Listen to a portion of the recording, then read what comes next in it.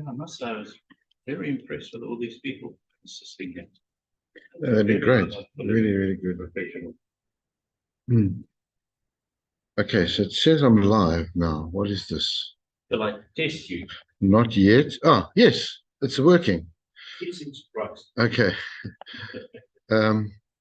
So I'm going to send you a new link now. Okay, so I need to just find the way to find the link. You go to share, I guess, right? Copy. Okay, so here we go. Then I go here. Then I go there. Then I go. Okay, that seems too easy to be true. Something else is going to go wrong. What's your name again? AJ. Just this computer's catching up with itself. It's loading all my chats from yesterday. Oh my God. Okay, here we go. AJ. Thank you, AJ, for the coffee. So that goes there. We got that. That goes there. Then we go to Heno. You can even hear me talking. Amazing. Heno. Okay. Amazing technology in there, right? Sound like an old person. SASREAX conference. Okay, that's there. Okay, now I need to put it onto my mail, which I will send. So you tell me when you're ready for my computer. Okay, I'm set. The only thing is we've got one guy coming in at 8:40. Well, he'll probably come in about 8:30. Let me just get to my other computer. It's not a problem. It's just a challenge. It's just a notable. Then I've got talks from today. I've got like a whole lot of slides prepared. Last night we finished looking at the survey. Well, at least preliminarily looking at the survey. My level and I. Preliminarily looking at the survey. We haven't done a full analysis, which is now an entire person. Okay, good. I've already lost my little bookie. Must be in my pocket somewhere. We ran out of notebooks very quickly. Did you? No, they weren't any. They're all in the bags. The bags are loaded. That's skeptical as I was of those that USB thing that you. You like it now? I do. I converted it. It helped me yesterday. So apart from the little transport hiccup, everyone seemed pretty happy last night. It was just People don't listen. They just don't listen. Understanding. They don't listen. I think there's an expectation that everything will be done for you. There's a couple of people that seemed quite surprised that drinks weren't freely available. Isn't it? I mean, not everything's for free. We're austerity. Austerity time. Yeah, the last people when I left at 9:30, I stayed until everyone had left, except for the ladies who sat at the back and had their own passport. Everything seemed fine. And it was quite nice. I thought it was really nice. The food was great. The lady who hosted it, and that's what they did. Yeah. It's great. 19. Next. That's on YouTube.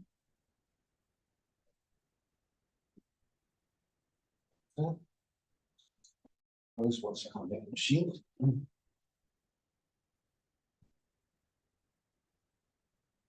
Okay. So close WhatsApp there. Remember to mute YouTube here. Right.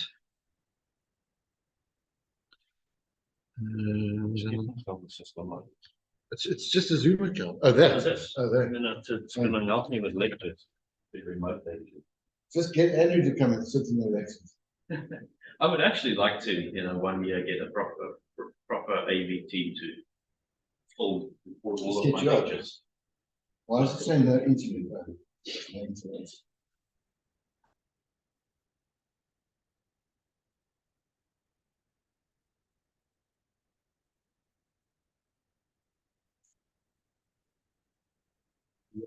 Who's in the front here? This computer in the front. You can set it up if you want. Okay.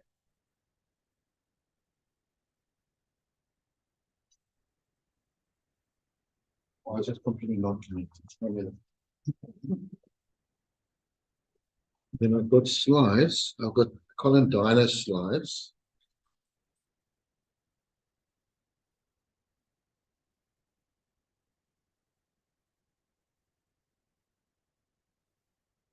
Can't connect it with everything.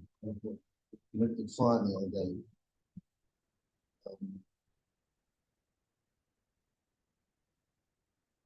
Get the network. Connect,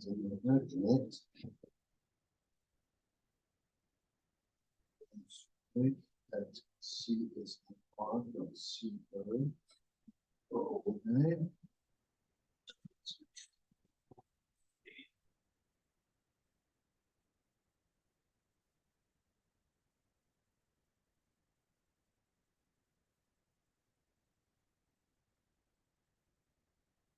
Into username, password.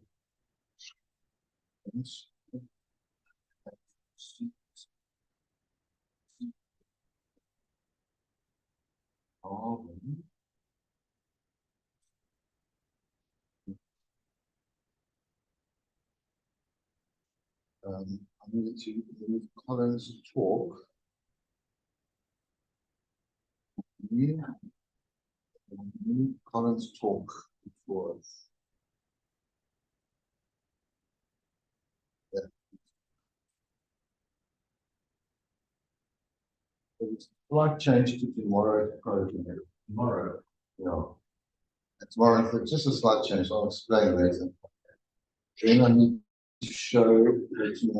Excuse me, do we have a power cable for? I'm not sure. I think the ABS guys will bring one. But Oh, they okay. always have an extra one or two. Can use.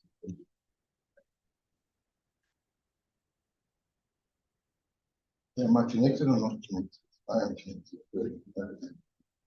So next, I need to go to Google. Google Docs. It's like info.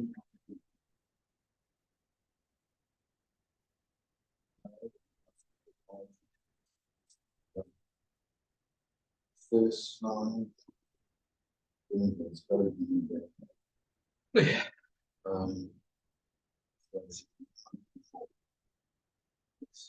It's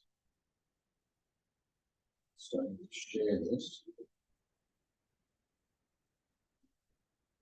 Copy the link. Okay.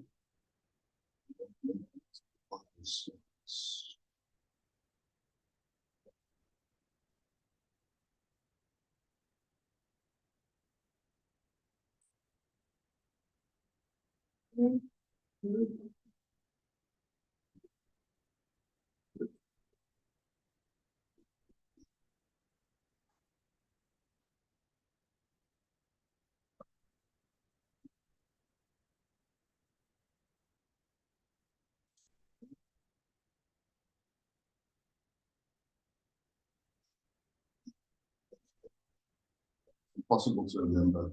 What? The Google Drive. It's ridiculous. Is there a way to shorten that? There are ways to shorten it, but it's not a good idea. I thought that Google offers you the option.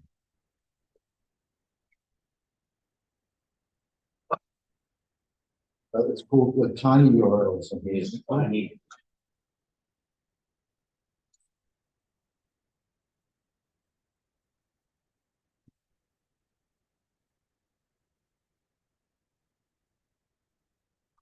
I don't know.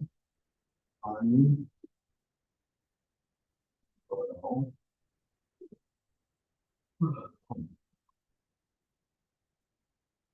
Faster.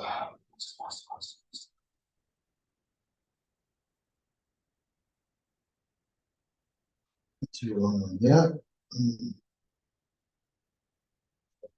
Create your shortened URL. to this one.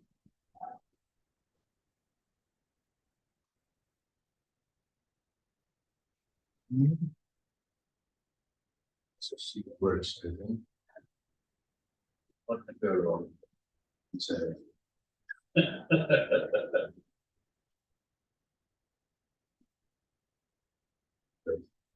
I'm going to crash this weekend.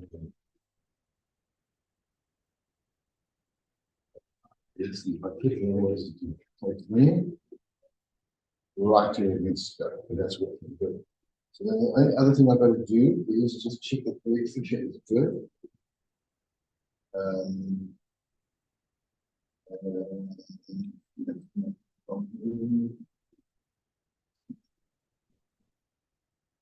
Very interesting.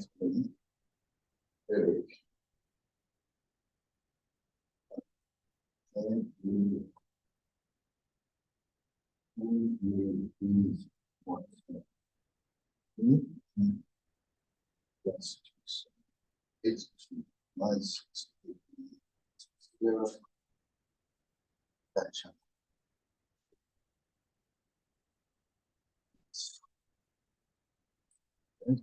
Eric, I'm thinking about it, I'm introducing Eric Fisher, where's he from Switzerland. Let's quickly, Eric, what's Eric Fisher? Eh? So he thinks about it. Eric Fisher, so there he is. He's an acting lead author. He's lead author on IPO 6 on grand challenges and weather extremes.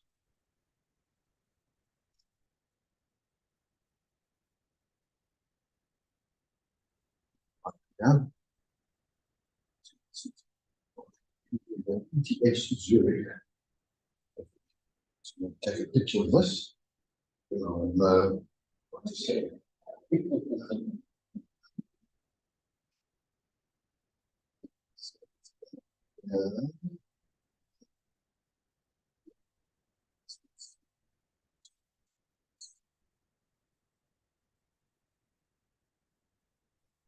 Yeah. The final thing I'm going to do is say one thing now. Serial group. Next.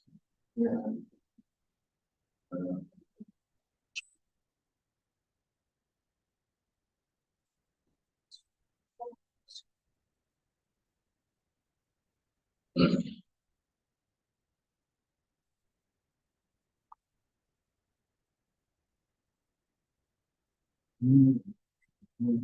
I've got too many Google folders now. I'm getting confused. I'm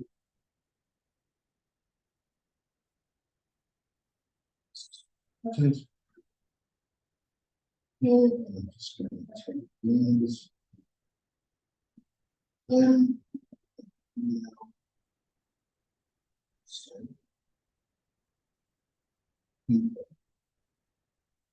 More.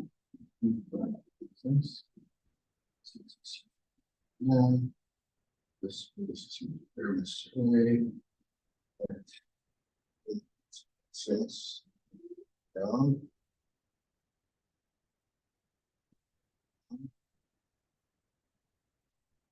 Need to be good.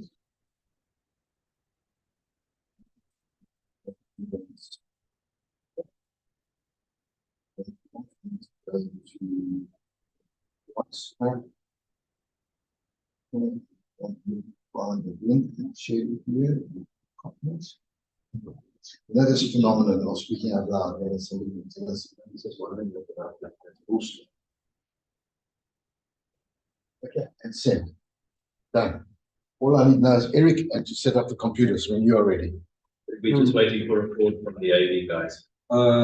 What degree is because he's got that cable? Okay. That goes to you. Okay. So where am I going to put the computer? Here. Okay, perfect. Yeah. All right, we still got time. I'm not going to panic. I'll tell you when to panic. No premature in. Ah, yes.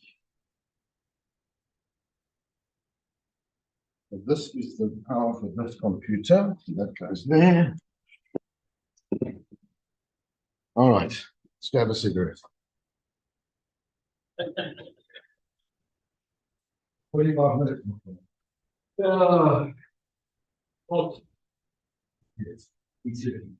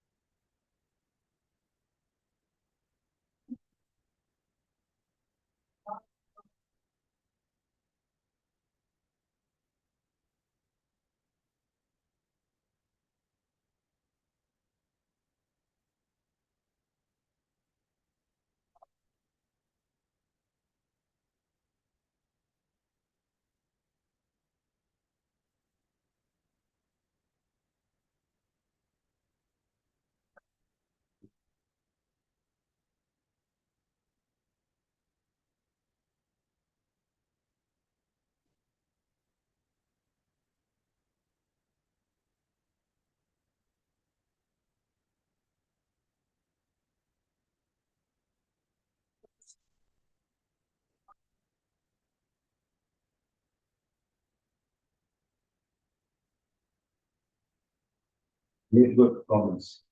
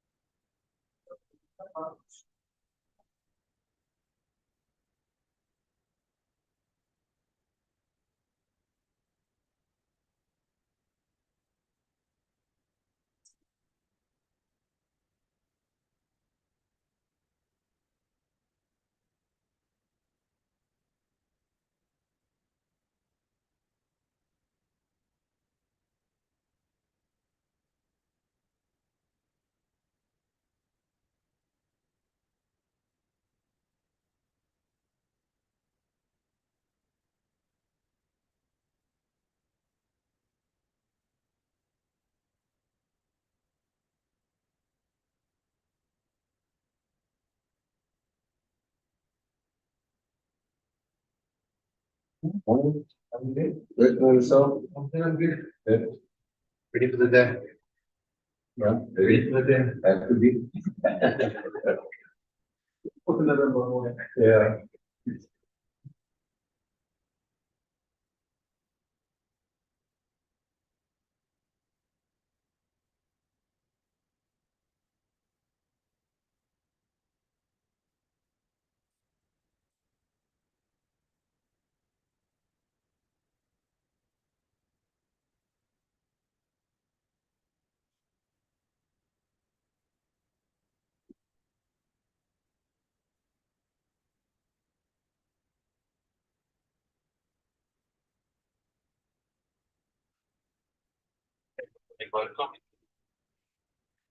I, you're speaking to Andrew. I just need to find out from you. I'm getting a problem with my network almost every day. Every day I'm on the what they call the edge. So I cannot connect to anything. Contract. Say again. It's in the phone.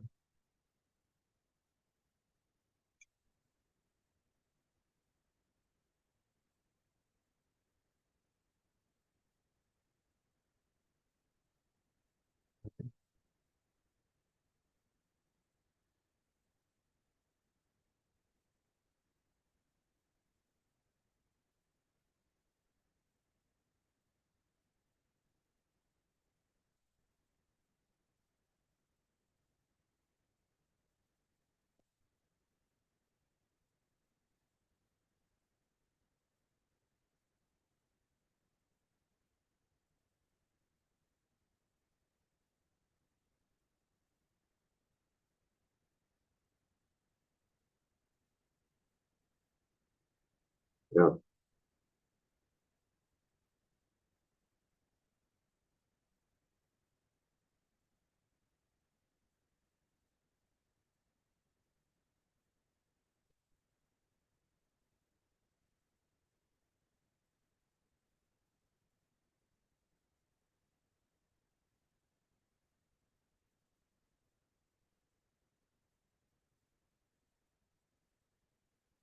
Andrew Clement, 7205-2251-6087. Basically I pay it myself from it's via email or email Andrew at Full Productions. See that with them.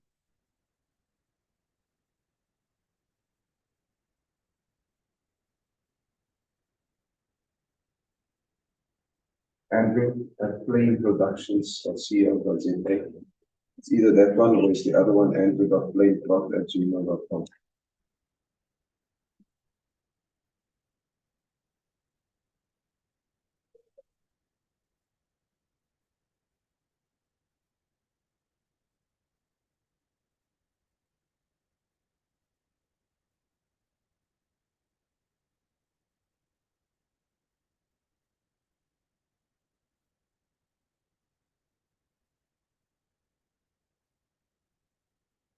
It's an iPhone 11.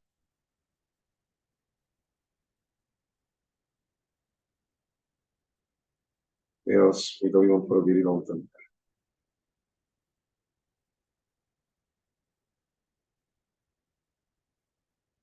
It goes to each, which means I don't get any network, nothing. How do we do that? I'm just going to put you on speaker. Yeah.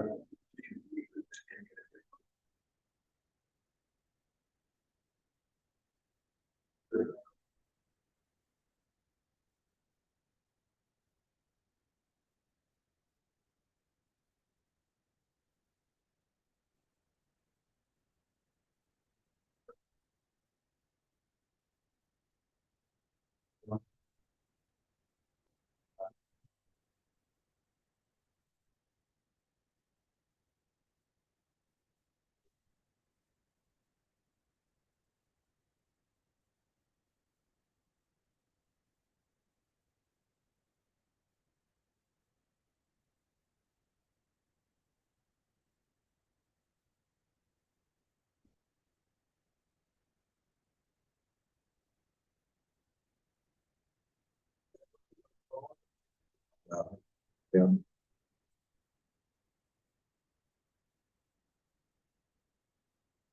Yeah. It works in different minutes, it's automatic. Yeah.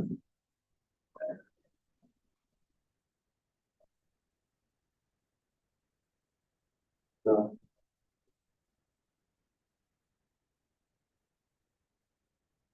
Don't really. Get your shape. I'm just waiting for a couple more cables. Yeah. So we're gonna come. So let's just say that again. So once I go to the manual, that will, yeah.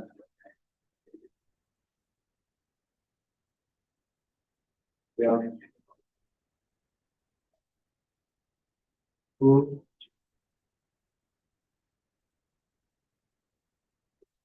Right, over it. Okay, no problem.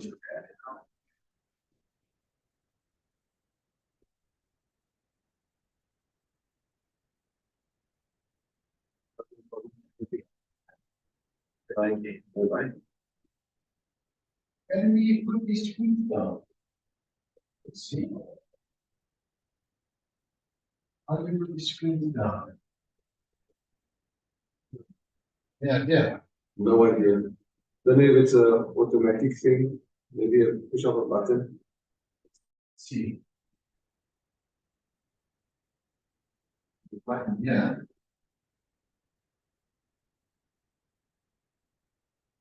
It's gonna, Ah, there you go.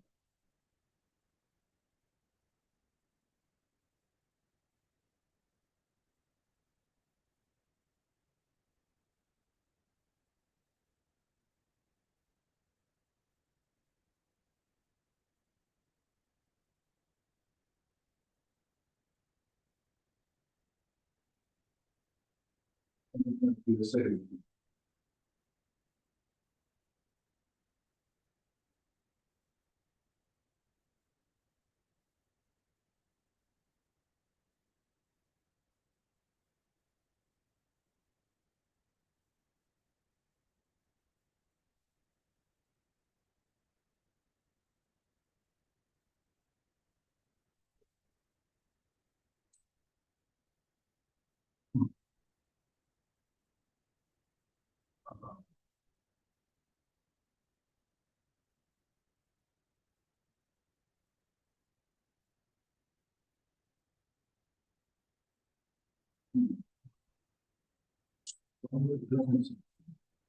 Oh, sort of starting in the wall.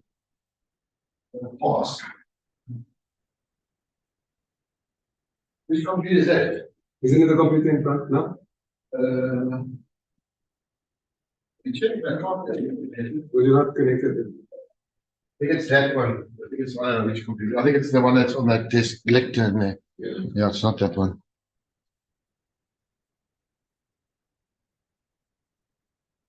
Trying to find out where they are.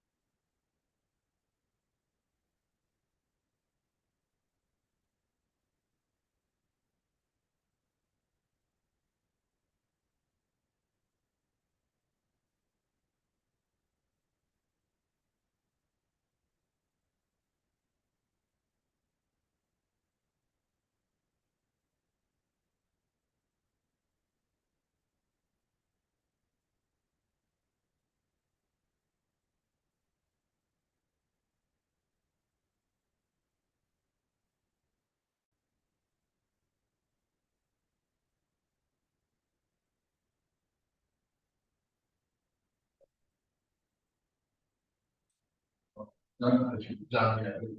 We'll live like this. Okay. I'm trying to find out what time they're coming. Okay, cool.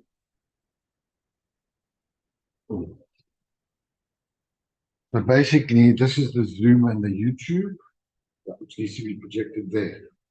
Good. Okay. Do we need the second computer there? I'm not sure. Both things. Okay.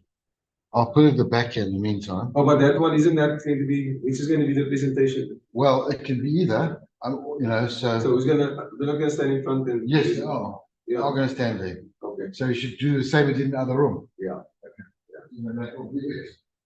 Well, the presentation I need to put on there. Yeah. Let's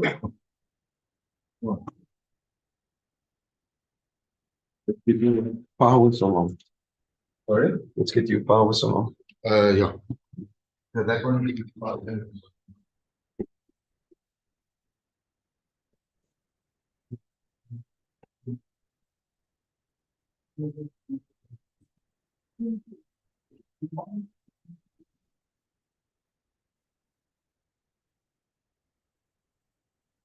That's put it up, then we will speak all from the back on.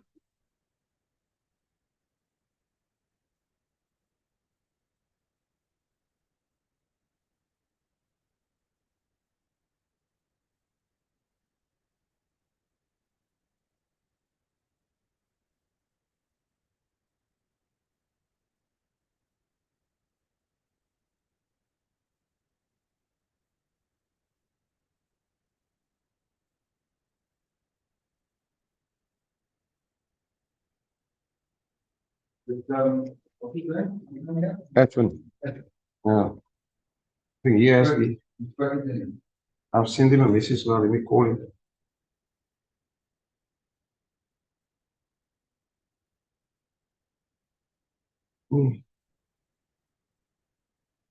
My phone network is crazy.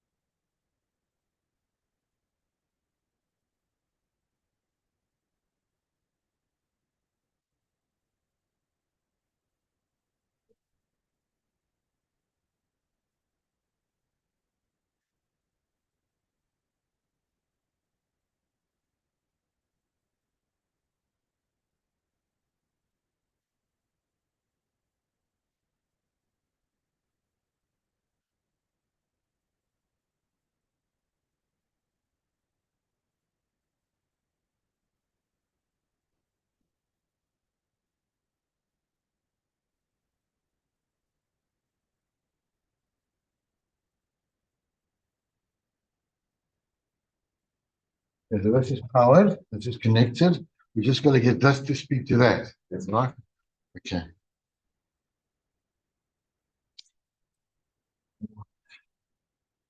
No, it's not this one. It's the one in front needs to speak to that. Right in front of us. Yeah. Then you can project the zoom from there onto here. We can, yeah.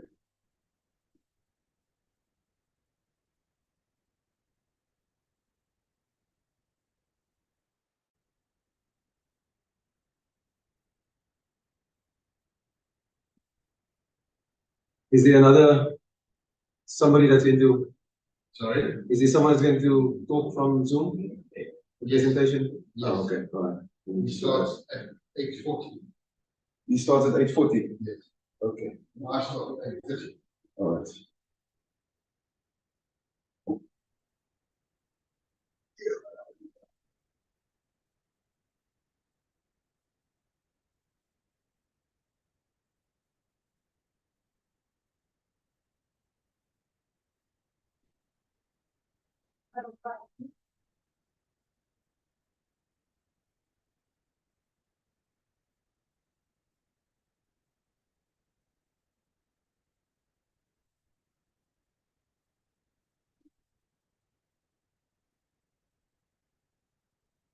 How many days speaking into this at the moment? No. I'm not sure, not together, no. I'll find out. Talk to the people. Should be this one. Yeah, this one.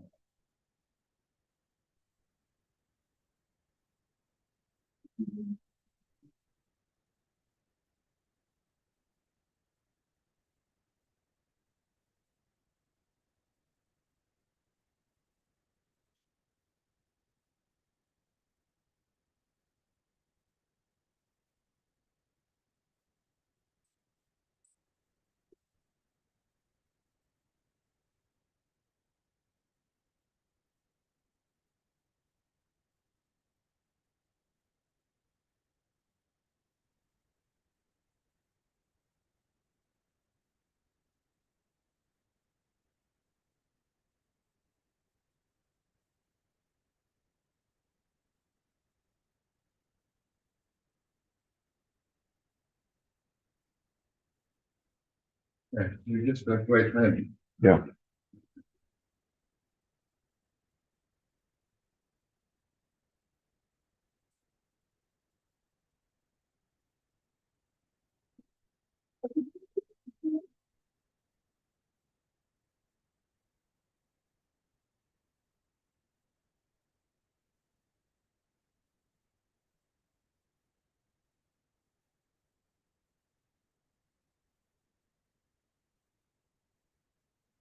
We panic yet or not yet? No, it's not from the. Okay, so well, once we get that going.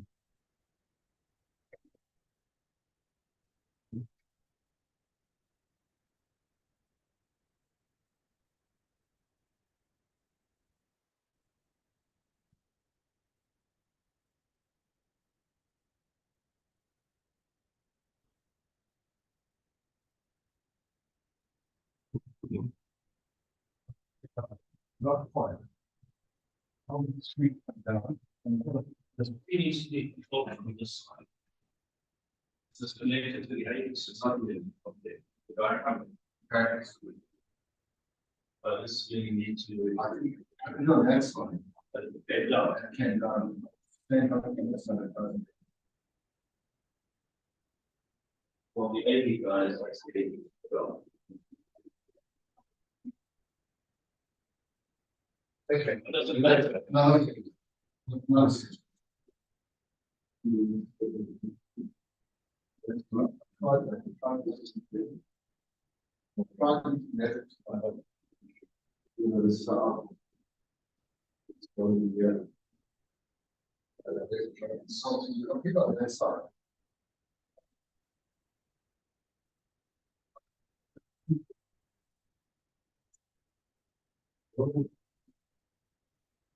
What was the other?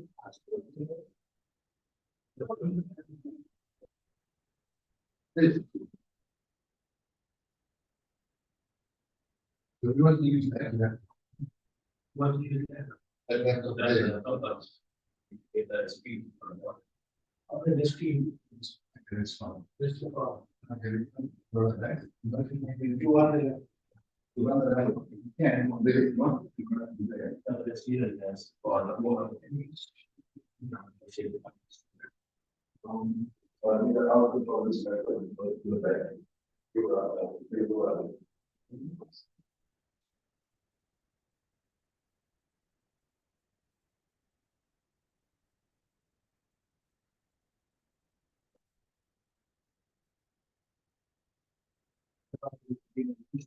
Yeah, there's no cable here. What cable did you use in the other videos, brothers? Yeah.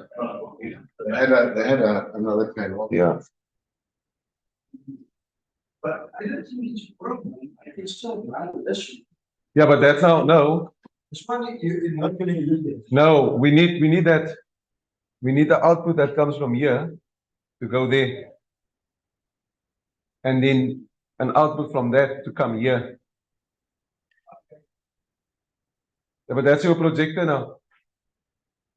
Huh? That's your projector. No, it's not. It's projected. Comes from the computer there. What do you mean? Yeah, because it's still on. How do you project now? Yeah, it still runs here on PC. If I switch over to laptop, should have switched here to a laptop. But that cable you have now, it's an output, not an input. It doesn't output from here. That's it. No, from here. there to here. That's it. Yeah, Actually, that's not from not, there. isn't it? Not Yeah. from there. No, I wasn't part of the setup. That's I'm not reading not on from there. From there. No. That cable that he has there, it's an output from here.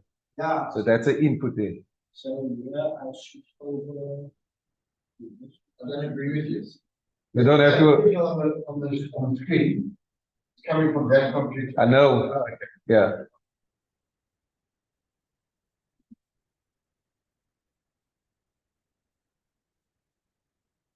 So now this, everything is accepting the output from there.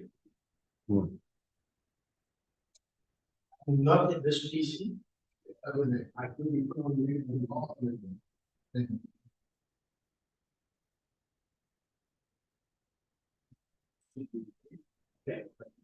That's it. The signal. And in from there. Now we might run from here. But now that's not. Same thing. Yeah. Okay, it's not good. Yeah, but it's. Yeah, but Yeah. still, you need your laptop. Now you need a cable that runs from there Yeah. to here. Yeah. For the presentation. Oh, no, I get it. No, I get it. Okay, so this, Yeah, go on now. yeah, Go on. Now we need an output to go. now from here, okay, we need to fix it. Thank you. And then also we need the output cable from the item. The USB cable A USB cable. van die item om na hom toe te gaan. Because from here is mos nou die output na die Zoom. Oh, ja. Verstaan jy?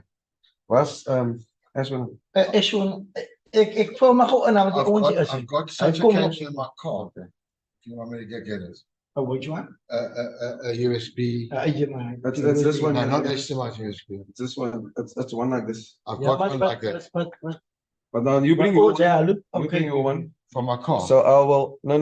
I'm talking to him. Okay, He must get it from the AV side. Okay. Yeah. And then we need power over And there. an extension. You need for the power. laptop. Thank you very much. Okay, so this is your USB, right? Okay. So can we test sound? That's your USB. Now let's just see on your Zoom. Yeah. You just go to your Zoom Yeah. and just select that. Maybe put on a video. Okay, why the camera's gone off? You see the camera on now. Oh, okay.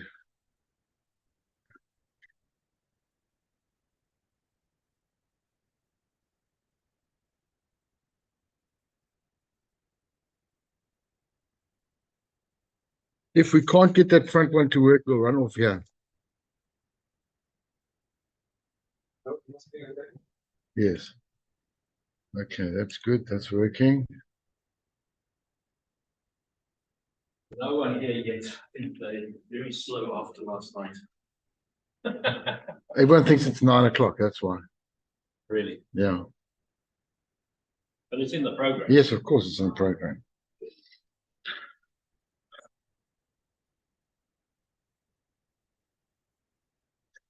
Why is it not shining? What should?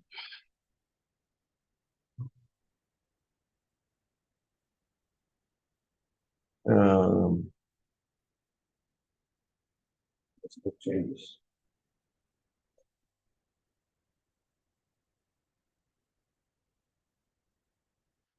Change.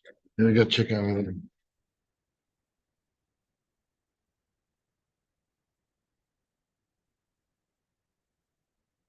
There's something. No. That's me. That's me. Because I use that cable now. That's me. What the ESP? So I'll give another one.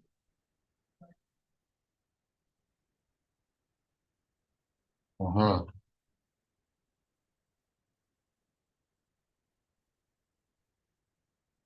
Oh, there we go. Uh-huh. Good. That's working well. So now what you want to test the sound? So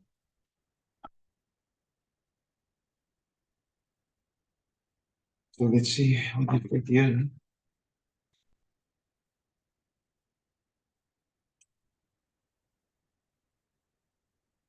One, two, one, two, one, two, one, two, one, two, one, two, one, one. There is there. One, two, two, one, two, 1, 2, 3, 4, 5, 6, 7, 8. 1, 2, 3. The speaker's on. No, the speaker's off. Okay. Switch button. Yeah. 1, 2, 1, 2, 1, 2, 1, 2. 1, 2, 1, 2, 1, 2. 1, 2, 1, 2. So it's 1. 1, 2, 1, 2. Slow. This one. No. 1, 2.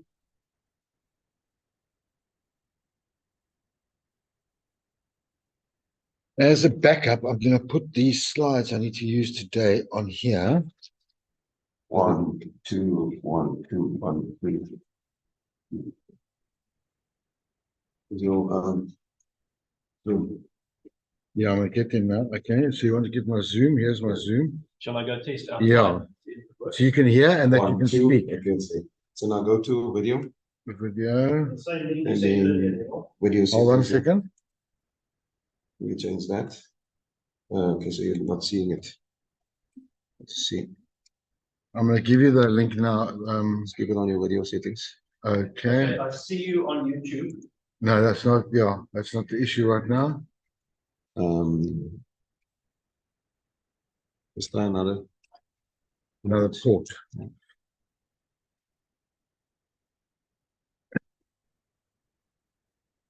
You send me a Zoom link. I will in a moment.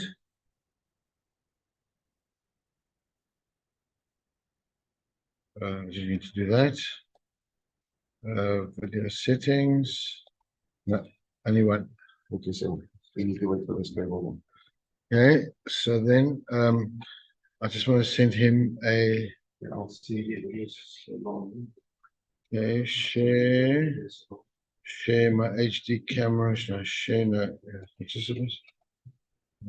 So you can you speak, AJ? I'm waiting for a Zoom link. Oh, sorry about that. Sorry. Copy invitation. Okay, I'm coming to you now.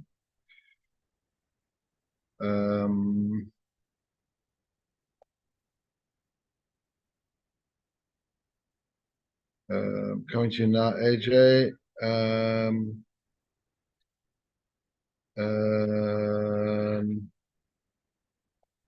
going to get AJ. Okay, here's the link, AJ. All right. There you go. Okay, there's the Zoom back.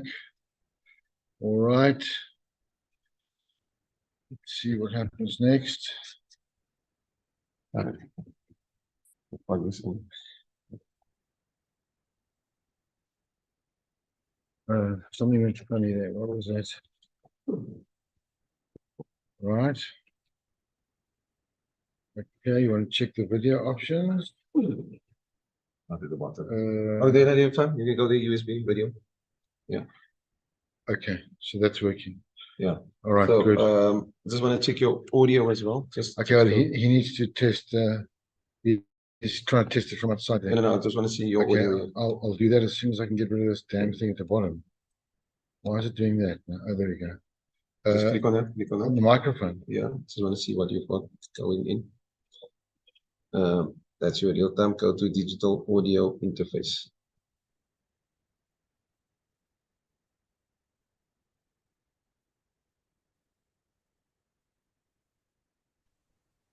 Okay, can you hear me? Hello, I'm talking. Hello, hello, hello.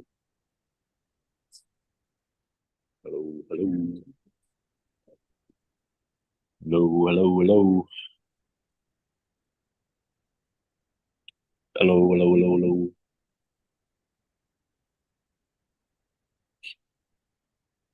Hello, hello. Hello, hello, hello. Hello, hello. Testing, testing. Hello.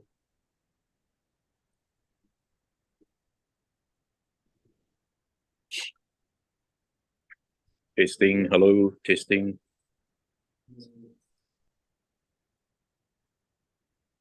Hello.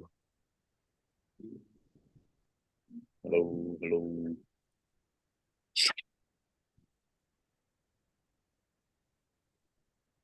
Hello, testing, testing.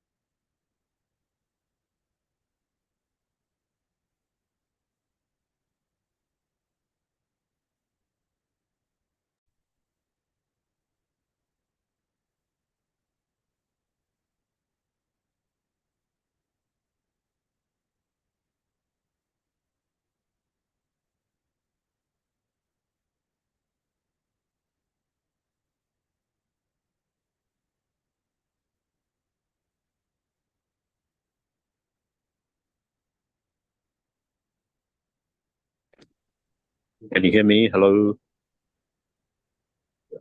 Hello, hello, hello.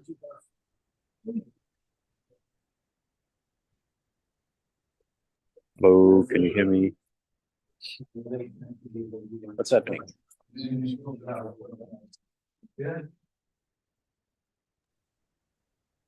Hello, hello. Whoa. Hello, hello. Hello, can you hear me? Hello.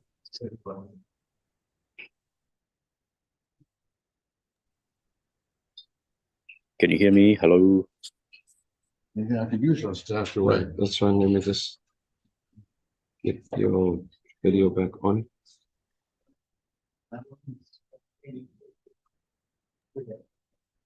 Testing, testing. Hello. That magic. Are you there? Testing. Hello, hello. Yeah.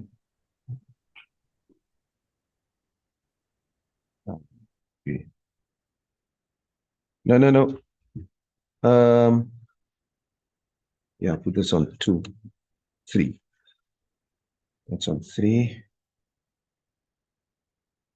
Thank you. You keep my slides in there. Hold on, hold on. Put my slides in there. Yeah. 1. Sinds ek gebel, jammer.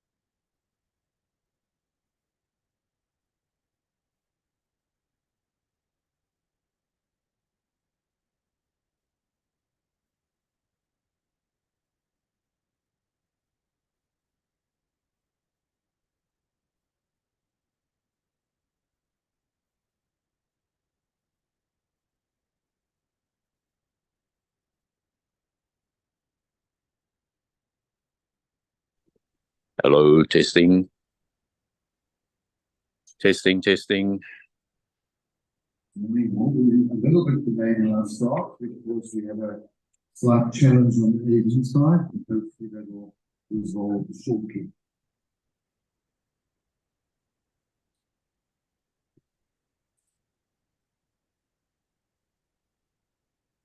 Hello. I also didn't hear your voice coming through Zoom on this side.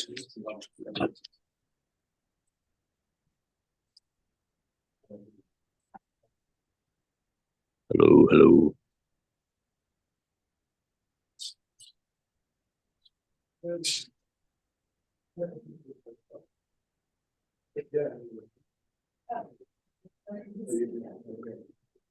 Do you need to record things? All the sessions are recorded and available on YouTube. Assuming it's working now, but they all are, should be, everything, the presentation, video and everything should be. That's from, yeah, just from like transcribing. All right, I see. Okay. Hey, how are you? Hello.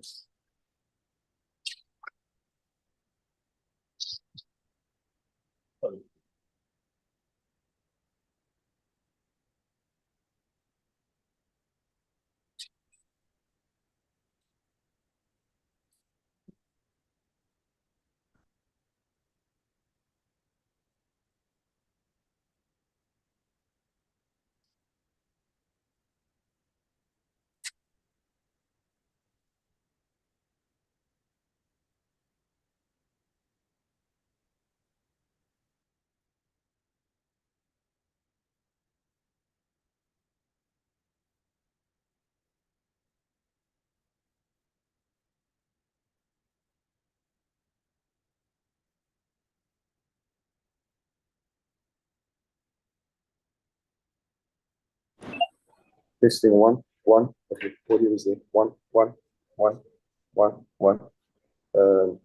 That audio is there. 1, 2, 1, 2.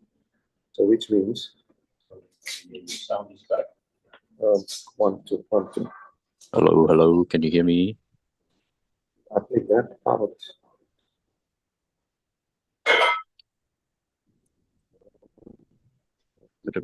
Hello. Yes. The challenge is Hello. Hello, Ashley. You have a sound. everything is Oh, in. they were sorry, just tell me it's gonna be Me? first. You. Then the speaker from over. But everything else works. So maybe they must just type their questions into the. Okay. Yeah. No, we can hear you. I think we can hear because I can hear you, so I presume I can hear him.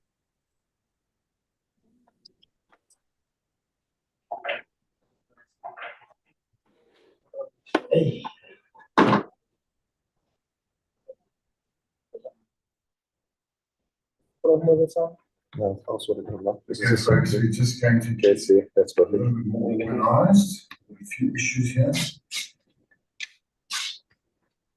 So just take this. That, and then with you. And then We might start Is it on? 15 minutes Is it on? late.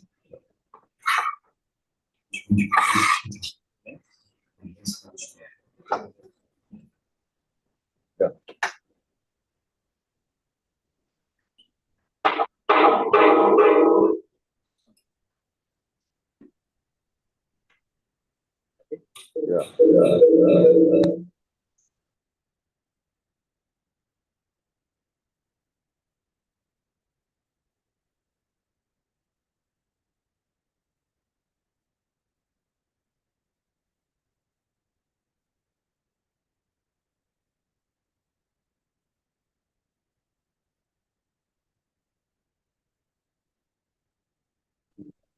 Hello. Can you?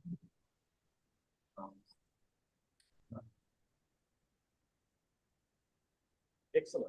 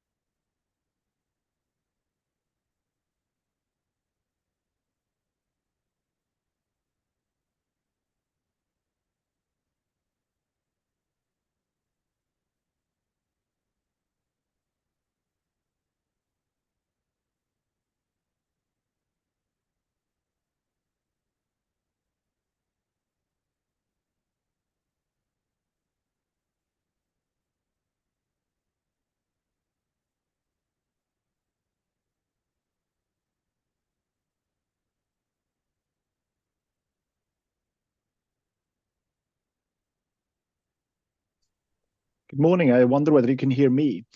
I cannot hear anything from your side, but I was wondering whether you could hear me.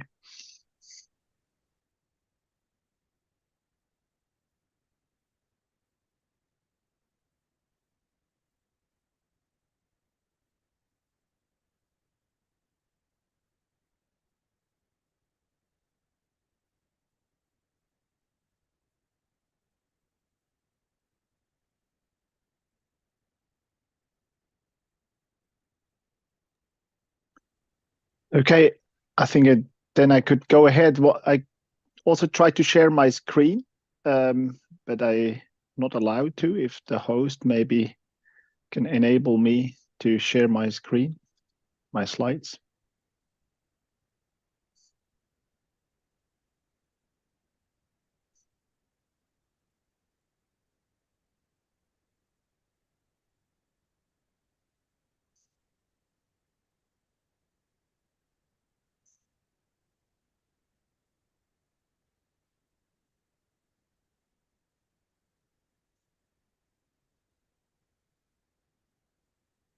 Okay, seems to work.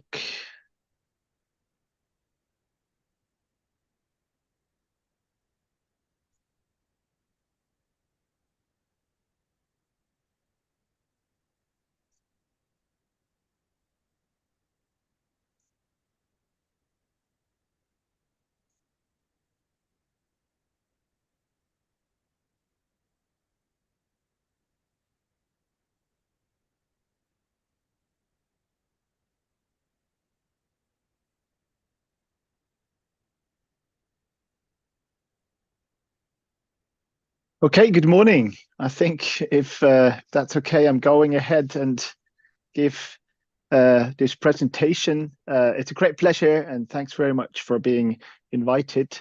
I'm just check. Okay, fantastic. I get a thumbs up.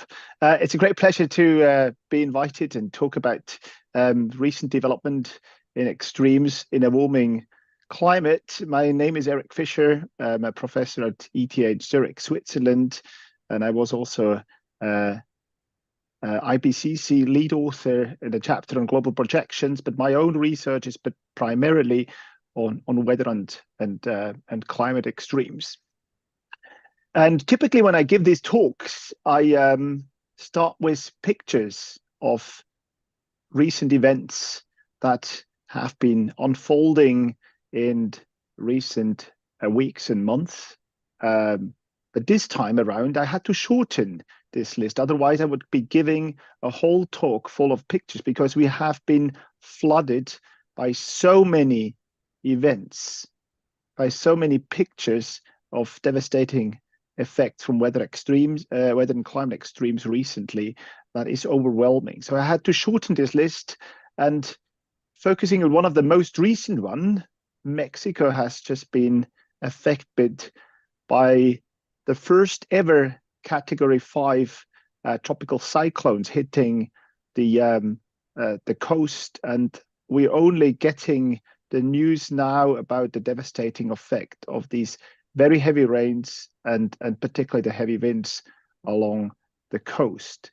From a weather perspective, this is a very unusual event, as well as from a climate perspective, because it's unprecedented, and it's sort of also of an event where we have a worst case situation, because we had a tropical cyclone that intensified very, very rapidly within 24 hours. You can see this in the graph on the right. That dot line is the sustained wind, and we went from a tropical storm with relatively moderate winds to a Category 5 tropical cyclone, and it made the landfall right away. What made it a worst case, on top of being the first one ever at this level hitting the coast in this region, is that we had a unfortunately very, very poor forecast. You can see here down the solid lines are the weather models forecast. It's not all of them, but many of them that were available at the time. And all of them did not show this intensification. And this is as bad as it could possibly get. a rapid intensification, we can sometimes happen, but if it happens, often it happens somewhere out in the ocean, and then you could still have 2-3 more days to prepare. But this event made landfall right away. And then the models were, in terms of weather prediction, overconfident that this is not going to happen, what actually happened.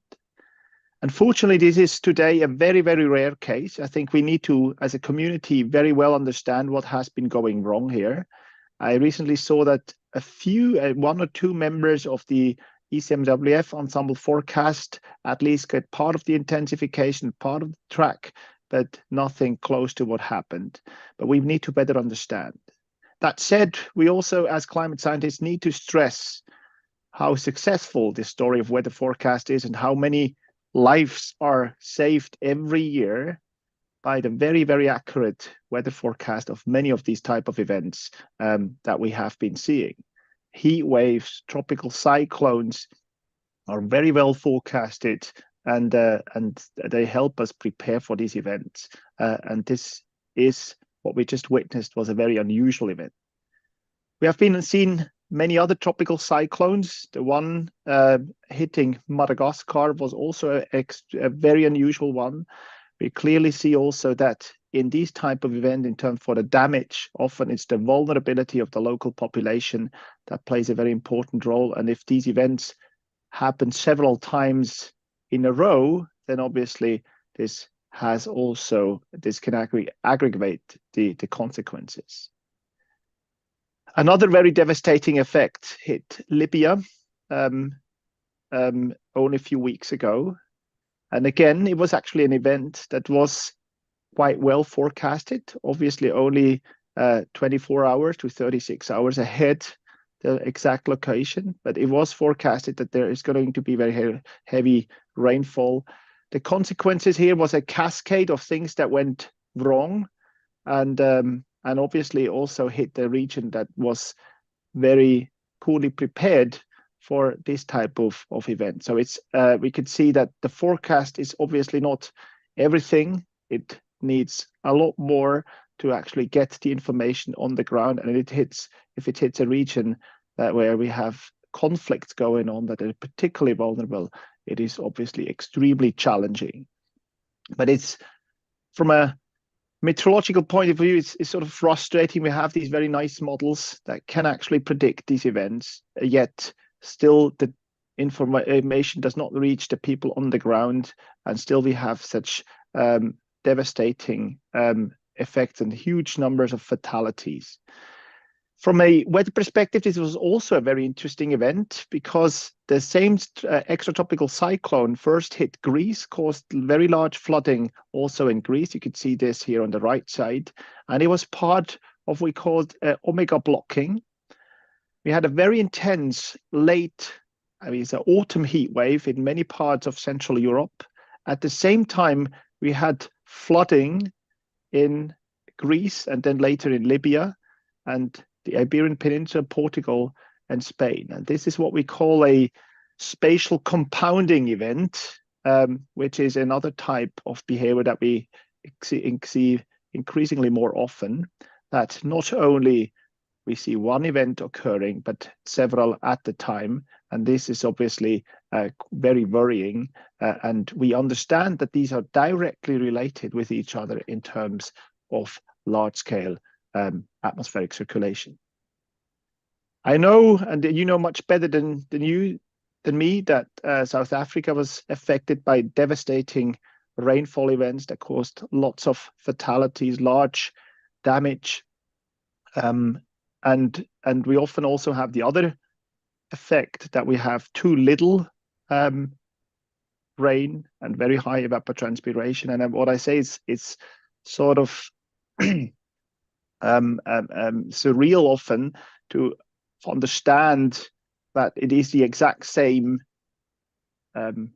physics that causes both of these sites, right? So the fact that the warmer atmosphere can carry more moisture, that the saturation vapor pressure goes up, actually means that we can extract more moisture from the land surface and make it drier. At the same time, also hold it for a longer time in the atmosphere. But when it rains, it pours, then we have very large precipitation events.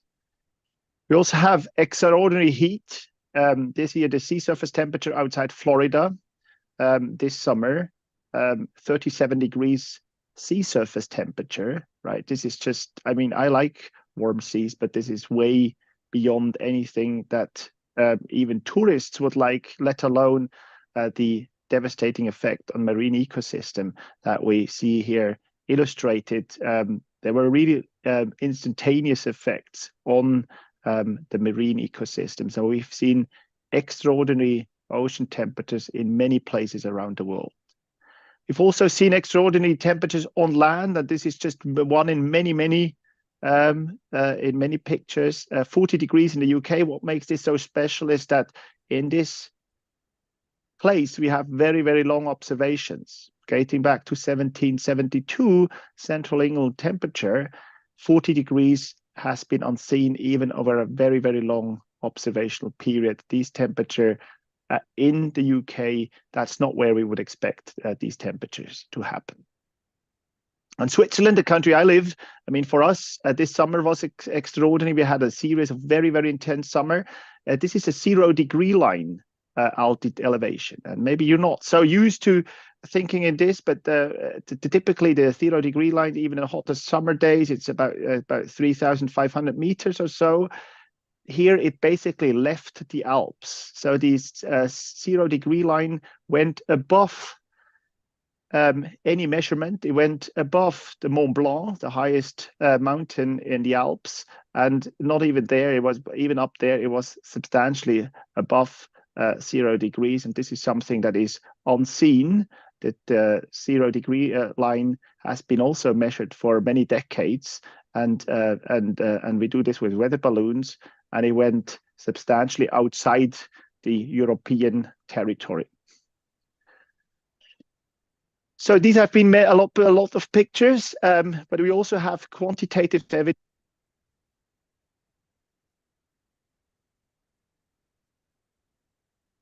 Sorry, I hope you can hear me again. This is a map coming from the IPCC report where you see a world map, and wherever there is red, we have very clear evidence that we have an intensification and more frequent heat extremes. And the dots mean where we also can, with high confidence or medium confidence, attribute this to human-induced warming. And you see that covering most of the globe. And we got used to these pictures, but this is still remarkable, given that heat extremes should be rare events, and identifying a clear statistical trend in a rare event is challenging. And the fact that we can now say that pretty much all across the globe we've seen an intensification and more frequent of these events is I think a very important and worrying result. There are a few places where we have relatively little data. Central Africa is such a place where we have relatively short records, and that makes it problematic to detect it with very high confidence. And the other place is Central and Eastern North America, where we know that the warmest nights have been increasing, but the hottest days have not. And we try to understand why this is such behaving very differently. And this is really something I myself are very much interested in understanding, whether the climate models can capture these trends. And we just had a paper published with Robert Wota, the new co-chair of IPCC, as a lead author. And that's just been published 5-6 days ago, where we've been showing that heat extremes in Western Europe have been faster than simulated in nearly any of the climate models. So we've been looking at 170 climate model simulations, and only 3 of them came close to what's been observed. And you see this in the map here at the bottom.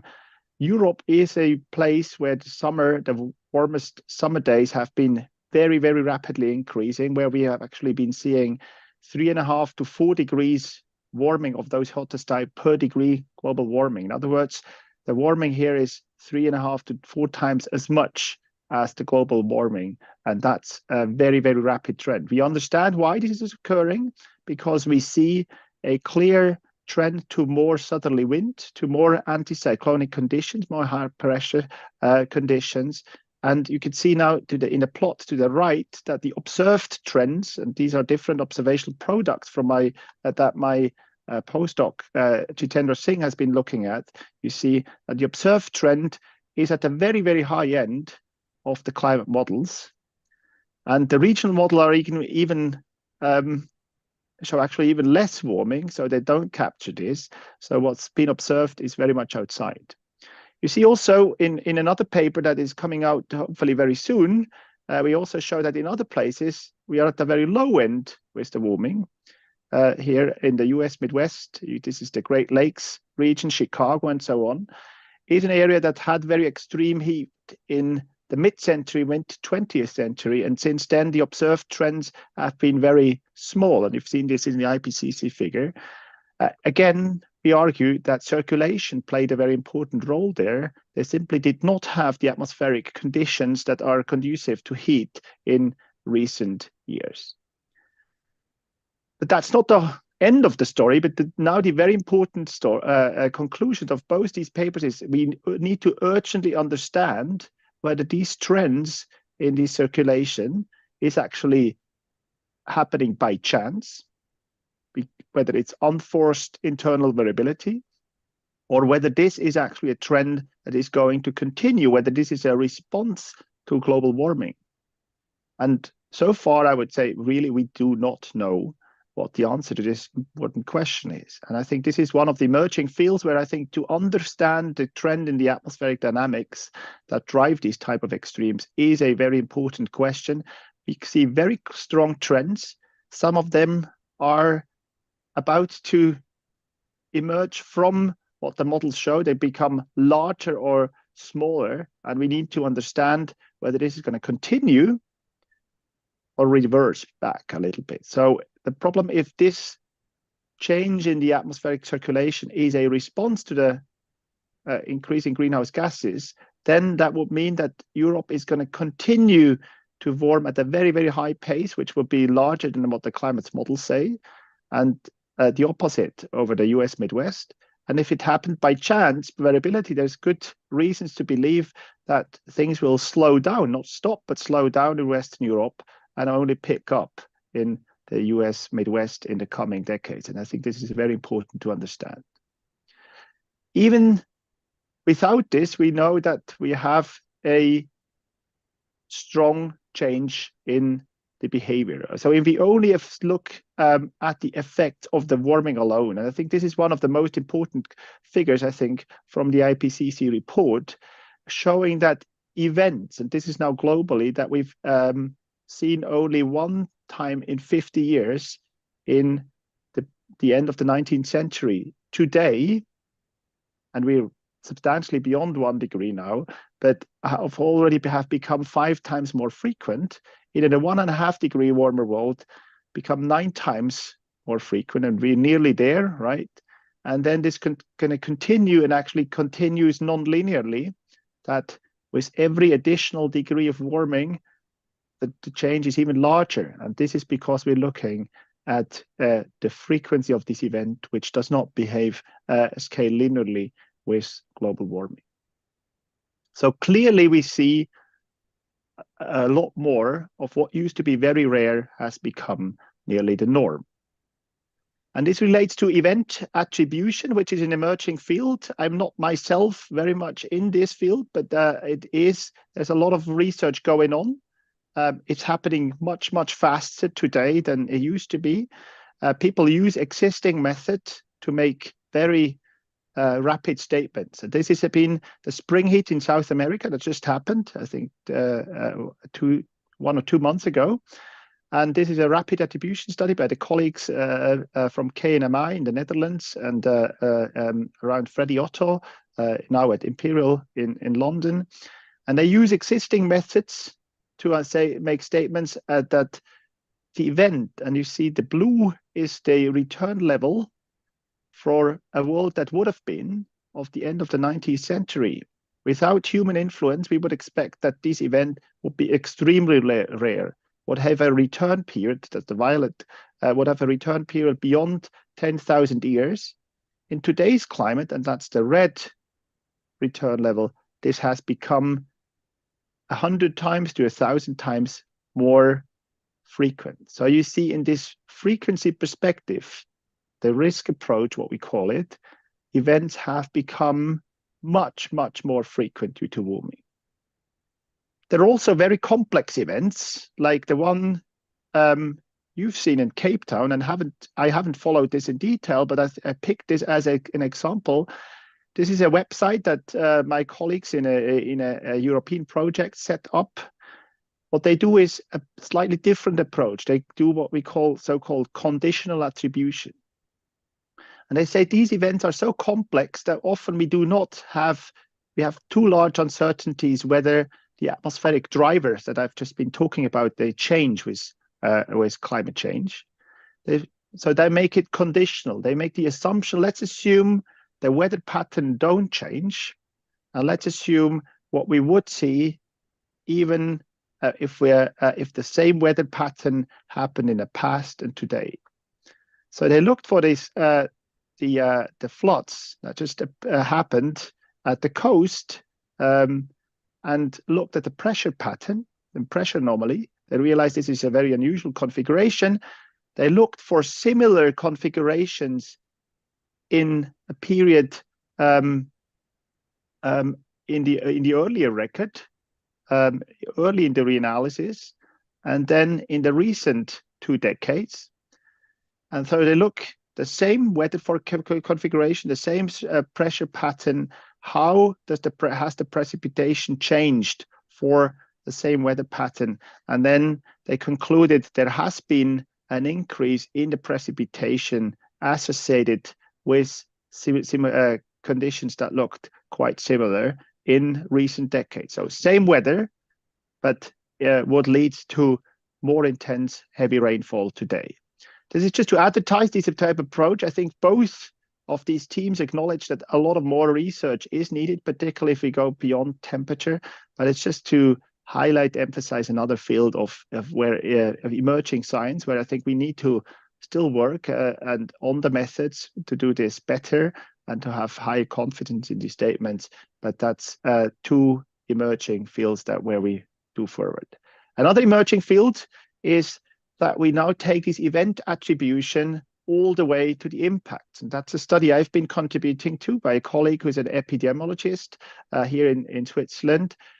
She has been looking at the heat-related mortality in the summer of 2022, which was extremely warm, and where we know that we had a large excess mortality. They used epidemiological models to simulate this, and they can accurately do this. And you see this, the solid line here is the temperature in that summer, and these dots are the excess mortality that is modeled with a existing epidemiological model. Our contribution is actually to give a temperature evolution that we would have expected for the same weather conditions than in the past, at the end of the 19th century. So in other words, we simply subtracted a warming from this time series, and Anna, our colleague, she ran this again through the model, and then we concluded that 60% of the heat-related mortality in that summer is attributable to human-induced climate change. And I think this is methodologically way more challenging. It adds another level of complexity, but in terms of communication, in terms of relevance for the society, this is obviously a very important part. We're only starting to work on this, and I think there's a lot of room to improve the methods and also the scope of this. I think we could do the same for flood damage, for impact on agriculture, and obviously for mortality in many other places of the world. This is just an example, and I think where we could further develop. I mean, one assumption that we make is that everything else is fixed here, that there is the same exposed population, the same vulnerabilities, which is obviously an assumption that is often not true, but we make it for academically, it's still quite interesting question to answer. And we say everything else fixed. How does the temperature affect? Now I have to look my watch. I'm running a little late. I'm going a little faster. Heavy precipitation is very, very difficult to make statements. And the early report said, well, it's hard. And now we have a much higher confidence that we can make statements in many places in the extratropics. Even at one single station, we cannot. But if we pool across the whole region, we could make statements that there is a substantial increase in the intensity and frequency of heavy precipitation in many places. And very importantly, we don't only have these measurements, right? We also have very good theoretical understanding. This is again the Clausius-Clapeyron equation, how I write it to my students to the blackboard, saying that saturation vapor pressure increases. We now have very, very high resolution models. We currently involved in a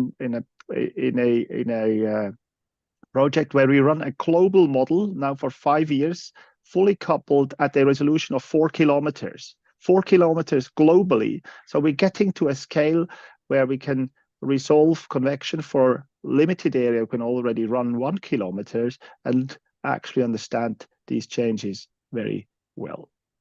There's been an increase in agricultural droughts in some regions. That's been an important statement. And you know, particularly the region you're living in is very strongly affected. We have, and it was important for IPCC to make this statement on top of changes in precipitation. We also understand that a warmer atmosphere can extract more moisture from the land surfaces. Obviously, it's very complex if it comes to the response to the vegetation, but we have a clear signal now in some regions of the world, which are already quite dry, that we also see an increase in agricultural or ecological drought. So this led to the conclusion of IPCC that it's indisputable that human activities are causing climate change, making extreme climate events, including heat waves, heavy rainfall, and droughts more frequent and severe. For me, this is one of the statements that is really the very new aspects of the IPCC AR6.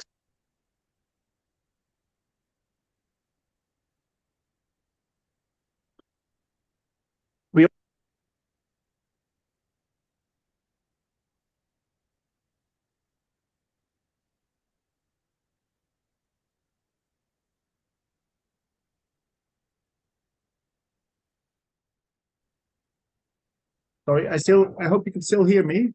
I have a little audio problem on my side now too, unfortunately. So we can make statements also on other events that includes fire weather, and then also the ocean. Marine heat waves have been changing. And another aspect where we made important progress is that tropical cyclones. Well, the overall number of tropical cyclones has not been changing. We have a better understanding that the fraction of those most intense ones, unfortunately, the ones that cause the biggest damage, that those is increasing. And the other aspect we know is that particularly the heavy rainfall coming with it is also increasing. I like this figure or these types of figure a lot because I think they're very important. They show that depending on the type of extreme, we have higher or lower confidence. All those events like extreme heat, extreme cold that are directly related to temperature, to the thermodynamics, there we have very high confidence. Extreme rainfall, drought is another case where we know that there could, on top of that, could also be changes in atmospheric dynamics that make a very important role. But simply in a warmer atmosphere, if the same weather patterns occur, we would expect to see more extreme rainfall and drought. Tropical cyclones has been shifting to the right because we have now a better understanding, but there are still these events like small-scale severe convective storms, tornadoes, extratropical winter storms, and so on, where we have less confidence. It really comes down to the thermodynamics, which we understand quite well, versus the dynamics, the changes in the weather pattern, where I think we have still a very important open questions. One other thing that got a lot of attention recently is that misfortunes hardly ever come alone, right? So disasters often evolve if different events happen together. And here is such an event, a set of events that's more relevant for where the region where I live, rain and snow. Heat and drought is obviously a very often co-occurs. It's often in terms of agriculture, if it was only the drought, often we could handle it. But if on top of that there is extreme heat and plants directly respond also to extreme heat, that has very strong consequences. We have flood and forest fires in many places of the world. That we have first a fire destroys the forest, and then you have a flood on top of it, and that makes the whole thing way worse because you have serious debris floods, flows, etc. There are also events like we had in Japan where people have not even been thinking about. So you need to be creative to even think about these consequences. It was a heat on flood. It was monsoon flood first. And then rescue operations started. People came in with full body suits and so on, and then it get extremely hot.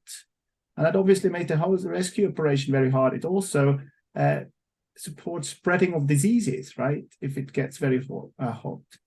And that's something that hasn't received enough attention. Now, nowadays, we think more and more about that several events in a row or co-occurring can make things a lot worse. And the last aspect I want to highlight is that I've been showing that we've seen more of the same. But at the same time, we've recently also witnessed events where we have seen events that are clearly unprecedented. And I was very much involved in drafting this statement for IPCC Summary for Policymaker that we should expect to see unprecedented events in the observational records.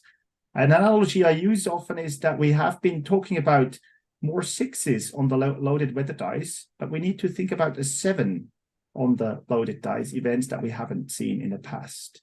And we've been publishing on this and been saying if we look for in climate models, large ensembles specifically look for these type of events, this behavior, we actually see indication that we can see things like this. This is a heat over, and that's an anomaly. Heat anomaly over the North America, where we see single realization, and that's a rare event, but where there is little trend and suddenly a very, very large jump follows. And we've been saying this and writing about this, and I can tell you it was relatively challenging to get this through reviews, not because of the content, but because some reviewers thought this is such a rare case.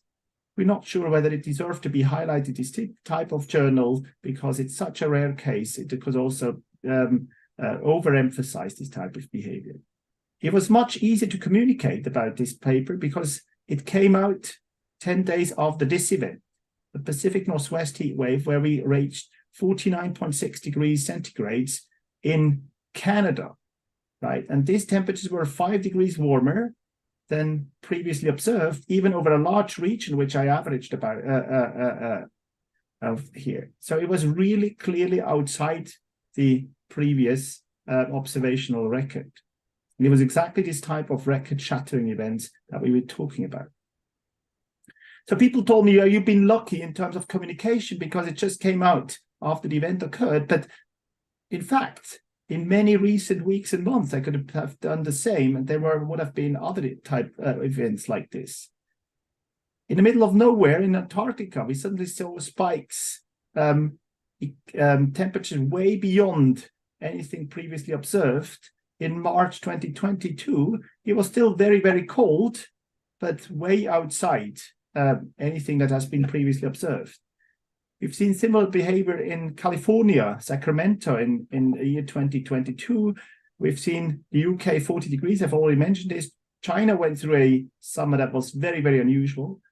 And if you look at the map where records have been broken in 2021, and that was in collaboration with Bloomberg, we produced this nice figure. If you would do the same for 2022 and 2023, there will be even more orange and yellow in these maps. So places where temperature records were broken. And that's remarkable if you think about it, because the longer we measure, the less record we should expect to see, right? In a stable climate, the longer we measure, the less we should expect to see. But we see quite the opposite. We see larger margins, and that's just the global mean temperature anomalies of the last month of September. And you see this is another record, what we will call record shattering behavior. And this is a very worrying thing in terms of preparing for these type of events, that if we don't have a little warmer, if it's a few tenths of a degree warmer in some places that before, then maybe the consequences are not so large. But if it's 5 degrees warmer than anything seen previously, that's very challenging. And we see similar things in the cryosphere. This is a colleague of mine that does field work, and this is the thickness of an alpine glacier, the largest actually in the Alps, the Aletsch Glacier in Switzerland, which lost 6 meters in one single summer. And that was 2022. Unfortunately, 2023 was almost as bad. So this was clearly unprecedented in melt trade, but the summer that followed was nearly as bad as this one. So we also see in many other aspects of the climate this type of behavior. The last two slides I want to go through is that actually we're currently working, and that's another emerging field, on trying to anticipate. So this was a paper that also came out recently where I've been saying we want to understand whether we could have foreseen, not in terms of weather prediction, that actually worked very well, but if people wanted to know 2 or 3 years in advance, could we have told them that such an event is even possible, right? So we looked at a new methods where we take a climate model, look at the worst case. This is the green in 1,000 model years. The green dashed curve is the worst heat wave in Canada in a climate model where if you look at 1,000 years, it does not even reach the 2021 anomaly, which was very, very unusual. And then he said, can we actually really capture this event in a climate models? To do so, we added a butterfly effect 10 to 15 days before the event. And in one case, we missed it.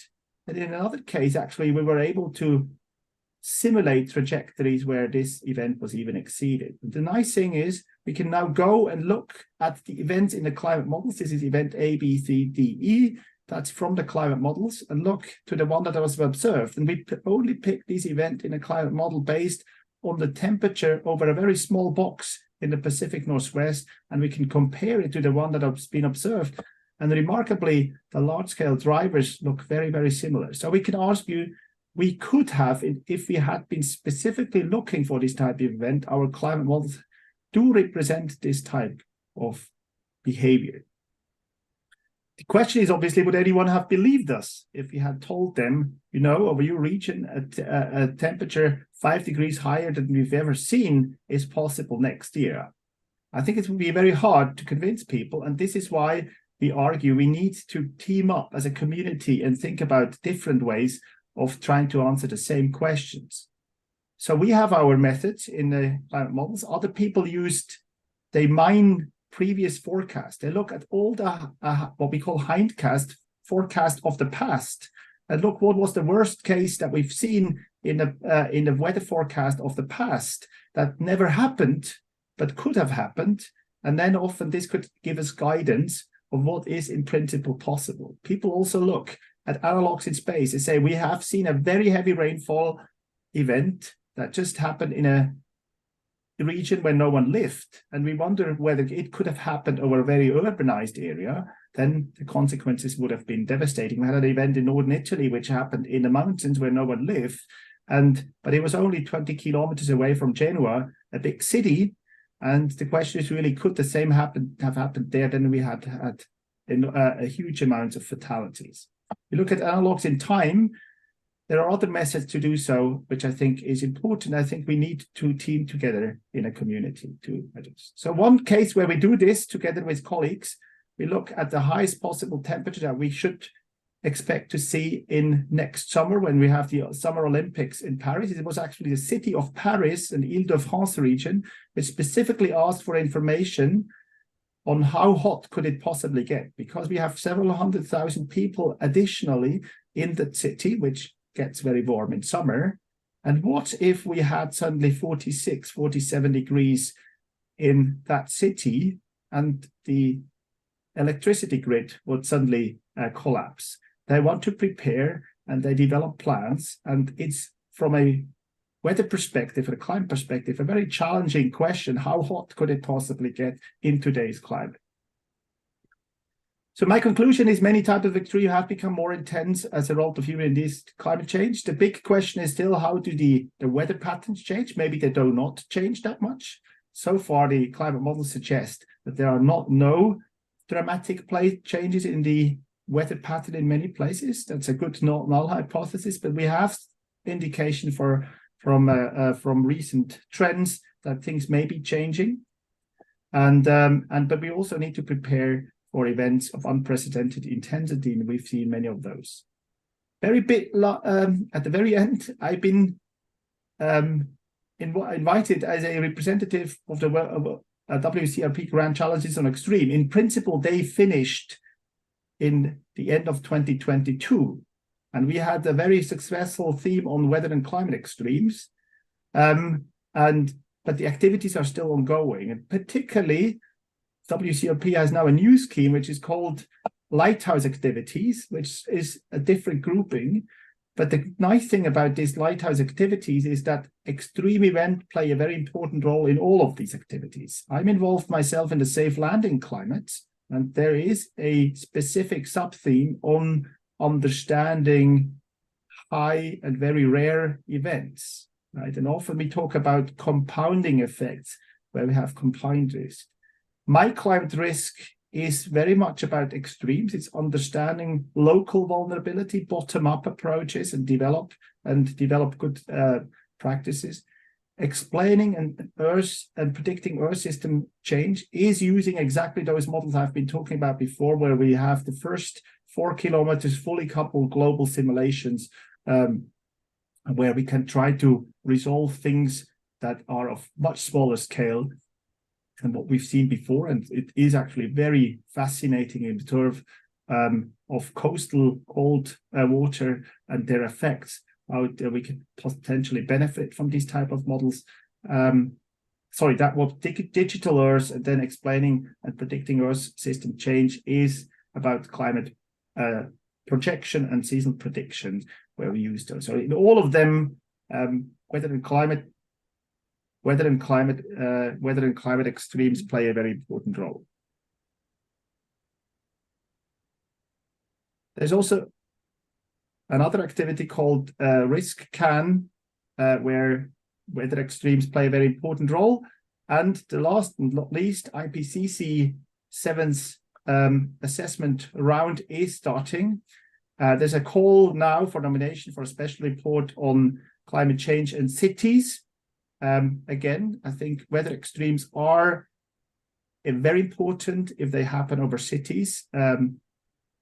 Heat is a clear and obvious case where people understand very well. I think another aspect that people underestimate is if we have heavy rainfall over cities where we have very much sealed surfaces, and if you have flash flood over cities, that could be particularly devastating. So many of these type of weather and climate extreme, if they happen in very urbanized region, that's particularly challenging. That's it. Thank you very much. I'm sorry if I run over time a little bit. I'm not sure whether it's possible to take questions, but I certainly would be happy to take them through chat or any other version, or also if you want to contact me later by email, please do so. I hope we have a very fruitful discussion, and wish you a very good meeting. Thank you very much for your attention. Thank you very much. Can you hear me? Can you hear I me? can, in fact, yes, yeah, now it works, yeah. So listen, thank you so much. I mean, that was extremely rich input and so much to think about, so many different aspects, frightening in many ways, I guess. We have a room full of people here. I'll send you a picture. But I'm gonna, because we have this opportunity and we are running late, we'll compensate another way. I just think it's worthwhile to ask the audience if there's anyone who has something they want to say or ask. And while you think about that, I'm going to just ask you a question from me. And my question is about the attribution issue. And I raise this because it was discussed in our meeting yesterday. Is in your view, why is attribution important? And given the fact that demonstrably the impact of of climate on the changing trends in extreme events is not in doubt, what is the value of attribution? So while you answer that, please, I will ask the others if there are any other questions. A very good question, quite a challenging one that we also discuss often. To what extent is a event attribution important? I think it's just a question that we often get from the media stakeholders. They want to understand, is this a question, is this a consequence of climate change, or would this event have happened anyway?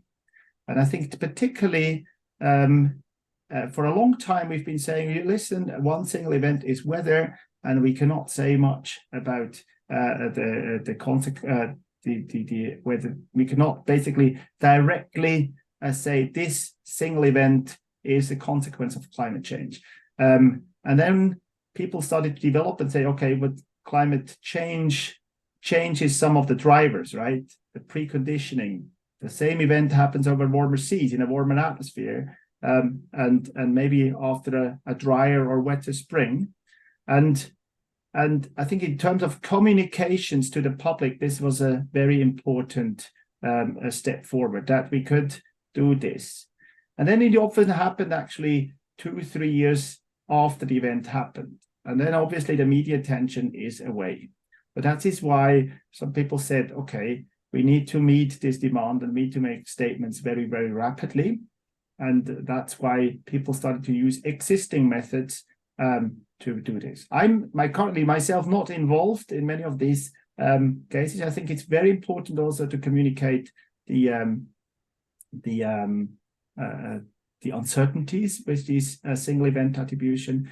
I mean, some people also say this is very useful information in terms of preparing for the future. I think we could also do this with just simply looking at climate projection, but in a sense, we want to understand whether what we've seen has happened by chance, or whether this is part of a long-term trend that is going to continue into the future. I think that the issue yesterday that was raised, of course, was the application of attribution for loss and damage claims in relation to impacts. I think that was a very important element as well. But that's very interesting take that you have. I just want to check with the audience if there are any other questions or comments. Francois, you'll need to use this microphone. One moment, please.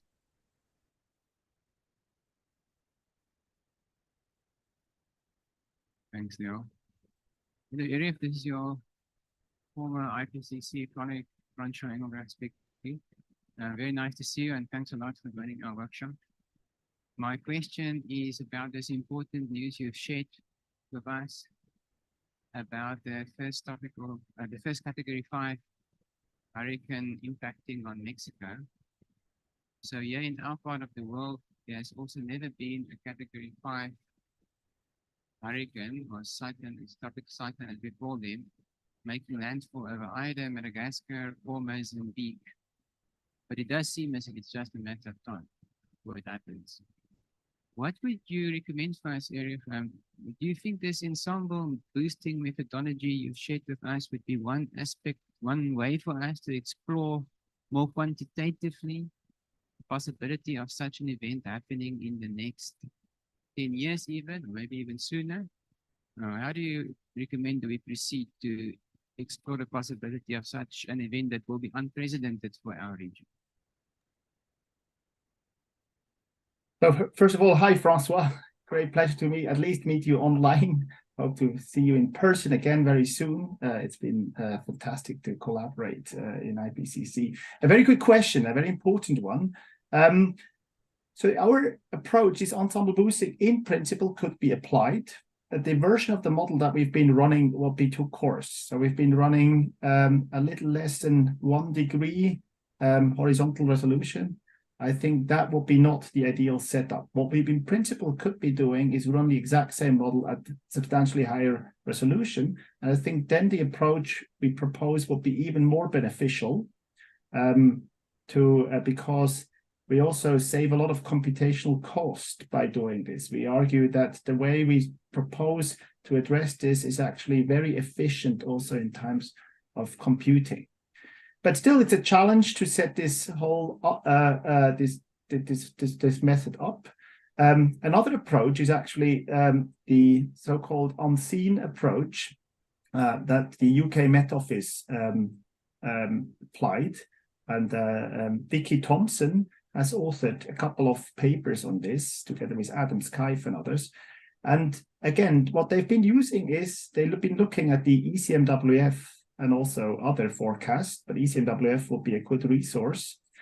And I've been looking at the last 20 years. And then we have, like, for every single day, we have 1 or 2 sets of 50 to today, even 100 ensemble members of weather forecasts for a couple of days, out to actually 10 to 15 days. And I think it would be a very interesting approach for exactly the type of question you've been suggesting, to look at all these forecasts of the past and then look whether in one of these simulations, actually, an event with this intensity has been predicted. Maybe it has been predicted only 10 days in advance, and then when you came closer to the event, it was turned out to be less intense, and it never really happened. But this is sort of suggesting if a weather model, very high resolution, initialized, suggests that such an event could have happened in the past, then this is a warning, a very strong warning, quantitative warning that such an event could actually happen in the near future. And I've seen yesterday, in fact, on social media, a tweet by a colleague in North America that said exactly for this Hurricane Otis, there was a forecast 5 years ago, which exactly showed the type of behavior that we've been that we've experienced. 5 years ago, there was a weather forecast showing exactly a track and an intensification. I think it ended up being a Cat 4 hurricane over this region. That never happened. And people said, okay, this is just lucky us, it never happened, right? But it sort of is a very good quantitative indication that such an event could happen. And you could even go into these weather models and try to understand why it happens in these individual simulations. Very important question. Thank you. That's a really valuable suggestion. Was the large examples of forecasts why task. Thank you very much. So, Mahal, let me give Mahal an opportunity, and then we have to move on. We're running out of time. It's just a quick question. Considering that there could be biases in the model outputs, I'm just curious how, when trying to quantify extreme events from a methodological perspective, what checks and balances do you do to make sure that at least events are not just a signature of the possible bias that could be in the system? A very important question. I think the answer is process understanding, honestly. I think what we need to do is, we could do bias correction, brute force, and try to do statistical methods, but ultimately, I only have large confidence in this if it is actually process-based evaluation of the models. If we basically have strong indication that the ingredients that lead to a certain event in a climate model are comparable to the one that we've observed in the real world. And that's actually also a growing field, and particularly for these type of events that I've been just talking about, or the events we've never observed, right? We cannot evaluate the model. We don't, because we haven't observed this event. But what we can do is we can look at more moderate events and see whether the climate model got those right, and whether it got those right for the right reason. And it turns out, for instance, the Pacific Northwest heat wave, very interesting case. There's now 20+ papers on this event.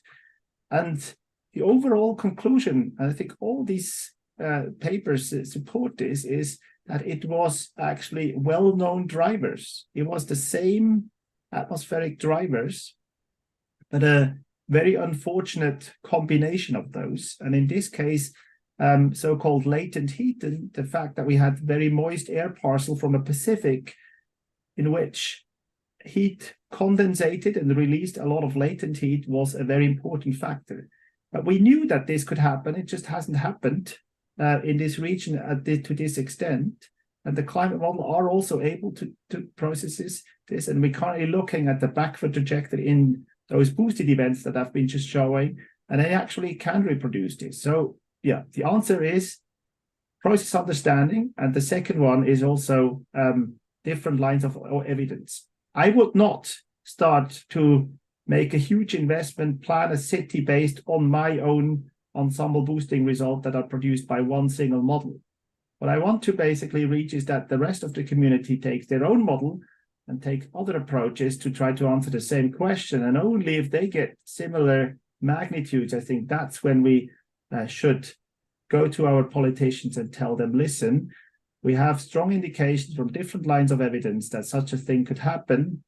There's not perfect agreement, but we understand why this could happen. And then we would hope that policymakers and planners are willing to prepare for this event, because I find it very, very frustrating that we actually see these events in our models, yet we still sit and wait until they happen, and suddenly only in the aftermath people are willing to invest in adaptation and preparedness for this type of event when the next event may occur somewhere else.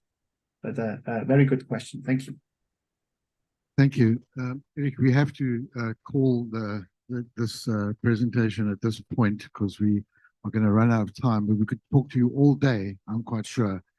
So once more, thank you so much for your input, and we look forward to interacting with you again shortly. So thanks again. Great pleasure. Thanks for having me. Thank you. Folks, I need to move on quickly. We are going to, Malebo and I are going to try and squish into the time remaining before tea. We might take 5 minutes of your tea to do what we wanted to do next. I need to get this screen online, please. Screen. Yeah. Okay, so no, it's not this one. It's the other one. Hold on a second. It is that one. Okay, so at the beginning of the year, we agreed that we would do a survey to see who's doing what in both extreme event research and in climate and health research. And so we did the survey, basically Malebo and I, and we've got some results. We haven't finished analyzing them because we only finished it too short time ago. But we do want to share some of the insights that we've got from this. So Malebo, I'll let you kick off, and if you want me to intervene on the first part, I'm happy to do so. By the way, we're now in workshop mode, okay? We're no longer in sciencey plenary mode, so this is all going to be relaxed, and we're going to go through some of the stuff and interact with you guys. So let's hear from Malebo. Thank you. Let's not go far and morning, everyone. As Dr. Neville mentioned, we launched a survey about a month and a few weeks ago. So basically, the aim of the survey was just to get an inventory of who's doing what and what research areas on climate science, extreme events, and health that still needs more attention. So the survey was it was one survey, but it consisted of 3 parts. So today I'll be sharing the results on extreme events, and Dr. Neville will do on climate science. So the whole purpose of the whole aim of the survey fits into the research scope and purpose of SASREAX. So we're hoping that at the end, one of the outputs of the survey is that we'll have a database where we can all, that will foster collaboration between researchers on all these different research areas that I mentioned, and that will also be able to see the research gaps and where there's a need for capacity building. So the survey was launched on the 4th of October, so not so long ago, and it was open-ended, so people could still give us suggestions and long texts, and it was distributed via emails, although to about 400 emails, but the response rate was low. So the survey is still open. So hopefully after that, those who didn't complete it, guys can just add more information there. And it was specifically targeted to researchers.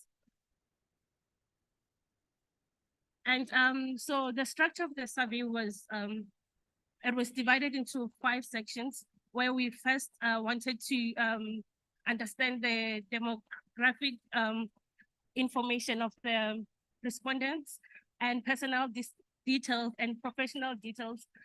In the section for professional details, we just wanted to know what kind of researchers responded and at what level of experience they are, and yeah, and also like where they are located, whether they are working in government institutions or private institutions and so on. And the main part of the survey is, it was on the 4th section, which basically asked questions about the research scope. And that's where Dr. Neville will explain the frameworks.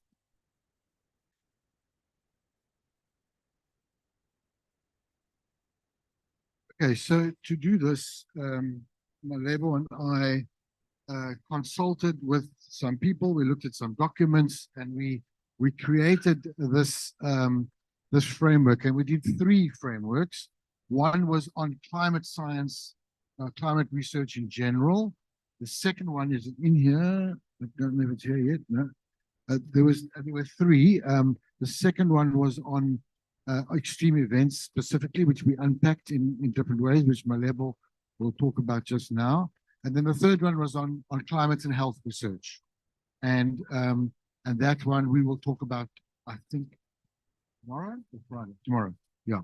Okay. So I'm going to proceed to show you the kind of results we got. So I want to just preface this by saying this scheme is obviously, you know, there's 1,000 ways to slice this up. And we try to do this, again, not independently, with some consultation. And we broke it into these categories. So we've got, you can read them there if you haven't filled in the survey and familiar with it. I'll go through the numbers in a minute. And we had some subcategories. And then we had categories for which we didn't have subcategories, mostly because we just didn't feel like we knew what we wanted to say. So we asked people to suggest what subcategories there are. Now, we haven't analyzed the data from that to tell you who's in what subcategory, because we didn't provide them. And so what we can present to you now is a kind of a view of how is the work that the respondents are doing distributed across this scope of science.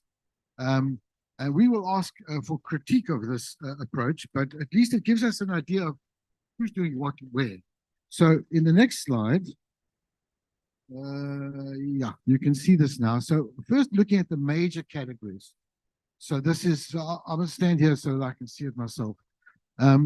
So you've got climate observations, weather prediction, climate projection, climate modeling, in different timeframes, climate modeling development and applications, extreme events, air quality and oceanography, agroclimatology, paleoclimatology, biometeorology, hydrology, policy and regulation. And so as a snapshot, who's doing what? And it's interesting because this is now the percentage of responses. So people would have responded by saying, well, I'm doing climate observations, but I'm also going to fill in climate projection, for example. So they might have filled in more than one. So we took the total number of votes, so to speak, for whatever major category you see yourself in. And then we calculated what percentage of effort, the distribution of effort across this. So for example, 11% of the votes went to 11.4 went to climate observations. Weather prediction, again, there are obviously biases in this. And the more data we get, the better we will have a sense of. But we're hoping it's an index or at least an idea of who's doing what. And I'll qualify this in a minute. Weather prediction of 5.4, climate prediction 7.2, climate modeling as in applications of models. Again, this may have been understood in different ways at different time scales, about 6.6. Climate modeling development 5.4. And then extreme climate events 13.2. And interestingly, the highest score went to air quality work. Now, again, we don't know how to explain that yet, but this is kind of where we are. And then you'll see the others. Nothing for paleoclimatology, even though somebody commented that they're doing paleoclimate work. And we know that there are people doing paleoclimate work, so we know that that's wrong. But there were no votes, as in codes for that. And so you can see the other ones as well. 10% of people working in policy who responded to this. So then I want to look at the subcategories, and just to say that, so here, this is the percentage of selections per subcategory next, and it gives again the distribution across these subfields. We did not score all the subcategories yet. Those are those ones which we didn't provide for. And there was no selection for 5.4, and that's probably our fault because we wrote alternate systems without defining what we meant. So nobody voted for that one. And of course, you can be working on more than one subcategory. But just to see how people place themselves in the subcategories, it's a bit noisy, this, but it's interesting to see. So you'll see now the major categories and the major subcategories. The highest score was, in fact, working on floods of all the subcategories, work on flooding, which came out at 11.1% of all of the votes. So we're like, I forget now, I think it was 360 or so votes for this. And then, just take a few examples. You can study this. We will try to publish this.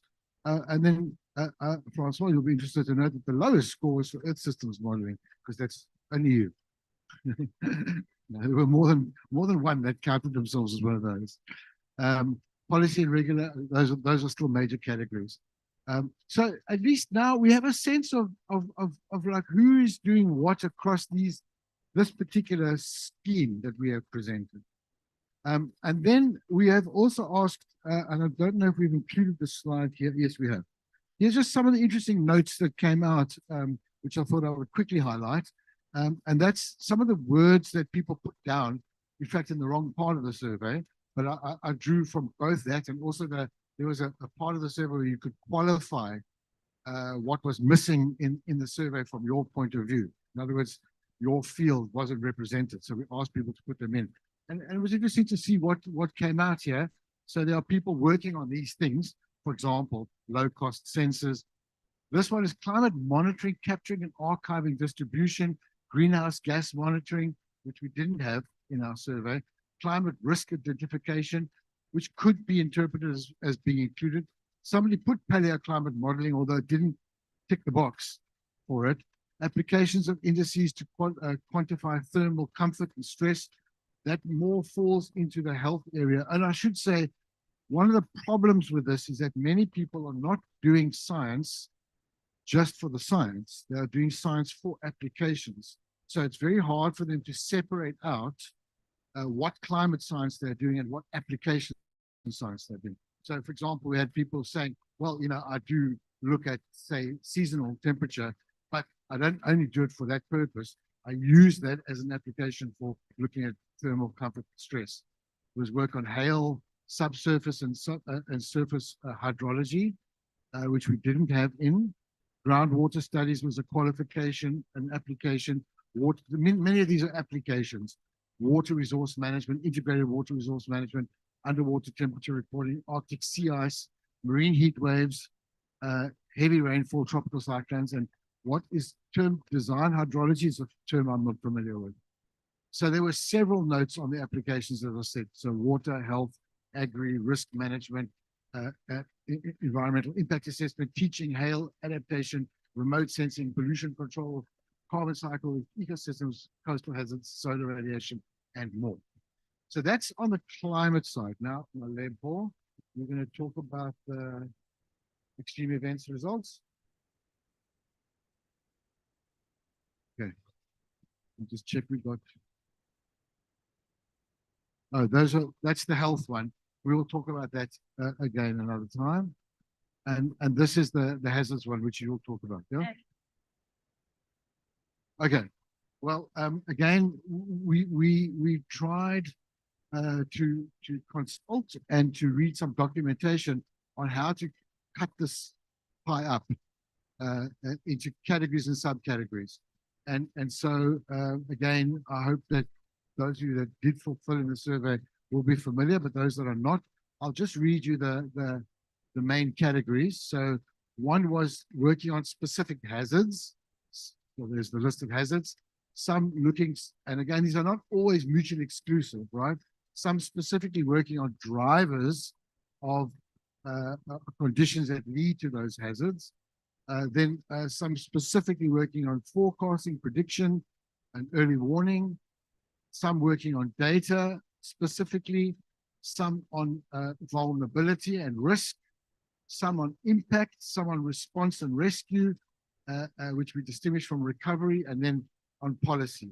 And I just want to say we consulted things like the Sendai protocol, I think it's called, framework, and various other documents to get ideas on how to make this particular scheme. Yeah.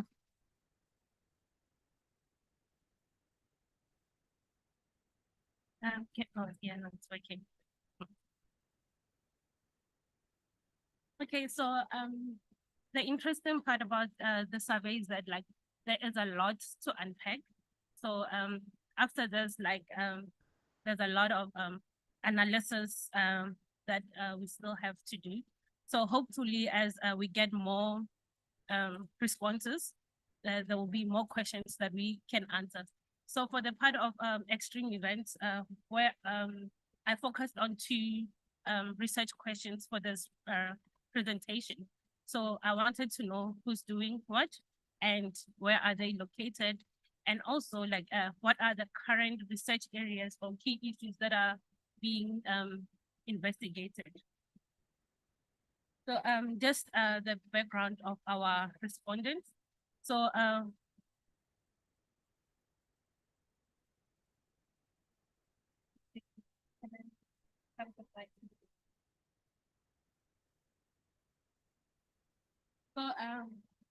most of the respondents had masters as their highest qualification, and we had a few, not few actually, but PhDs and bachelor that have a bachelor degree or equivalent qualification.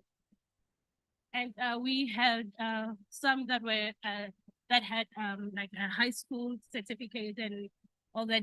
That's because they are working. They indicated that they work as a support for research groups, and also males.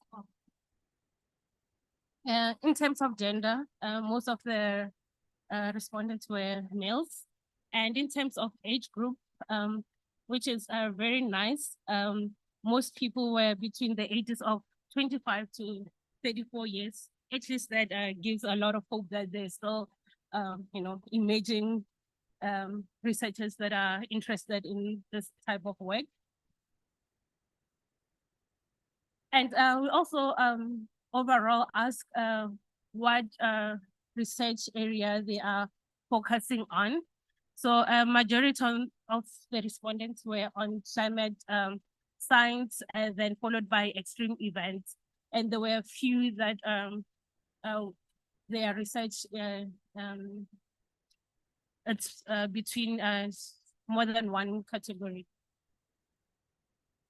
So as Dr. Neville explained earlier, we do have, so a person can just select like the overall category to describe their work, but also they could give us more information in terms of the subcategories to tell us exactly what kind of hazard they're working on or what kind of drivers they're investigating.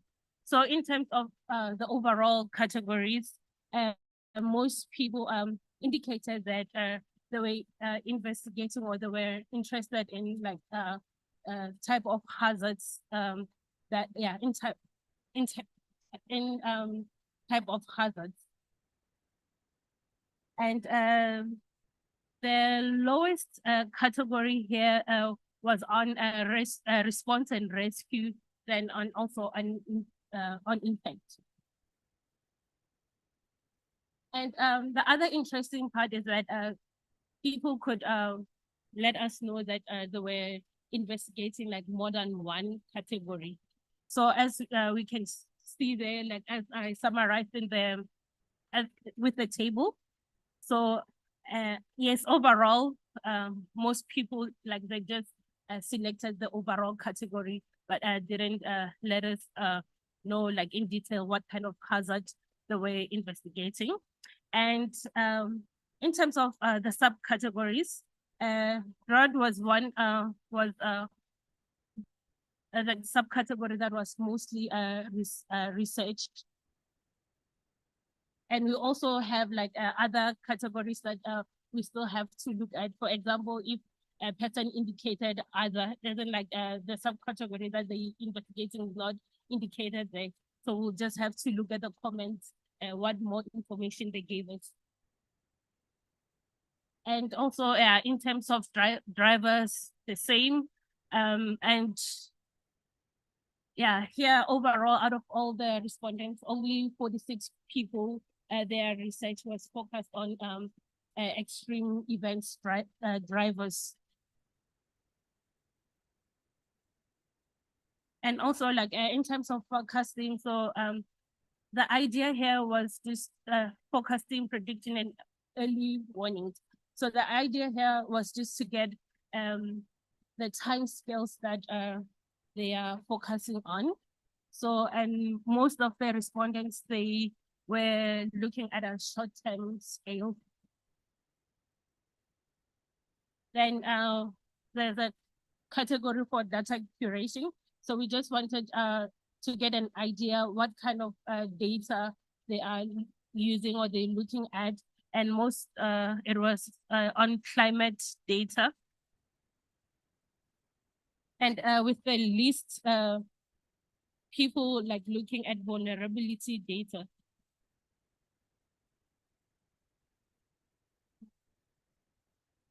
Then in terms of impact, we also had like a number of subcategories that they could look at.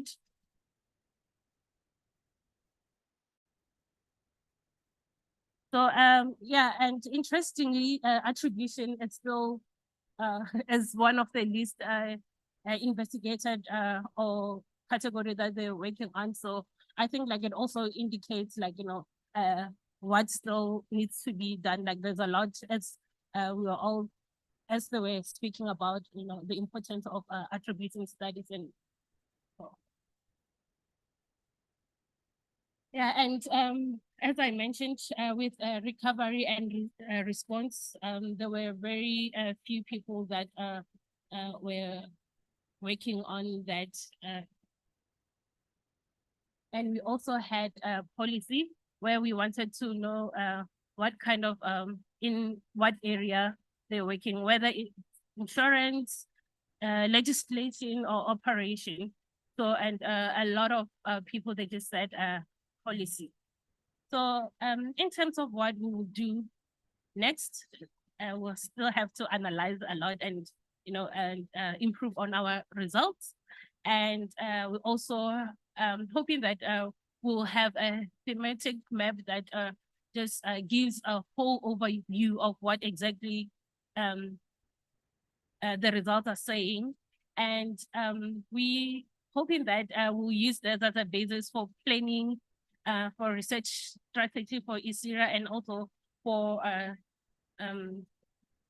reach in terms of the medical and health survey.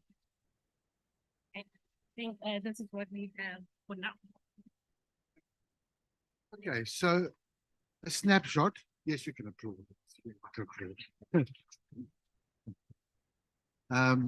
So first of all, I need to thank Malebo, who's really been the heart and soul of this. Well, I've been running behind it, trying to catch up. So thank you for that. As you can see, it's a very rich result. However, obviously it's flawed with lots of ifs and buts. But we've made a start.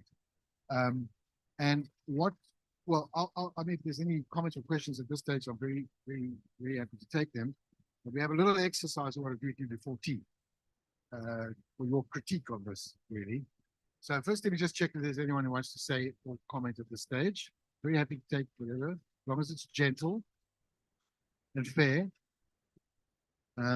What I need to do is go to the other presentation that I have, because I've got a slide on it somewhere.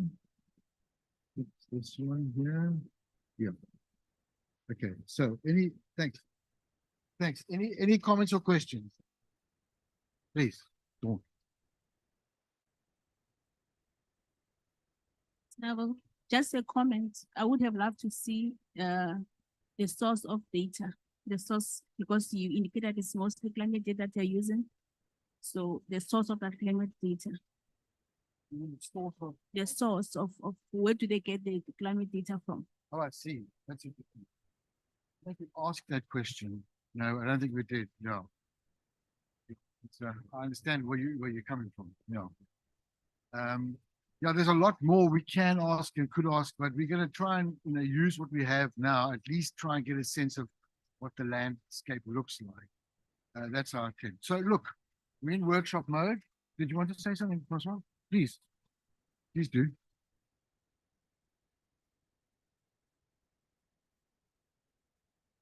It's just a technical comment. I think they on point one, the time scales.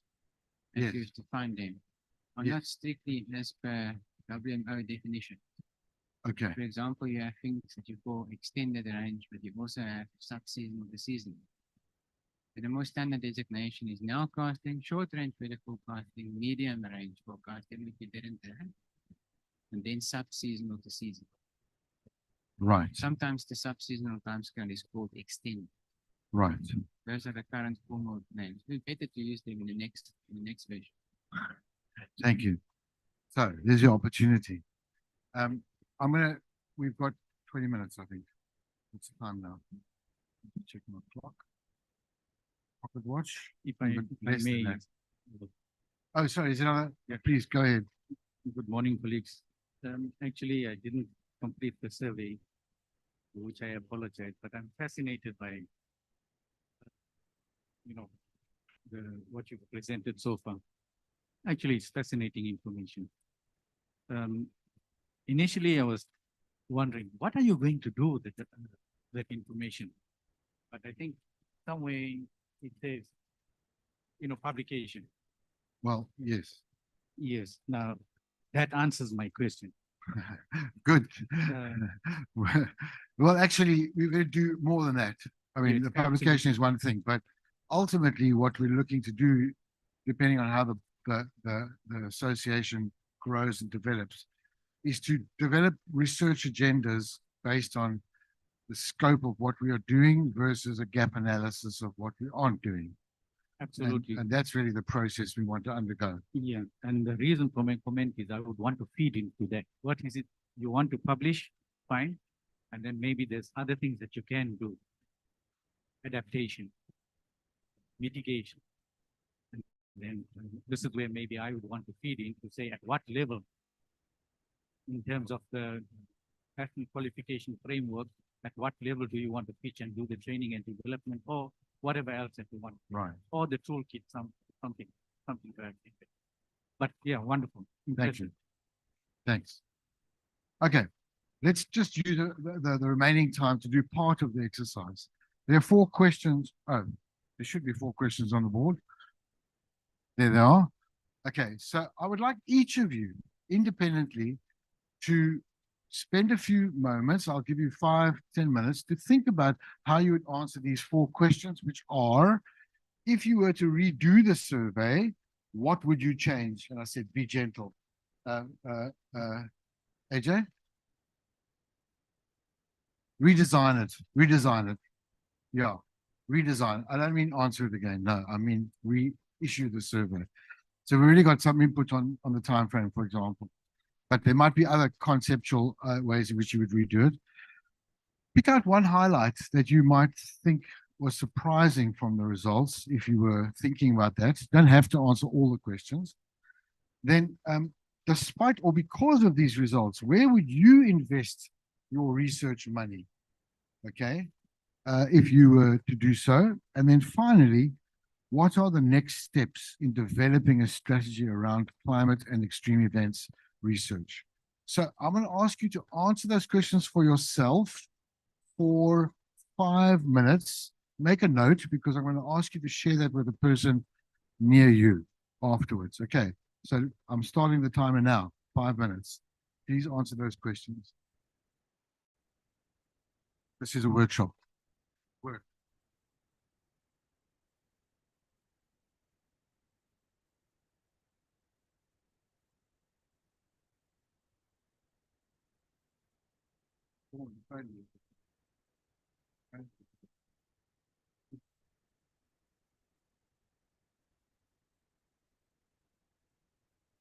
Yeah, just think about the answers as you would, if you were to stand up, I'm not going to ask you to stand up, so don't worry.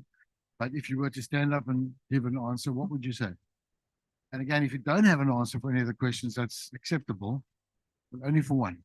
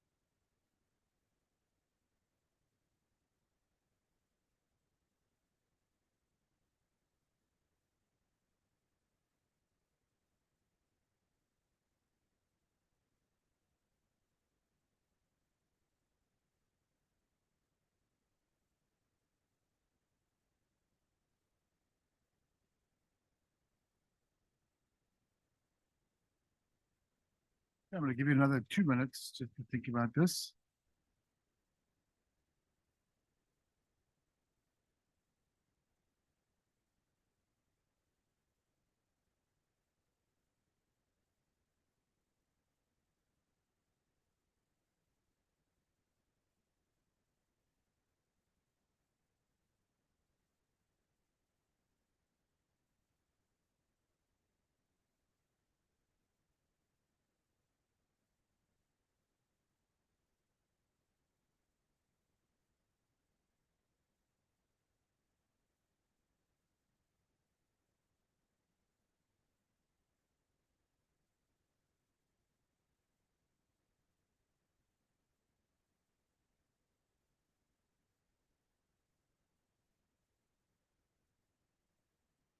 Okay. Okay, so now what I would like you to do is to find somebody else who's not sitting next to you. They could be sitting behind you or in front of you, but not somebody who's sitting next to you. And I'd like you to turn to face each other. And then I would like you to exchange your ideas with each other. Okay? So let me ask you to do that now. So find somebody. There's no one behind you, Liesel. So you can pick the person next to you if there's no one behind you. I'd like you to please consider, have a short discussion. Again, I'll give you 3 minutes each to exchange your ideas. And if you can't find somebody, get up and look for somebody who's alone, like the two of you here. Okay.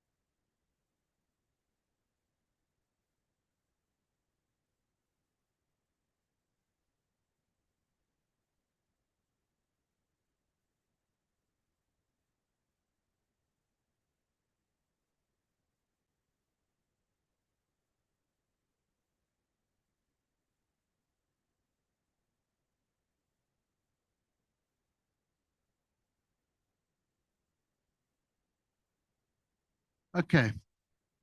I'll give you 1 more minute until, no, 2 more minutes until 25 past, and then we're going to do 5 minutes of feedback.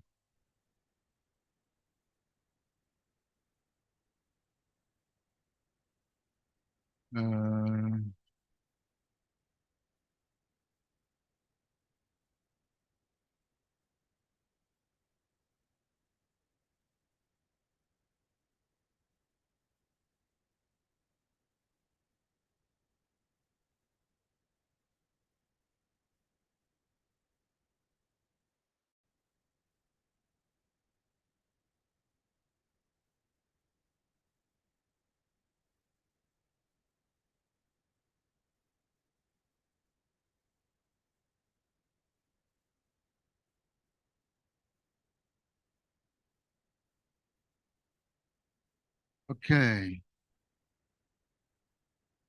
All right, let me ask for your attention again, please. So we've got a few minutes left, and what I would have done next is I would have asked the pair of you to meet with another pair, but we don't have time for that. So I'm going to try instead to sample some points of view. And in order to do that, whatever to our microphone. The microphone is in there somewhere. Not the microphone. I'll move it somewhere. Is that the one? I'm gonna ask you to I'll give you the microphone and ask one of the pair just to talk a little bit about the ideas. The important thing is to record it in here so that we have a record of what you're saying. Okay. And then I can write it down. Then I'm also going to invite you, if you feel encouraged enough, to send us your comments. But let me start here. Testing, yes. Sounds like a very nice vocal group. Thanks,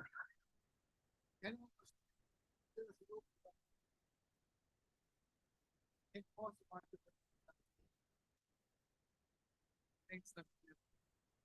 We're thinking there are a few gaps in your questions around policy. Maybe there's space to develop that further so that, because why are we doing all this scientific hoo-ha anyway? It's to guide something at the end of the day and get some kind of response, especially linking up with the different stakeholders, government and all of that, not just the sciencey plenary mode. We didn't answer everything, but when we looked at where would you invest your research money, we definitely felt like when it comes to forecasting and prediction, we'd focus a little bit around there. And on your response and recovery, we'd put a bit of money into that as well. Because those are your applicability, the things that you're actually doing this research for is what's important. Now that specifically is, remember, we're talking about research, so it's research on response and recovery. What we're talking about.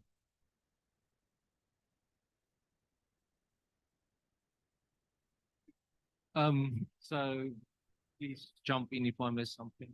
So I think point one, we were all in agreement, was complexity of the survey. The suggestion was maybe to add skips in the survey. So let's say you say you're a climate modeler, it goes directly to a subset of questions, and then you can skip the rest. For me, it was maybe make the questions more open-ended. Let the person write naturally, just what he's doing, and then do a thematic analysis on that paragraph that he writes. And then also the length of the questionnaire. In the end, Maui said he was just clicking and kind of also going through the questionnaire.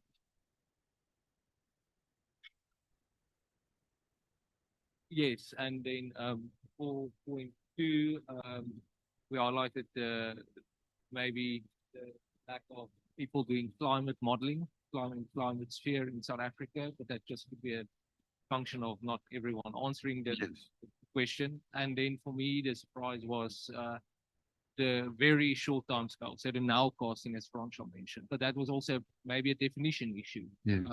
From 0 to 30 minutes. Yes. I thought there would be a lot more people maybe indicating that. Yes. Yeah, can I? Yes, I think that another question perhaps going forward that could be included could be in terms of um, climate extremes and the value chain in terms of developing associated services. There could be a question that locates where people spend most of their time. Is it on the data analytics? What is it on data production through modeling and observations? Or is it the process understanding? So we could try to piece out to see how people group in terms of where they spend most of their time and interest. Right. Yeah, I think getting the balance right between the density of the survey and the sort of overview snapshot was the tension we had to get right. But there's so much more to go down. I totally agree with you.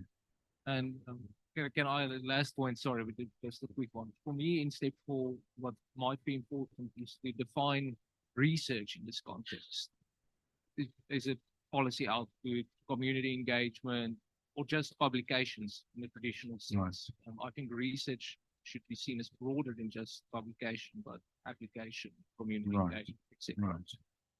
Good. Let me go to the other side.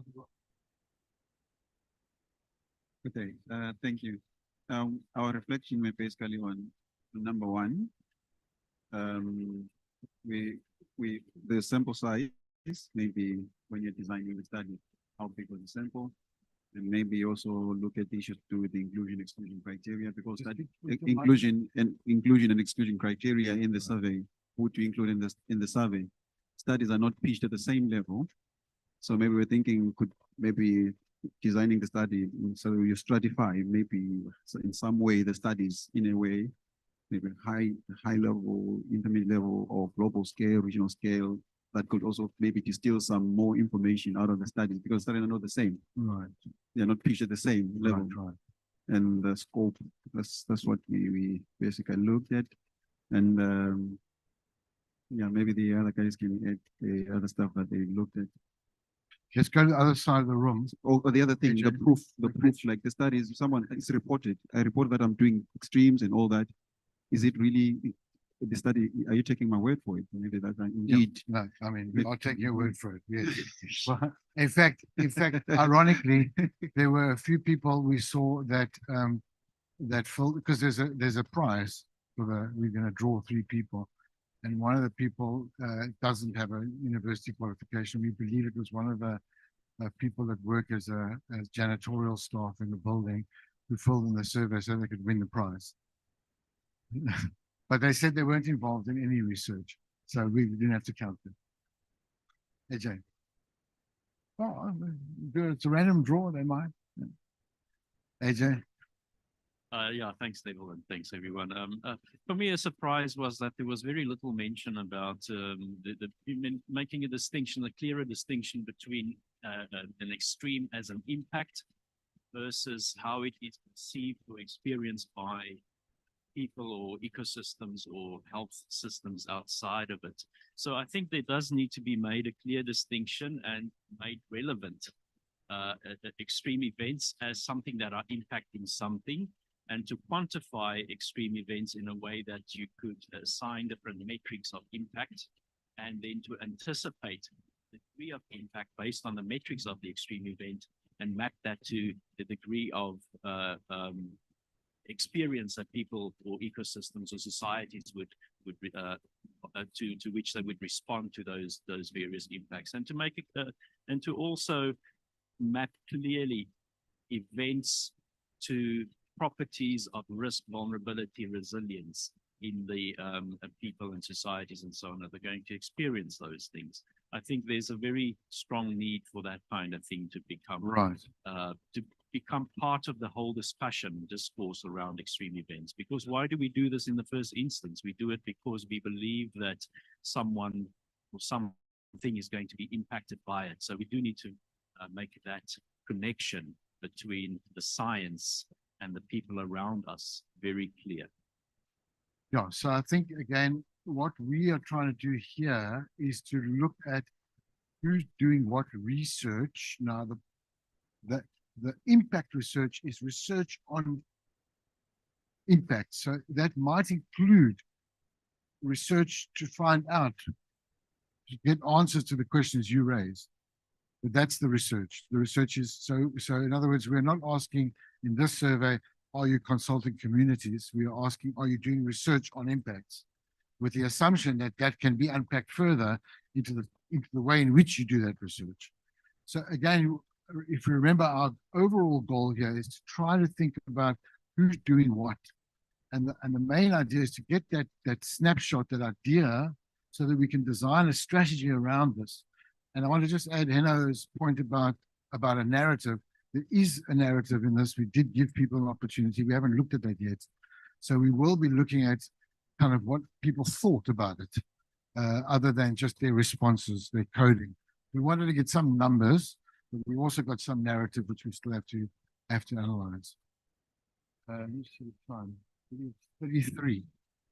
10:33. I'll take one more if there is one more. Otherwise, we can have a break for tea. Anyone have another comment, please, Liesel?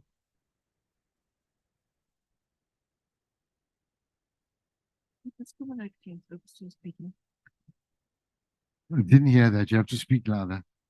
No, there's just one thing I think that in number 4, what I think would be a good idea is if we kind of make subgroups. For instance, one important thing would be on data. Right. Anybody who uses data belong to that group. And another thing that I feel strongly about is in short-term forecasting and support that can go around that, et cetera, et cetera, et cetera.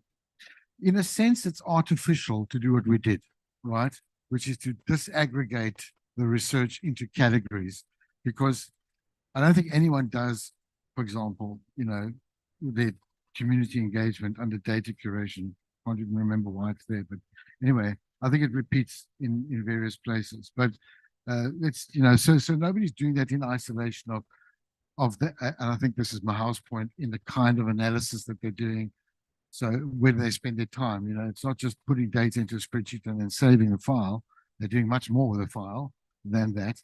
So in a sense, it's artificial, but we're still trying to get a picture of what does this animal look like. And I think that's really where we're at. But point is valid. All right, we're going to break for tea. And then after tea, we're going to hold our 2 sessions. Hopefully all our panelists will arrive. AV team, I need to tell you that there's one person who's going to be online on the panel, as Stefan was this morning. And I will call you in time for the next session. So thank you.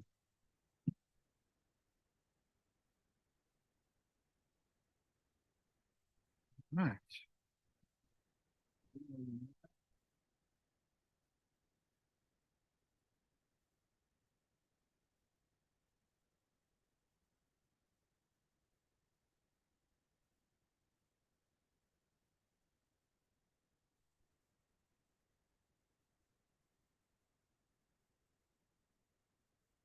Hi. Oh. Oh, you're not on the list. No, you should be on the list. No, you're not being candid. Sorry, it might be I did some editing and I might have messed it up. Okay, now I'll get them back. I promise. Sorry.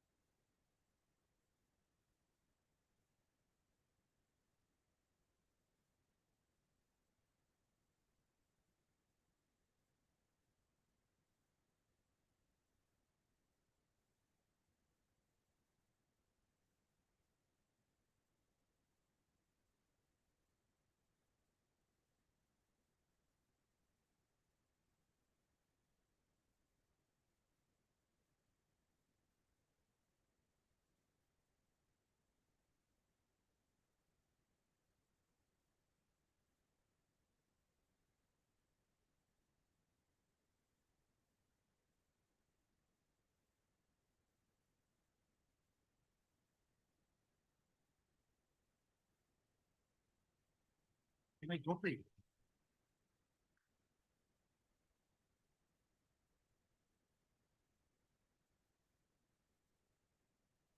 Fatima. Ik weet niet of ik hem veel gegeten heb.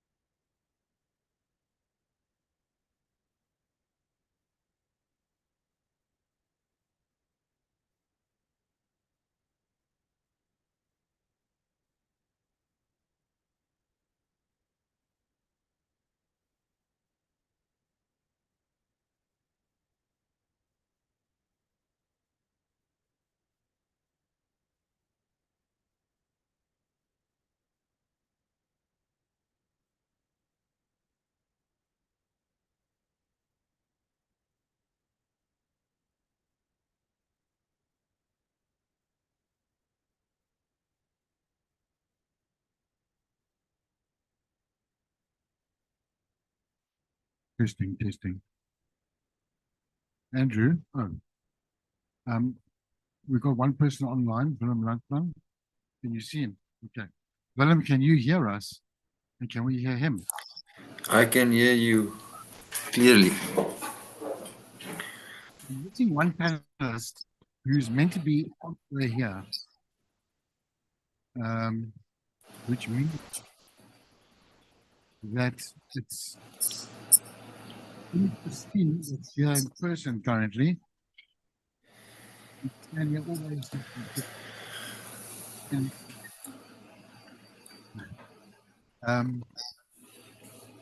we are just going to see if I can get hold of Johan. Willem is online. Johan is on his way. We just have lost him in transit. And Christine is here and I am here. And Dawn will take the chair. We're just missing one, Dawn.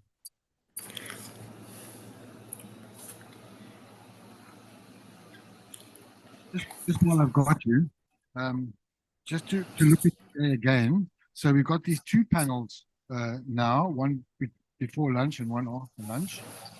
Then, wait a second.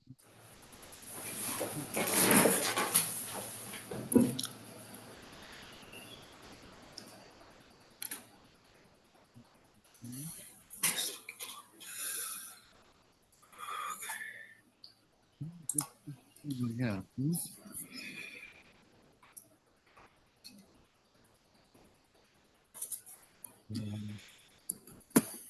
With the screen. Coming.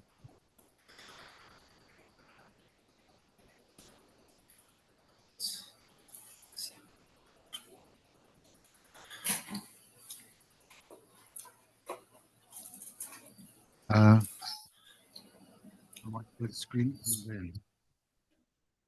Not there. That's because it's not a PowerPoint. So.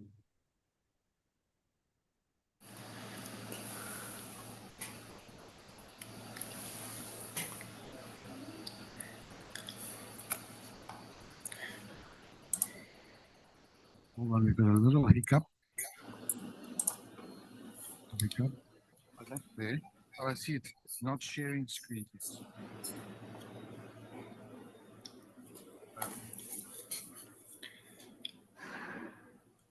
Let's see what happens if I do.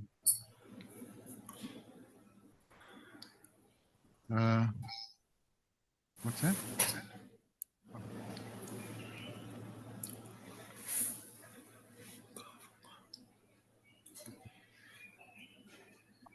You fixed it. Okay, so I just want to point out today's program, just so you can see. I did leave off something. So we have got these two. That'll take us to tea until this afternoon, and then we have 5 presentations, not 3. Right, Lewis, like it's written. Okay, debating about whether it was Louis or Lewis. And I forgot, I lost track of which one it was. So I'm pleased this is right. And so Lewis has got the graveyard shift tonight. Thanks very much for that. Okay. Okay, so we're going to wait until Johan comes in the room and he's at the stairs. That's how, like the arrival of the president. Dawn, I'm about to hand over to you, and then you can take us.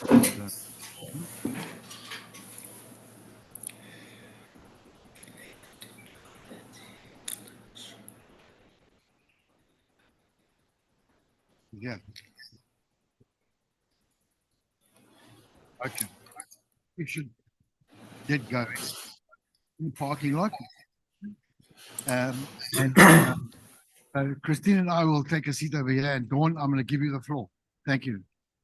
I should introduce you. This is Dr. Dawn Maslongo from Maslobo. From Source. Also at the last minute. Thank you very much. Was going to be here, but she couldn't. Dawn very kindly agreed to chair this for us. Thank you.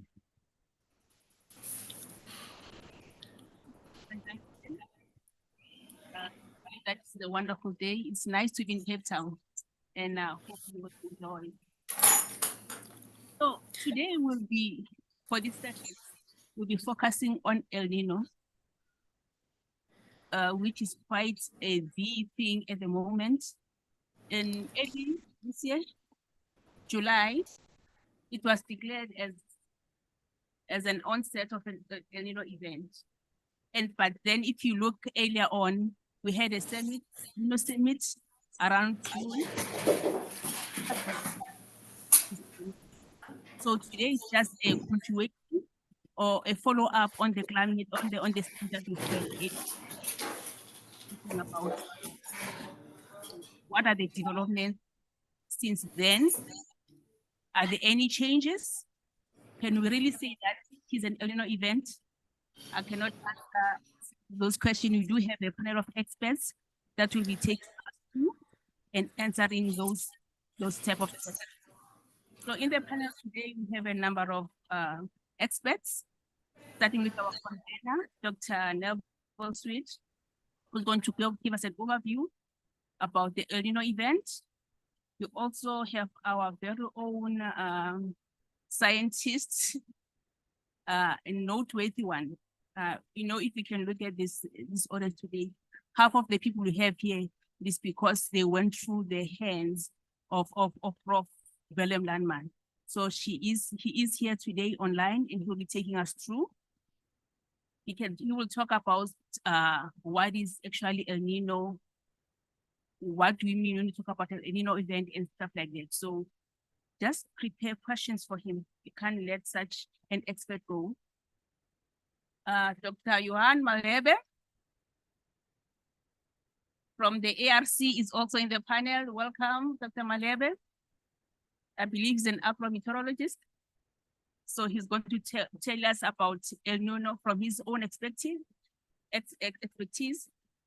And lastly, but not least, we have the only rose among the thorns in the panel today, and that is and that is Dr. Christine Engelbrecht. We do have roses in climate science, so she's one of those. So now I'm just gonna give over to Dr. Neville Sweet, and then gonna take us through. Thank you. Thanks, Dawn. So look, what I want to say is I kind of already said, so I'm just going to kind of be repeating myself for completion. I do want to say that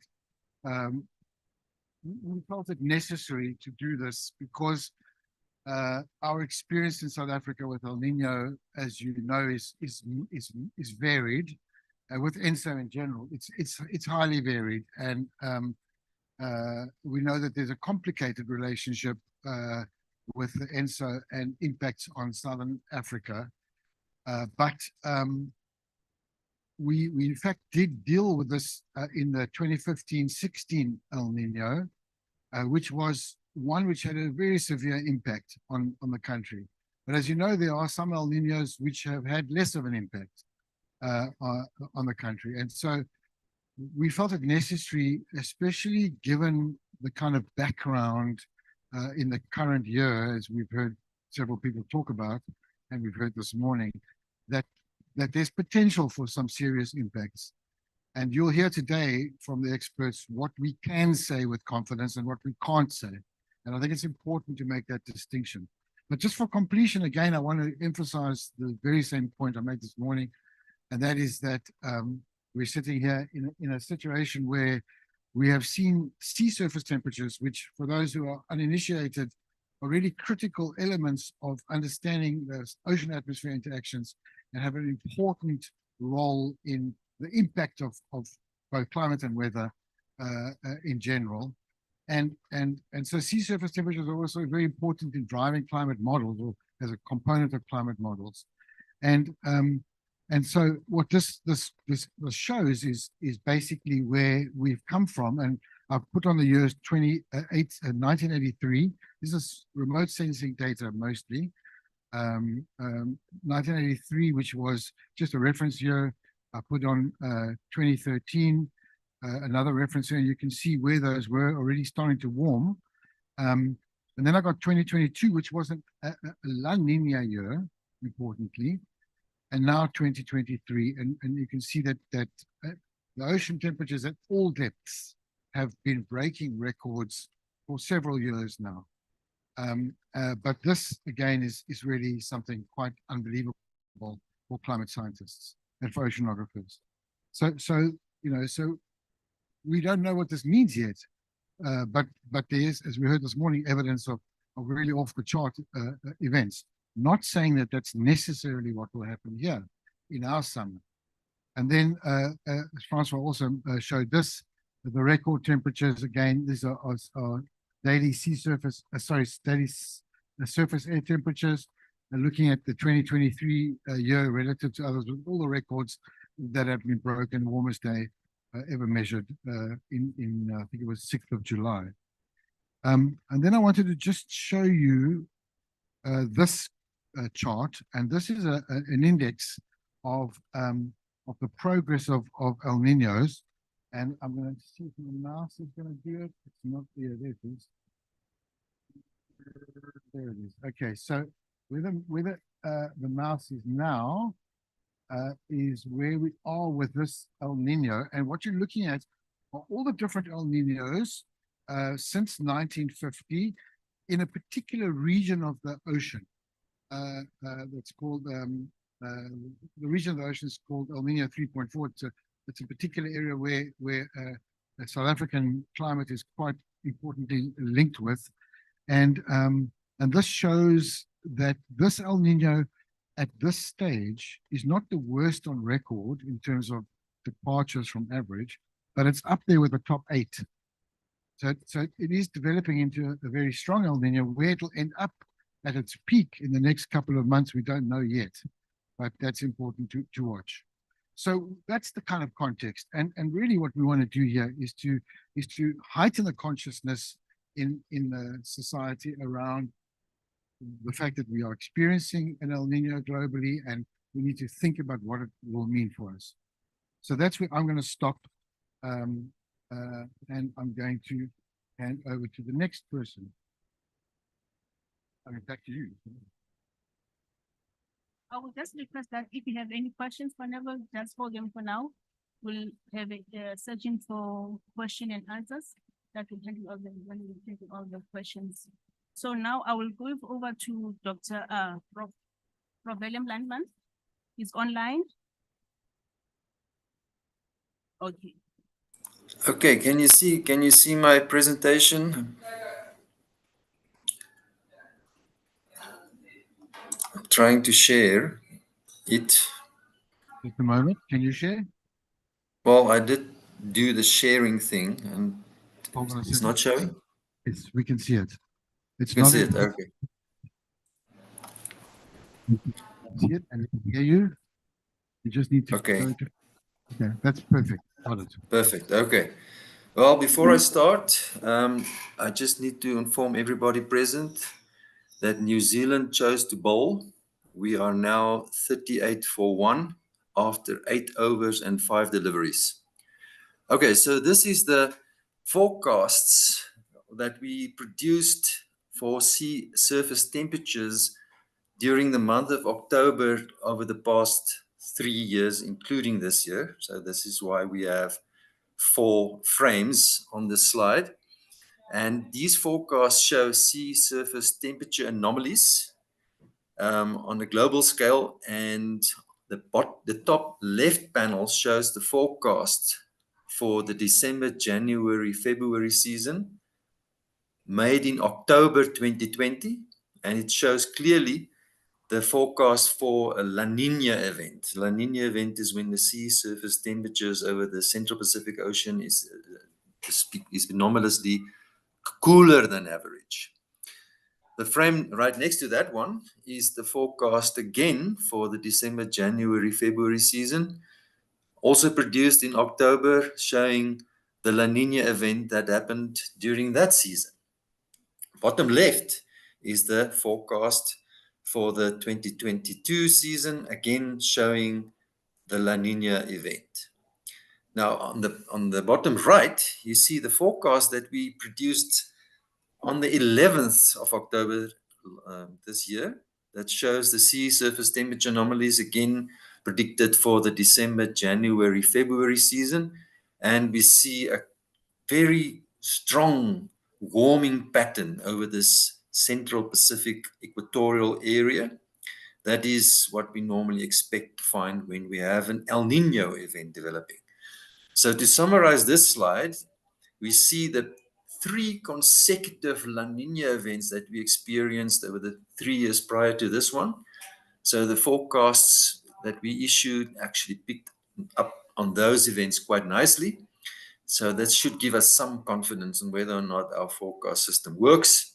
And this forecast system predicted this strong El Nino event. What is also shown is this Indian Ocean dipole that's supposed to play some part in Southern African rainfall variability. The next slide shows a summary of the forecasts also produced in October of sea surface temperature anomalies, but this time it's not only showing the December, January, February forecast, but shows the forecasts for 6 run-on seasons for October, November, December through to March, April, May. And so the main message from this forecast or this slide is that we expect this current El Nino event that we are predicting to continue to be there throughout the entire summer period. That should end by about February, March, or thereabouts. Then it starts to decay significantly, and there's still some warming predicted to occur during the transition season from autumn into winter. So this event that we are predicting is expected to be with us over the next couple of months. Now, somebody asked me, some farmer, he was phoning me the other day, and he said, he heard that there's going to be this so-called El Nino Modoki. And apparently when we have a Modoki, the Enso influence is not as bad or severe as we normally find during El Nino events. And so on the left, you see a typical situation for what I should call a regular or a common El Nino event. And right next to it is an example of an El Nino Modoki. So the main difference between these 2 types of El Nino events is that during a Modoki, the sea surface temperature warming happens closer to the dateline over this central part of the Pacific Ocean, of course, also on the equator. On the right, you just see a reminder again of what the December, January, February sea surface temperature forecast is. And I think if you compare this forecast with the panel on the far left, you see that the forecast is much more similar to what we see on the left as a regular El Nino event. So when we have El Nino events like those, it's then when we see a stronger impact over Southern Africa in terms of rainfall and also temperatures during the summer period. Here we see a forecast or a series or set of forecasts for this so-called Nino 3.4 area. Now, on the bottom there in the center of the slide, you see where this Nino 3.4 area is. Now, why is this so important? Firstly, this Nino 3.4 rectangular area is the best indication of the intensity of El Nino and La Nina events. And of all those boxes shown on this diagram, that area is the area where the sea temperatures are most strongly related to Southern African rainfall and temperatures. Okay, so let's see what the forecast looks like in terms of the anomalies, specifically for this Nino 3.4 forecast. And this is shown on the panel on the top left. You see 3 red lines there. You see a forecast average, which is the thicker of the 3 lines, and some indication of the uncertainty envelope. Now, why do we have an uncertainty envelope? Is because as with these things predicted on seasonal timescales, even with El Nino and La Nina events where the predictability is fairly high, we have to give some indication of a range of possible outcomes. But for the most part, this forecast shows that we might be headed towards a strong and possibly even a very strong event. And Neville has showed on a slide just prior to my talk that this current event is not as strong as some of the big events, for example, 2015-16, but it's still going to be pretty strong. And so when we have strong events, it's actually when the impact of El Nino is supposed to be felt the strongest over us. Now, what do we show here on the right? It's kind of also a representation of the uncertainty associated with this type of forecast. And this is a probabilistic forecast, again, for the sea surface temperatures over this magical Nino 3.4 area. And you see that we have, for the most part in our summer period, that the probabilities of this being an El Nino season is fairly high. It is, according to this forecast, 80 or higher during the most part of our summer period. The bottom right graph shows forecast probabilities as issued by the IRI. IRI stands for the International Research Institute for Climate and Society. Our forecasts that we produce contributes to this forecast that they make, but they are very confident. They actually say in that forecast that for the most part of our summer, probabilities will be about 100%. They are really very certain, very confident that this is going to be an El Nino season. Now let's focus on the right hand, on the left hand side in the bottom panel again. Now this is a forecast plume showing forecasts from a range of forecasts produced at various centers, including the forecast produced at the University of Pretoria. And you see that, again, for the most part, a lot of the models agree that it's going to be a fairly strong event. So I think we can say with great certainty, first of all, there's going to be this El Nino that we predicted several months ago already. And at the moment, it seems like the consensus may be for a strong, possibly even a very strong event to develop towards the midsummer period over the next month or so. Now, it's not only necessary for us to know what is going on with El Nino and La Nina. That phenomenon occurs effectively on the opposite side of the planet. It's really far away. And so you can imagine that when we get this so-called signal, this pulse that is released by the sea surface temperatures and the type of warming that we see over that part of the ocean, to actually reach us, it's going to be modulated by other things, including the sea temperatures of the ocean surrounding us, and some scientists and modelers working on this time scale and have an interest over us say that this so-called Indian Ocean dipole, which is supposed to be in the positive phase, is affecting or modulating the impact of El Nino. And this may be reflected in this forecast on the left that's produced here at the University of Pretoria.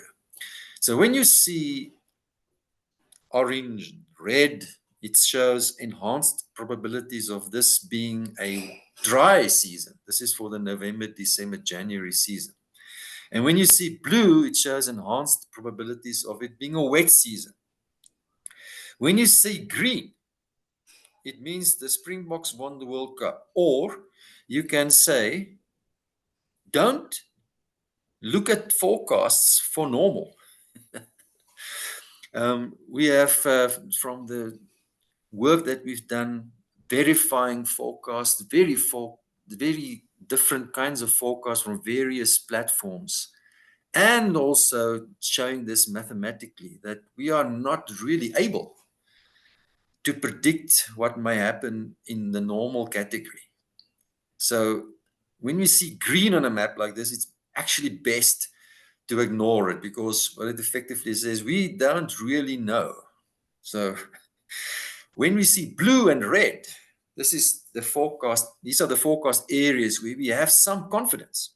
And over this northeastern parts of South Africa, you start to see a little bit of blue. And maybe the past rain event that we've experienced over us is contributing to this notion of that area being subject to enhanced probabilities of some wetness during this November, December, January. Parts of the central areas and western parts of SADC or Southern Africa, south of about, let's say, 13 south, there's very great confidence that the forecasts show drought. Now, does this agree with the forecast that the IRI has produced? And this is their forecast on the right. And they show some probability of wet over that KwaZulu-Natal area, I suppose. But for the majority of the area where the forecasts are deemed to be reliable, they show below normal forecasts. The next map is for a forecast for the December, January, February season. And if you look at South Africa again, there's almost no areas where the models that we use give any hint of blue. So it seems that once we enter into the summer, midsummer period, that's the period from December through February, that there's a large area of enhanced probability of drought. Again, unfortunately, we see this ugly green head showing its ugly face again, which actually means we don't really know what the forecast might be over that area. Now, what does the IRI say? They seem to favor this KwaZulu-Natal area for an area of above normal rainfall.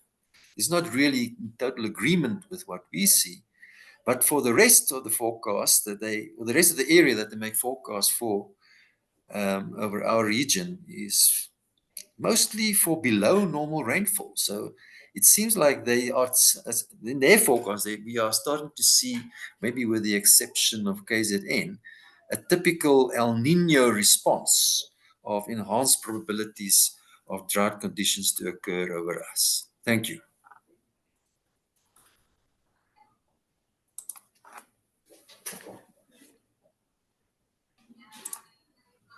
Thank you for your plan, Mario. So as I've said, colleagues, you can just jot your questions down, and then at the end of the session, we'll assist you with answering those questions. The next speaker for this particular session will be Dr. Malebe from the AFC.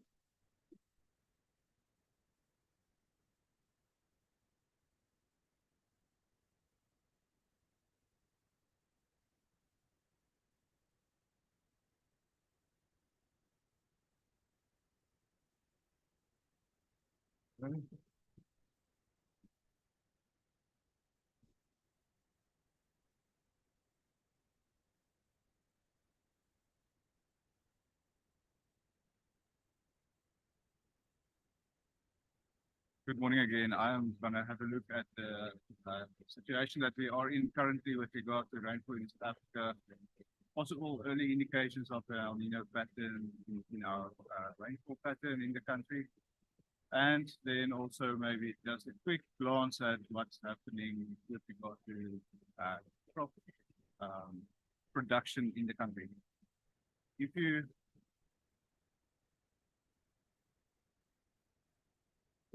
look at the historical context of El Nino and South African rainfall, all these red areas tell you where, when you have an El Nino condition by November, December, like the period we are in now, reflected in the Pacific Ocean, then usually in those red areas, we have drier conditions in South Africa.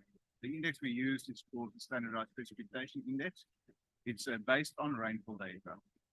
So it tells you here that the warmer the sea surface temperatures in the Nino 3.4 area, the drier it usually is. Obviously, we all know there are exceptions. We have seen wet years during El Nino, but if we take all the years since 1980 and you look at the association, that is where we usually see drier conditions. You will also see that the Cape kind of falls out, and I'm referring here to the winter rainfall region in the southwest, kind of fall out of this association. But over the summer rainfall region, that is quite strong, and we also see a very strong association during the December, January, February period, which is very important for production of agricultural commodities, specifically grain over the summer rainfall region. In that period, we see a very strong negative association over large parts of the grain production region. Now, the grain production region is shown there in that little area indicated by this black line, the inside of this, what we would say, the polygon. So these northern parts of the Free State, most of Northwest, Gauteng, and into Mpumalanga as well. Those areas are quite important for grain production, and there is a strong negative association. So usually it will be drier. When it's drier, it's also usually warmer. So you get a compound effect on production in South Africa. There are two regions basically to be aware of when we look at production. The western and the eastern parts of the maize production region would be those two. In the blue line here, and I'm looking here for the period mid-October to February. And this, oh, sorry. Can I use this pen, this pointer?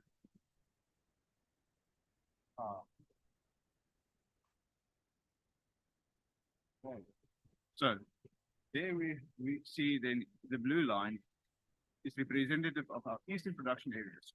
Where the blue line goes up, it usually says that rainfall there in that period is more important for better production.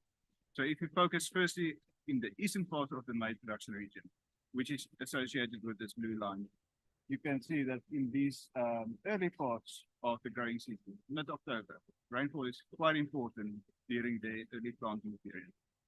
And we have seen some rain over parts of Mpumalanga, especially the northern half.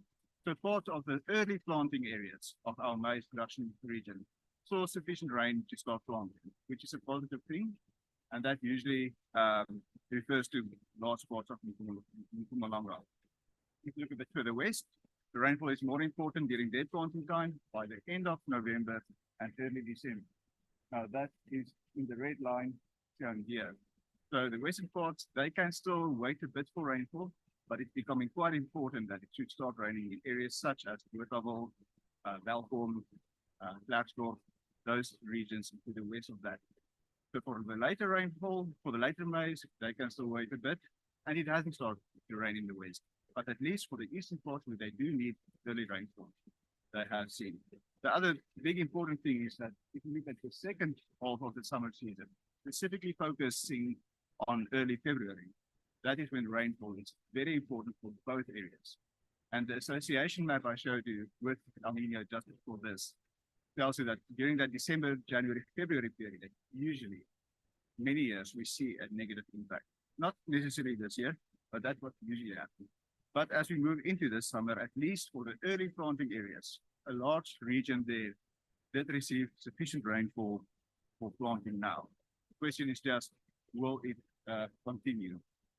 This is just a reminder of how dry the October to December period can be during 2013-16, and we know that we saw very negative impacts on our grain production during that specific summer. So until December, we didn't see rain, and at least now in the eastern parts, we did see some rain.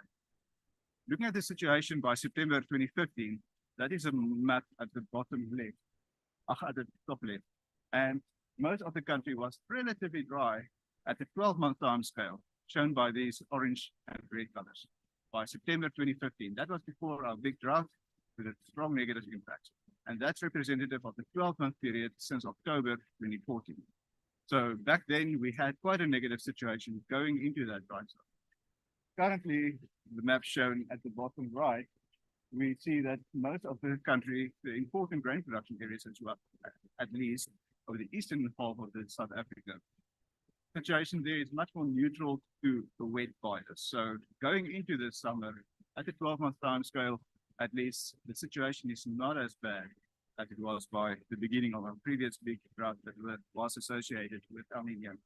Looking a bit longer term, 24-month time scale, this is very important for water resources. As we go into this El Nino, we see that because of our 3-year La Nina period, we have seen very much above normal rainfall. So it's associated with extremely wet conditions according to our rainfall index, which is a standardized precipitation index. So that tells you that as we move into the summer, at least for the beginning of it, and for irrigation, the water resources are not in a dire situation as we move into the summer. If we will have a dry summer, specifically if we will have a second part of the summer that is dry, and that's a part where you need widespread rain, then we might have an issue going into the next summer. But going into this one, it doesn't look that bad. Just maybe a note on how our rainfall pattern has shifted. Looking at the top left map again, that is representative of the 24-month rainfall up to September this year. And we can see that most of the interior was extremely wet.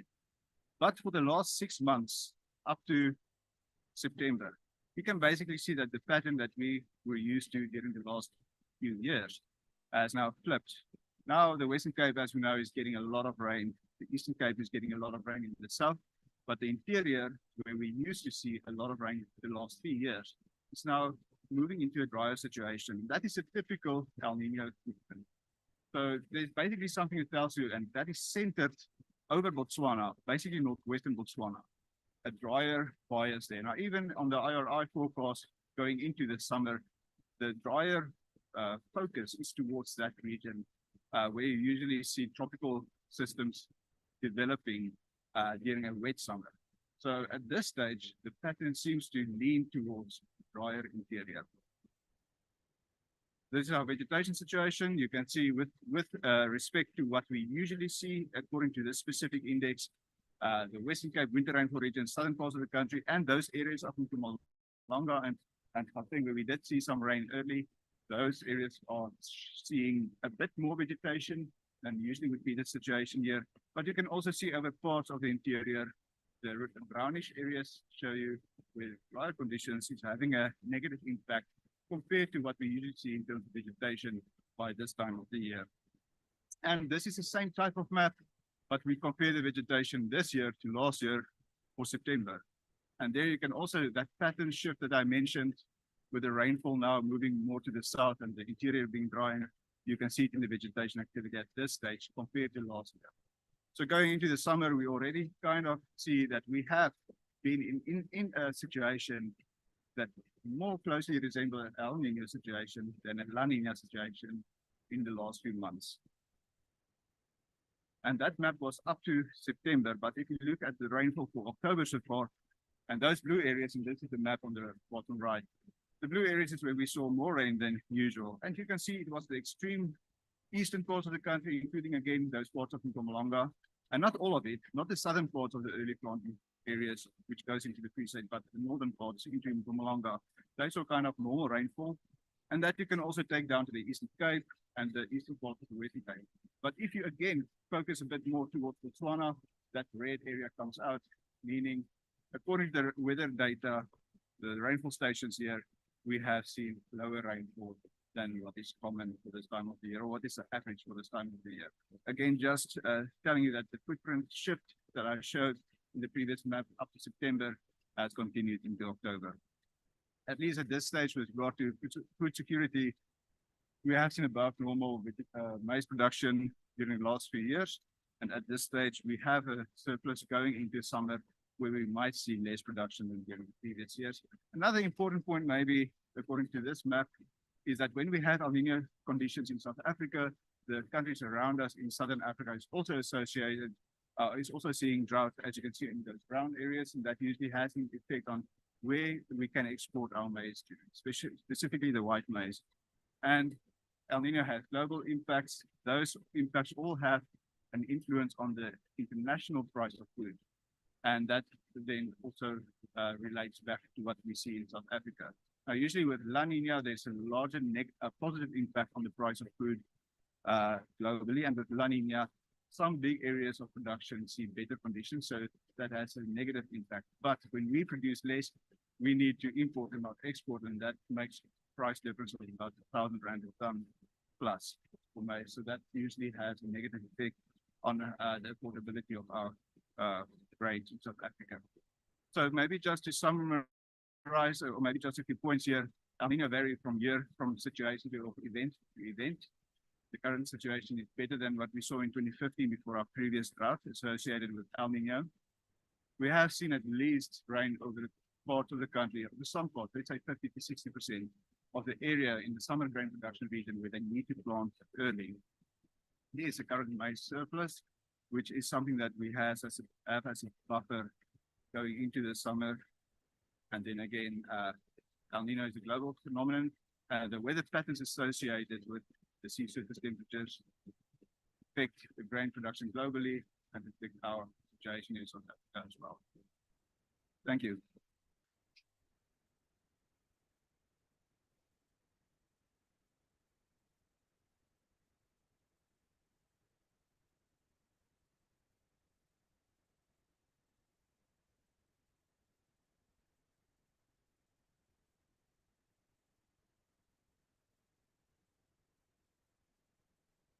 Thank you for that, Dr. Malherbe.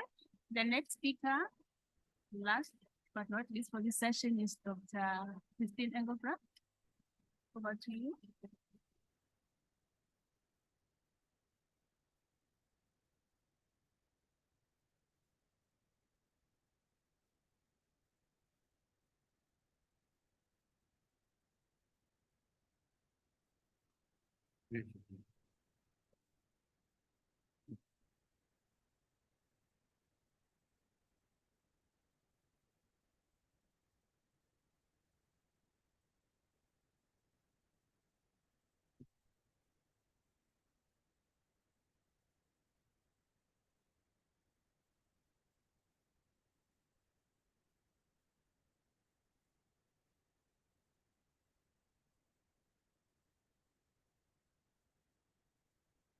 Thank you very much, everyone. Okay, as opposed to Prof. Landman and Dr. Malherbe, I'm only going to show you one slide. The reason for this is, yeah, you can think of it this as more of a summary of what Prof. Landman and Dr. Malherbe has shown you. Just maybe for some context, I'm from the South African Weather Service, where I'm responsible for seasonal forecasting. Also working and active discussions with Prof. Landman. So as he has really went into depth in terms of the seasonal forecast maps issued by UP, where he is working, as well as some forecasts from international centers as the IRI. I'm not going to show you the source seasonal forecast maps. What I can tell you is that as was shown in the presentation of Prof. Landman, giving the message of some uncertainty, especially in terms of the rainfall over the eastern parts of the country for our summer season, and even especially towards the midsummer, which is actually the part of the summer season that is very important and is usually associated with the best association during ENSO years. And that was also part of the work of Prof. Landman over the past few decades.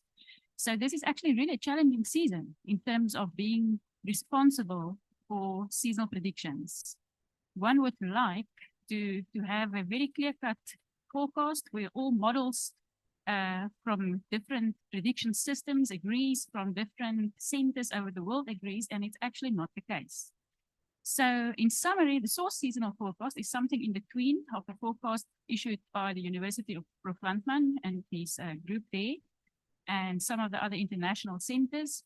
So our forecast is also in line with really showing a bit of uncertainty over the eastern parts of the country. And as Dr. Malherbe has shown, we'll talk within the context of the maize production regions, the eastern and the western parts, especially the eastern parts of the maize production region is really the geographical area where we're quite uncertain in terms of, or where our confidence is actually low of what can be expected. The source prediction system does show low probabilities of above normal rainfall for some of those areas, especially the higher ground areas that will include the southern parts of the maize production region. And that's exactly where it hasn't rained yet. So apart from being not a good start for those parts, we're not very certain in terms of what we can expect for in terms of rainfall. Over the western parts of the country, we actually a little bit more certain for better probabilities of below normal rainfall. So, so with all that information already provided in the previous two talks, what I'm going to show you here are the rainfall expressed as a percentage of normal for different seasons, starting in the spring season. Well, I'm just going to focus on actually the midsummer season, which is indicated. Now I just want to now. Okay, there it is, the December, January, February period. But also, as especially Dr. Malherbe has shown, what happens in the months preceding the midsummer period is very important in terms of agricultural practices and water resources. Luckily, we had the 3 La Nina years behind us. Water resources in terms of the capacity is basically full everywhere, even in the Eastern Cape where we had a terrible 8-year drought. Most of those dams are really full. I think it's only basically the Impofu Dam close to Kebega that is still not lacking behind a bit. But otherwise, water resource-wise, we are in a good situation. But again, what's going to happen next season? So we can't be too careful. Okay, so and as Prof. Landman has shown, we're probably heading into a strong, maybe even a very strong El Nino.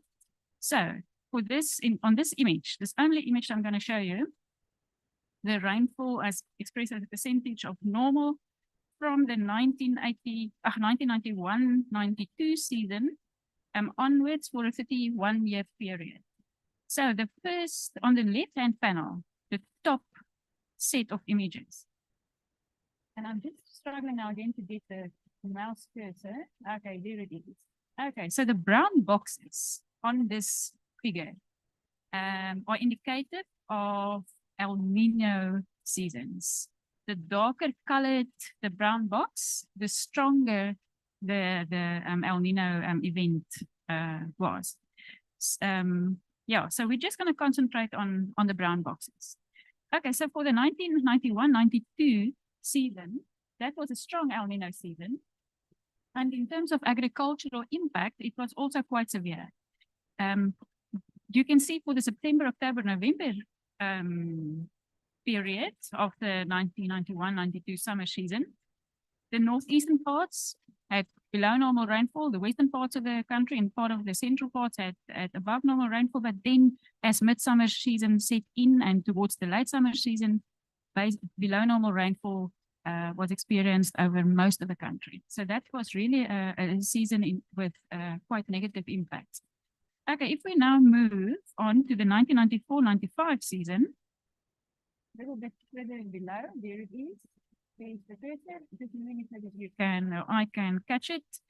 Okay, that was a weak El Nino event, but it was also quite a challenging one. The spring preceding the midsummer period didn't have good rainfall conditions, and then during DJF, also dry conditions that were present. Luckily, by March, April, May, rainfall started to fall, but again, as Dr. Malherbe explained, in terms of even the early and late summer or maize production areas, it wasn't that of a good season.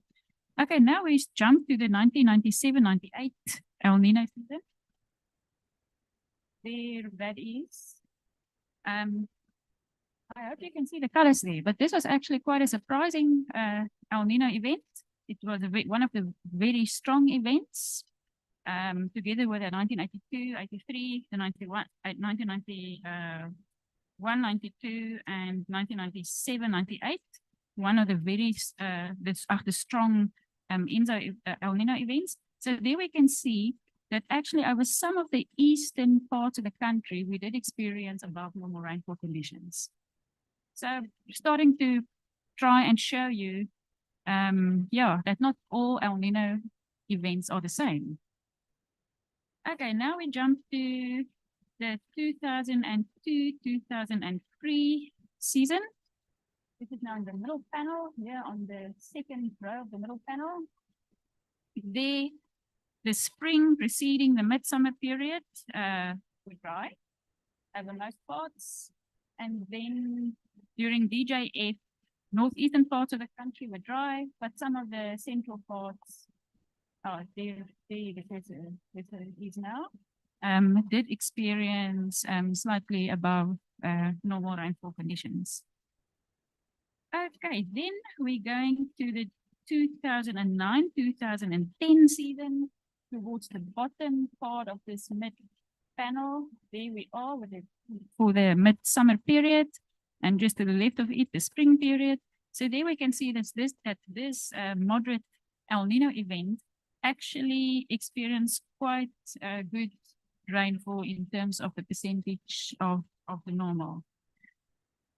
Okay, then we jump to the next El Nino event. That was the 2015-16 event on the right-hand panel, more or less towards the middle part of that panel. There we are. Here we can see that the preceding spring season, also very dry. Not shown here, it's the October, November, December period, but that was really an extreme hot and dry season, especially the month of October.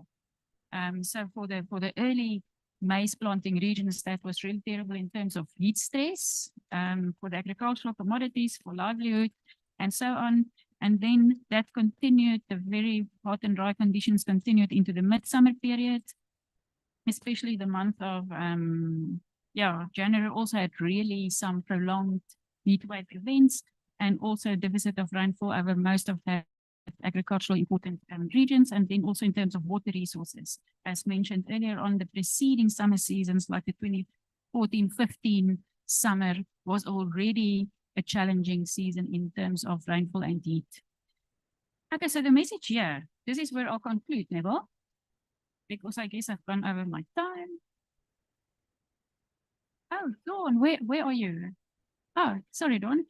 Okay, so so just showing you the different flavors that moderate and strong, and then the very strong El Nino event of 2015-16 can have, and then that combined with the level, some extent of uncertainty in terms of the various prediction systems. This is really a season where climate monitoring and following our other shorter range forecasts will be of extreme importance. So I think that's my message of today. Regular updates for seasonal forecasts, climate monitoring, the real-time events, very, very important for this coming season. Thank you very much.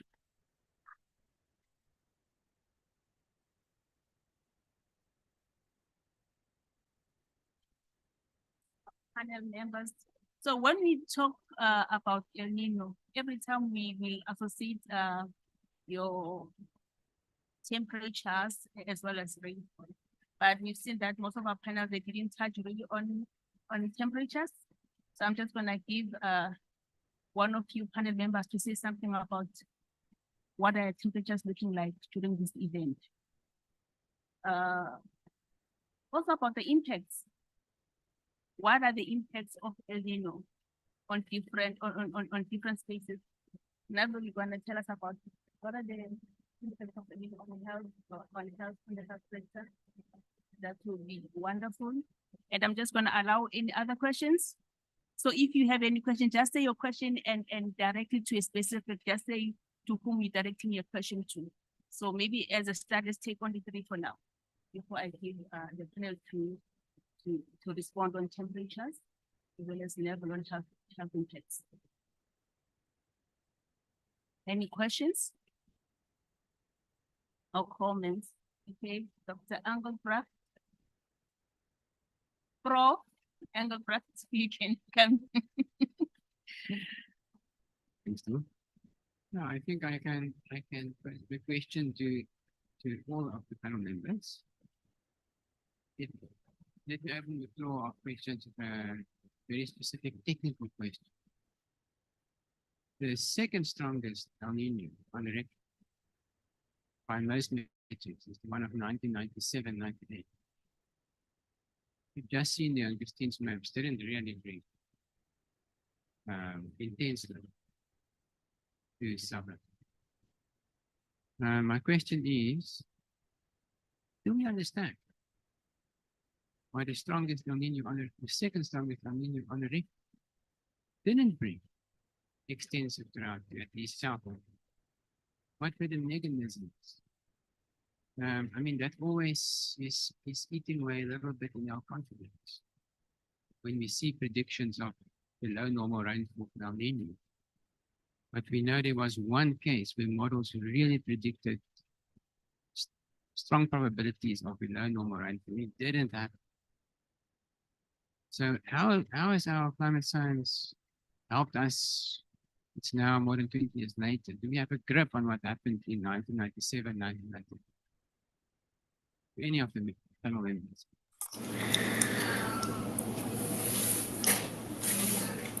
Okay, if I can say something, can you hear me?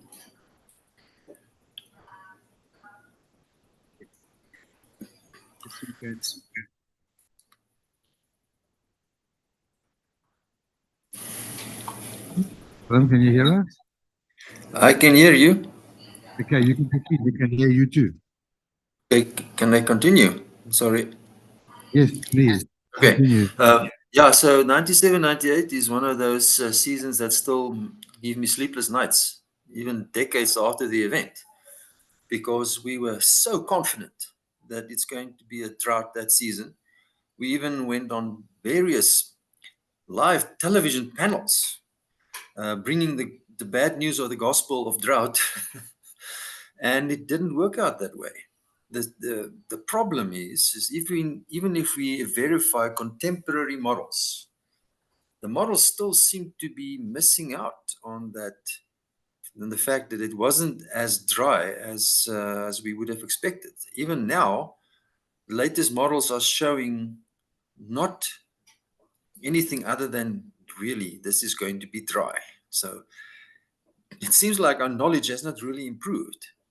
What we have achieved through our verification work, however, is that we see quite often that we are too confident in predicting drought conditions during El Nino. And this is because not all El Nino events are associated with droughts. 97, 98 apart, for the most part, when we have a strong one, we seem to have drought. And if you look at the rainfall time series, what we also see is that when we have severe drought, it's almost always, except maybe 1981, 82, it's almost always associated with El Nino. So El Nino is an occurrence that seems to favor drought conditions. It can happen that we have a season of less drought than we would have expected. But I seem to think that we have still got some important treasures to unlock. I think most of the work that we've done up to this point seemed to focus a lot on what happens over the tropics and not so much what happens over the mid-latitudes. I think the work that Johan Malherbe has done has shown how the sand has a big impact on our rainfall. So that is also maybe part of the westerly system. So there's still a lot of work to be done. So if there's anybody out there who's keen to give money for further research, it should be on maybe exploring other forcings or other pathways through which ENSO and its signal reaches Southern Africa. So there's still a lot of unanswered questions regarding that. So to sum up, not all El Nino events are drought related. It's more likely to have drought during strong El Ninos, except for the case that Franco mentioned, 97, 98. It seems that we have a bit of a overconfidence in our forecast systems when we're predicting drought during El Nino events.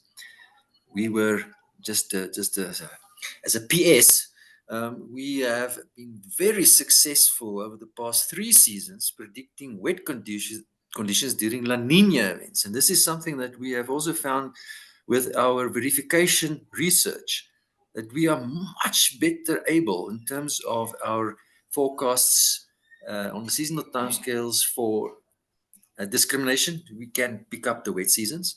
And in terms of reliability, the probabilities associated with the forecast for above, it's really reliable. So when we have La Nina seasons, it seems that we have a much higher skill in our forecast. But during El Nino, we seem to still have a bit of a challenge in trying to improve on our forecasts, especially during El Nino seasons. Sorry for such a long answer.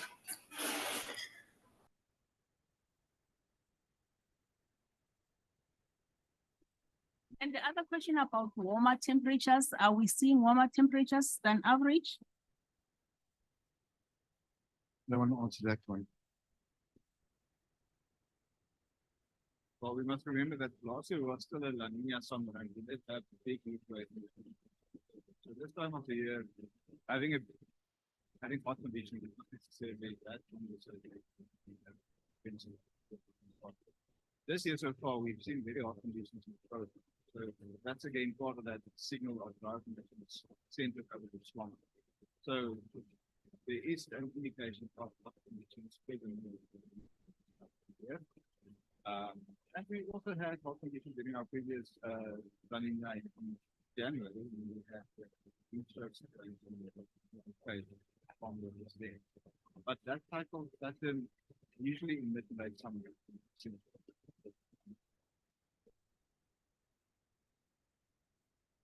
I have a question of Willem and others in the panel in the room. What are the forecasts saying about elevated temperature for this? So we've spoken a lot about rainfall forecast. What is the forecast for temperature? Is it potential, for example, to have an El Nino season which is hot and wet? So hotter than normal, but wetter than normal. In other words, what kind of combinations? I don't want to mislead you. I'm not proposing that we should interpret the models to say hotter, to say wetter, but I'm saying, is it possible to have extreme heat and either a dry or a wetter than normal season? I don't know if any of the panelists want to answer it. In the document. Yeah, I can just say that it's quite possible because we could have 3 or 4 events clustered around a couple of days like we just had, and then for 2 weeks of excessively high temperatures. So it's possible that we could have a wet season as a consequence of big events bringing rain about, and in between these events we could have high temperatures, and on average we would have above average temperatures. Thanks.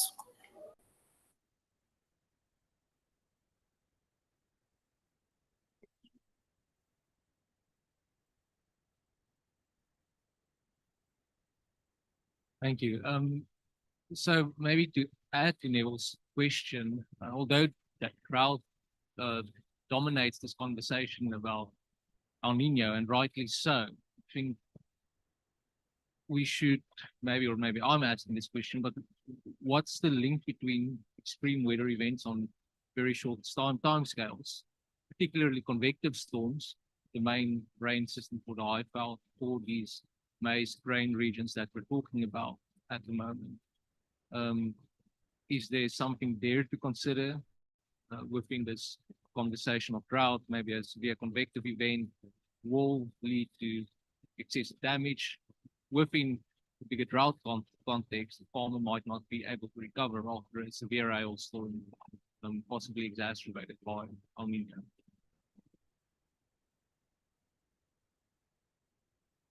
Directing the question to who?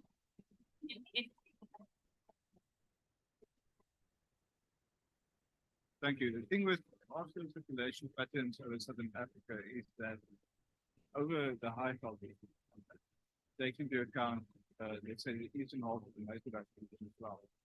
you don't necessarily need a big positive pattern to create rainfall. So you can have thunderstorms over the IFL, even if you have drought over Botswana. And that thunderstorm can be in time and space significant enough to be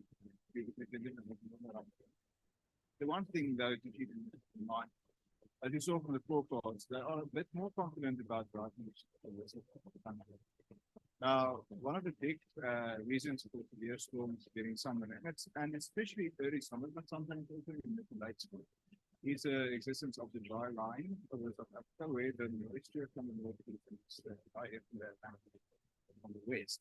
And that usually is located in a wet summer, very far to the west, but in dry summer, that can be very important.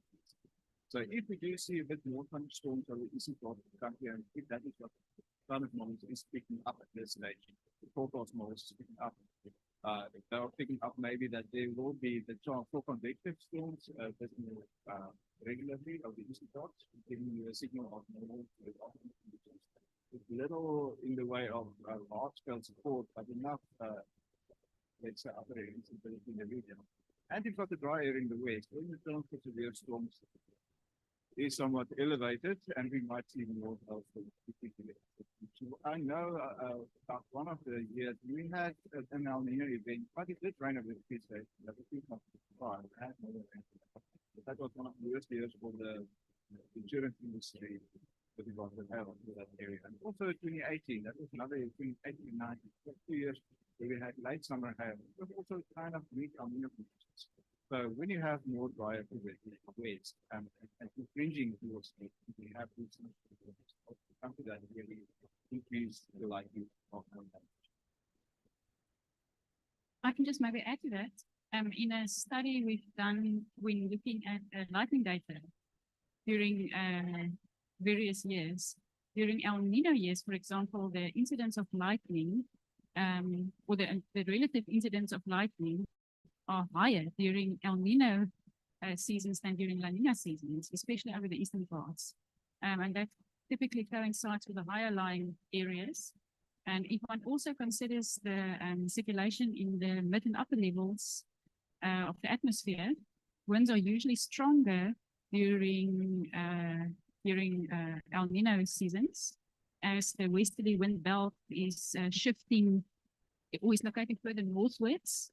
And that then also contributes to increased shear in the mid and upper levels. That is also a trigger for convection of a more severe nature. Before I give over to Love, you did raise your hand, you didn't. So it will be Deke, then KJ. Thank you. Yes, and Johan keeps raising that. I'm just wondering, every time we talk the different interfaces, we normally just go straight into the output of that, which is basically the precipitation and the temperature.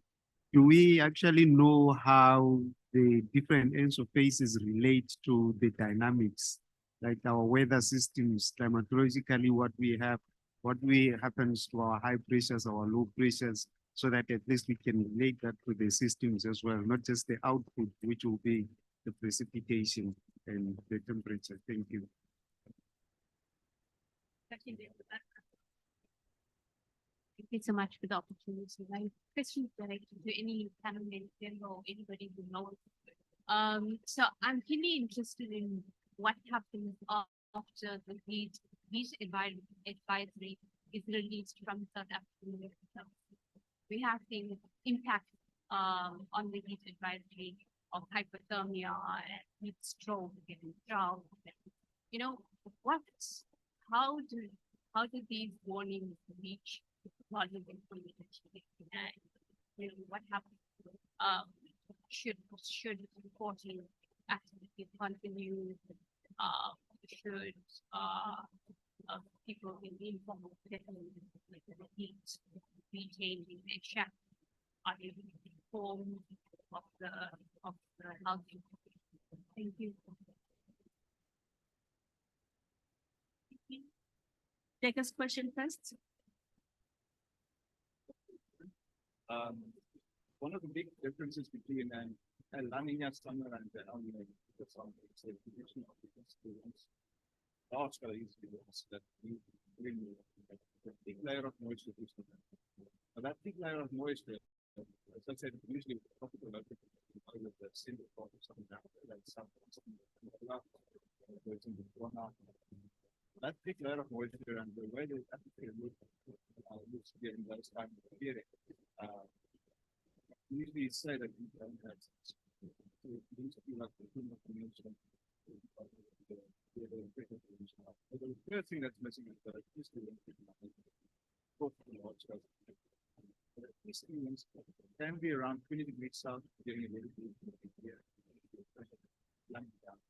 We'll be located further north. That's when you can see the weather conditions of the Kenya and the Queen. So instead of from the east, it's around 20 south.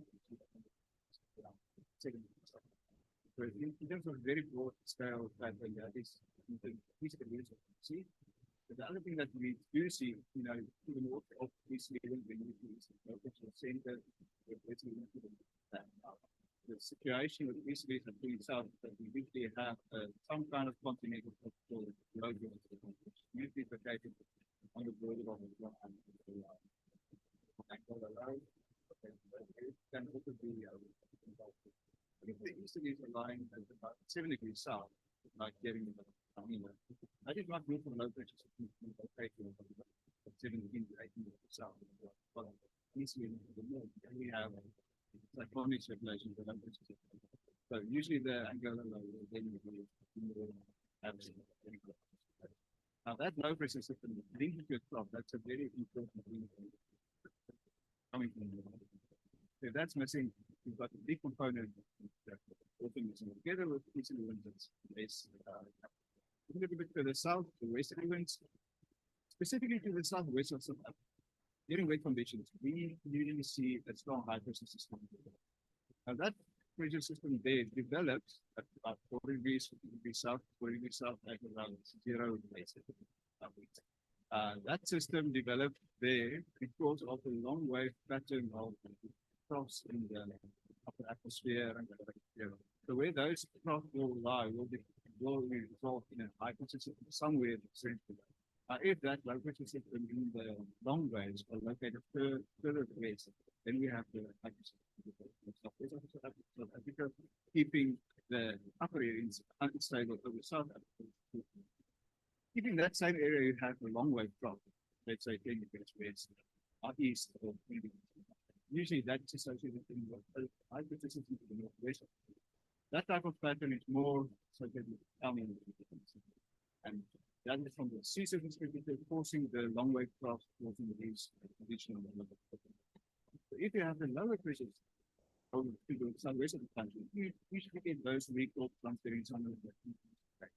They don't have such strong southeast like that's all associated with the position of those long waves. And then to the northeast of that, you build a whole lot. It's not where the prices doesn't have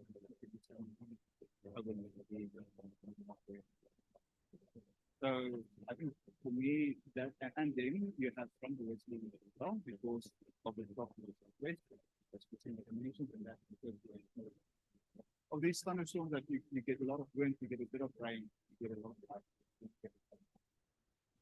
And for me, that would be the main difference. Typical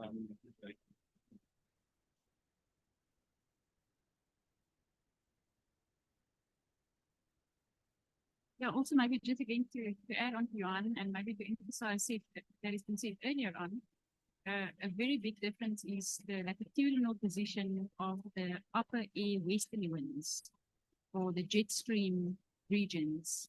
So during El Nino years, they are located more equatorwards. And then the whole climate system, and especially in terms of bridging high pressure systems, is not as effective in transporting moisture into the country as that comes from the west of the country, as Johan has explained. So we really need the position of our high pressure systems on the surface, and then the circulation in terms of the strength of the the westerly winds and their latitudinal position is extremely important. It can disrupt moisture connections from continental Africa to help spill moisture further southwards in over the country. And then also if the high pressure systems is not reaching in a favorable way, then the surface trough over the country is influenced, and then the whole strength of the rain producing systems is deteriorating during inter seasons and can be strengthened during good rainfall seasons. In terms of the question to the weather service of advisories in terms of heat, I think the main method of getting the message out to all communities, including vulnerable communities, are via the media. So when the short range forecasts are issued on a daily basis, if there's a certain criteria that necessitates an advisory, yeah, that is the main communication. And I think especially for the vulnerable communities must be via radio. So I think maybe, yeah, I'm actually quite sure about that. But there is maybe, Miriam, can I maybe bring you into this conversation? My colleague from the South African Weather Service, who is actually focusing on these kind of aspects.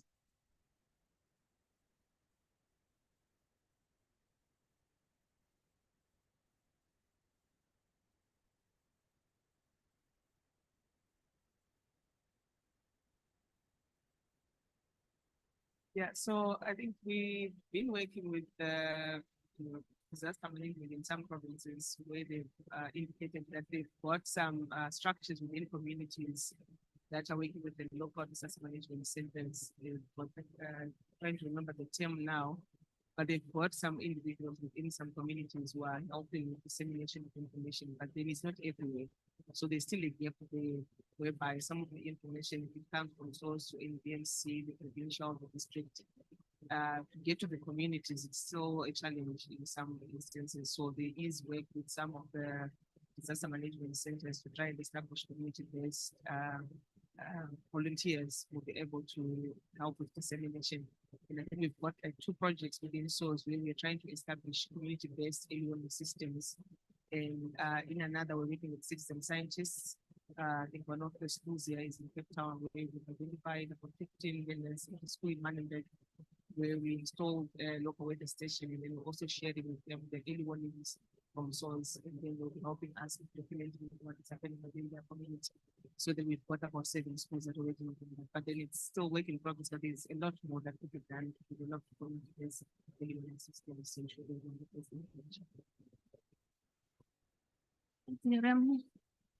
Neville, can I take the last question? So I actually want to just tie up a couple of points here. This conversation you guys had about these mechanisms, I assume are published. Okay, well, I mean, Francois was asking earlier about what was different about 1997. And it was very interesting from a mechanistic point of view to find out what that was, if it isn't known, right? So I think that's really a very important. I know what you're looking at.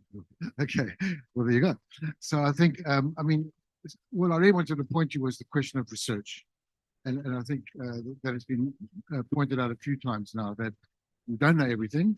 We don't know enough, obviously, to, and I think Willem earlier said something about, you know, not a hell of a lot has changed in our abilities. We have obviously got some improvements.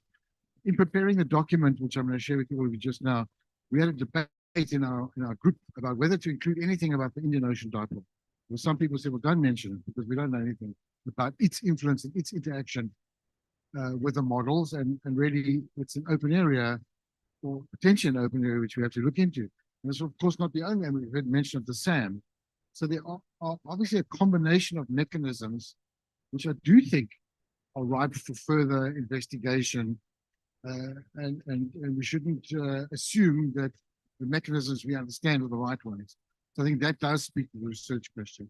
And then just to Reiki, and Dawn, this is maybe directed at you, actually, because what you're talking about are climate services. ultimately, right?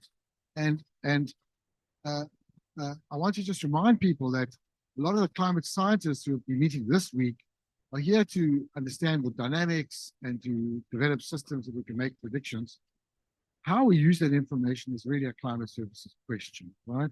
So whose responsibility is it to interpret that information? Whose responsibility is it to translate that into information that's usable by whom? So in other words, the climate scientists are not delivering information for the community. That has to still be processed into information that's useful for the community. And who has the last mile responsibilities? It's all developed in the concept of climate services, which Dawn is involved in at source. I don't know if you want to make a comment on that, but I think it's really important that we have this division of labor and the connection between those different divisions operating well. That's what I wanted to say.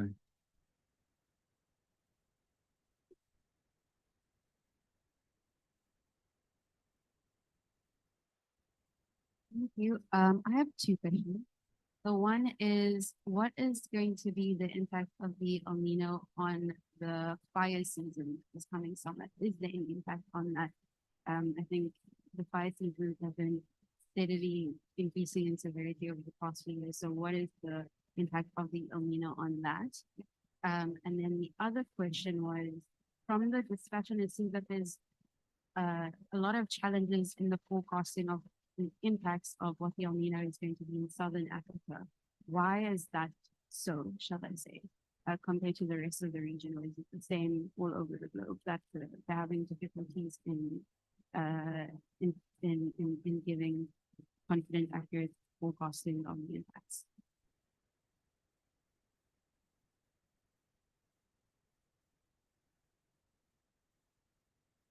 I think it's important to distinguish between what we could say are the conditions for extreme events and the actual occurrence of an extreme event. So we could say something like conditions are suitable for runaway fires. Doesn't mean there will be fires.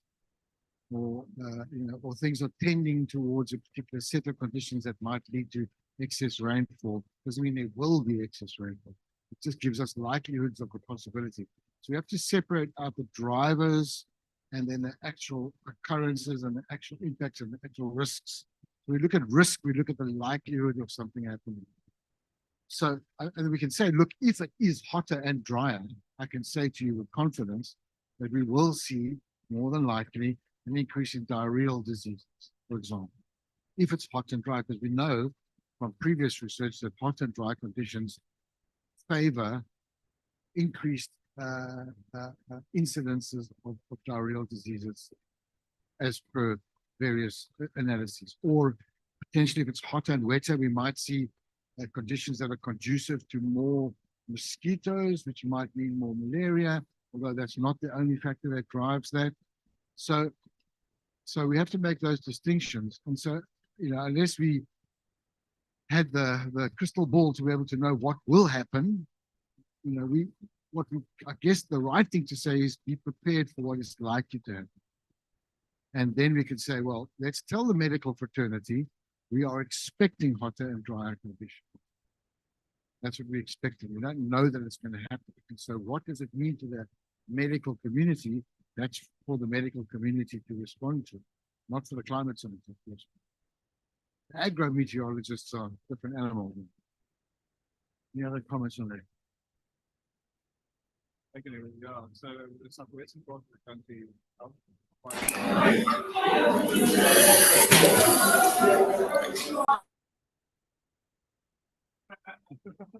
it's around February to March, late summer.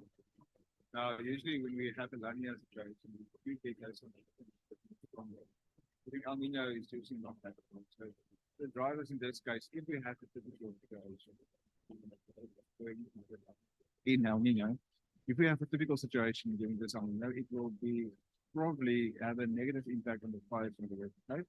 On the other hand, you had a very wet winter, so the biomass will be decreased. So there are those two opposing things. Over the interior, what we've seen during large droughts, and usually that happens in the year, is that the fire season following the summer is weaker because less biomass can be given. That is the main thing. And as long as we don't see a lot of rain over the interior, over those, say, western parts of Northwest, where they had good rain over the last few years, as long as those areas, the part of those part of the world that's still dry, if we have a windy day, even into November, we might still see fire for the interior. As soon as we see widespread rainfall, that will change. So from a general circulation view, the strong southeasterly should probably be less, and so for that reason, that component will be less okay. And if it rains less in the interior, we could see less fire by April to August.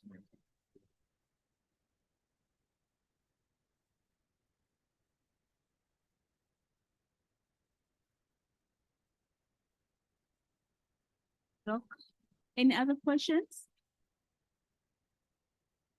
Before you. Okay. Thank you. I just want to check. I still haven't heard what the temperature prediction is. Someone please clarify.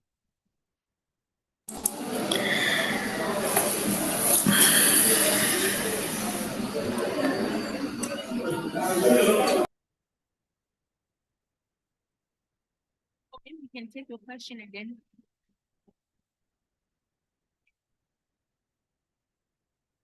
Oh.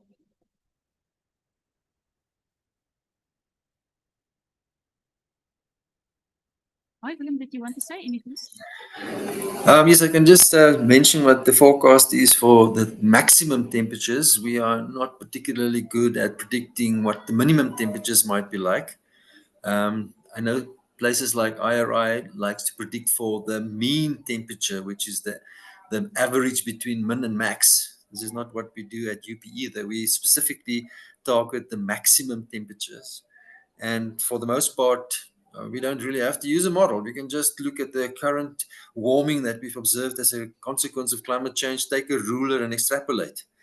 Um, but the forecasts that we look at in terms of temperatures, we also need to see whether or not the forecasts are able to capture the seasonal to interannual variability and not only the trends.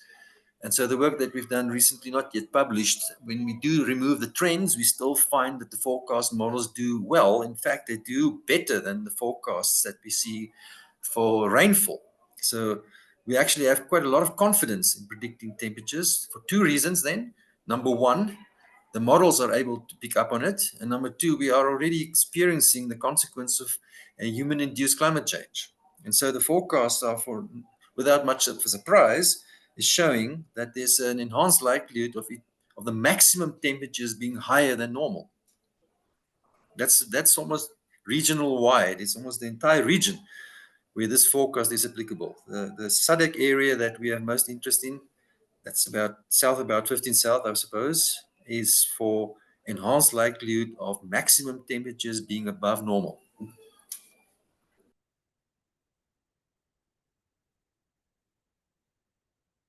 And I can just maybe add in terms of heat waves, when looking at observational data over past 44-year period,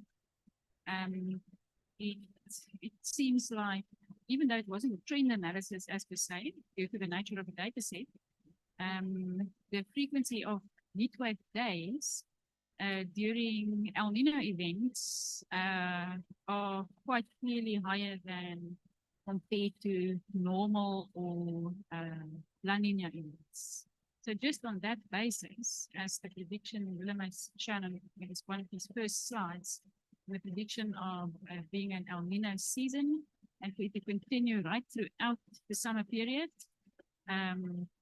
Yeah, and based on some observational analysis on heatwave events, it seems like we can expect some heatwave events during El Nino seasons. So I don't think that's it. So, expecting heat waves where in the country?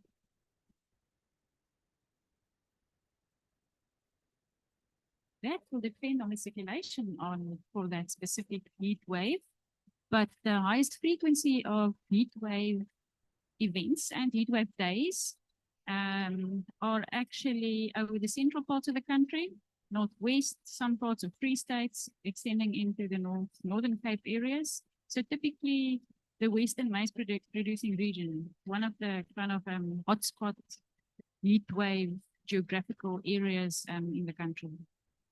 But then, of course, also some smaller heat wave events in the observational record over the northeastern parts of the country, like the Limpopo Valley, as Johan likes to talk about. It's under low belt, depending on, if you, especially if you have some cooler weather in the Cape, then it's likely to take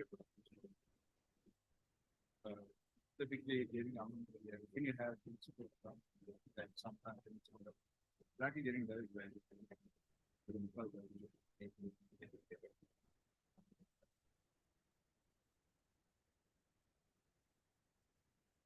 Well, if I may, I'd like to, running out of time, out of time.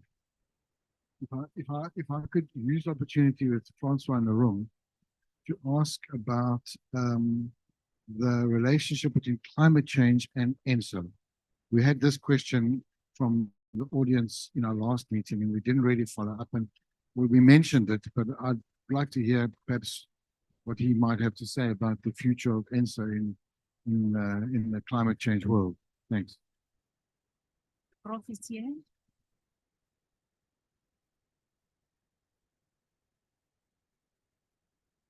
Thanks for the question, Neville. So the IPCC also grappled with this very same question back in 2021, working group 1, part of the assessment report 6 was funded. And there has been some research over the last few years suggesting that El Nino events may become stronger, so that we may see more of these 2015-16 type of El Niños. And interestingly also that La Nina events may occur more frequent. There are some papers speculating that may be occurring in association with thermal haline circulation weakening. And specifically in terms of the changes in the North Atlantic Ocean, so really interesting dynamic theories that are being developed. But at the end of 2021, the IPCC made an assessment that there is not sufficient evidence to make any of these assessments with substantial confidence.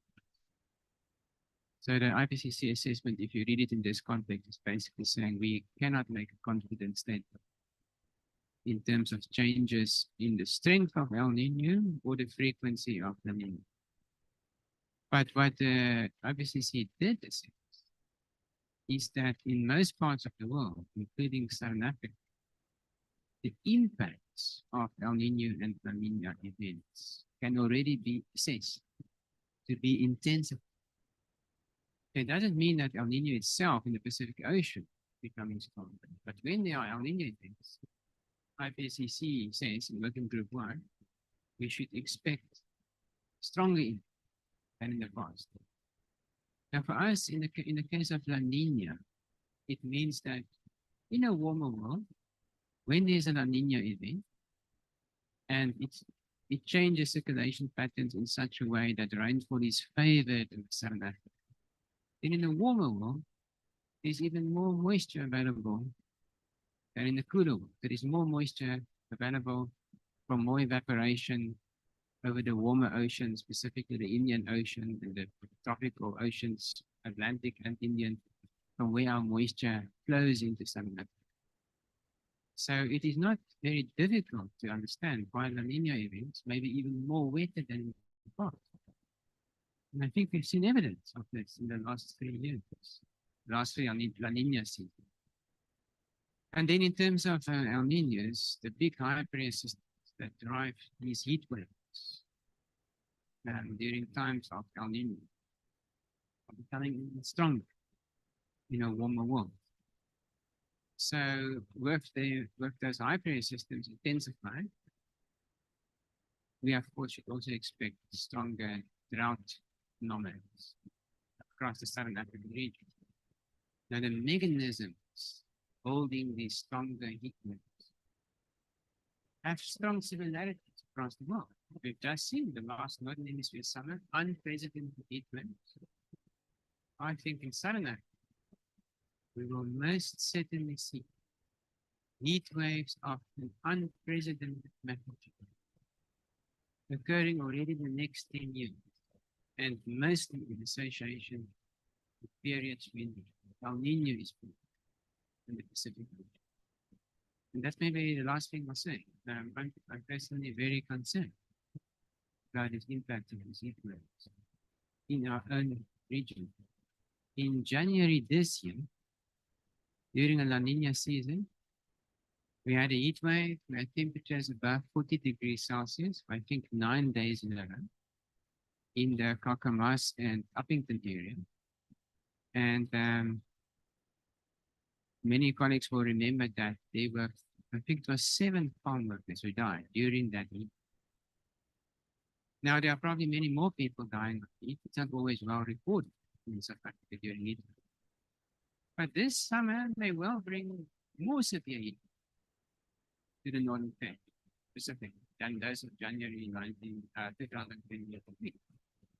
And have we changed the way in which we operate on farms? The labor laws, who do we appoint to work on the farms? Often it's people with all kinds of comorbidities we need strikes. And what about water? We need cool water during El Niños, during heat waves. But now we hear in parts of South Africa, for example, groundwater now tends to run out exactly when there's a heat wave of water because of that high demand. That's actually when they should be pumping more water. They're failing to provide cool water to the most vulnerable communities when the heat waves strike. So this, I think this El Nino it's going to be a typical El Nino, as we've heard now from the panel members. We are going to face many challenges again in terms of heat wave impact this coming summer.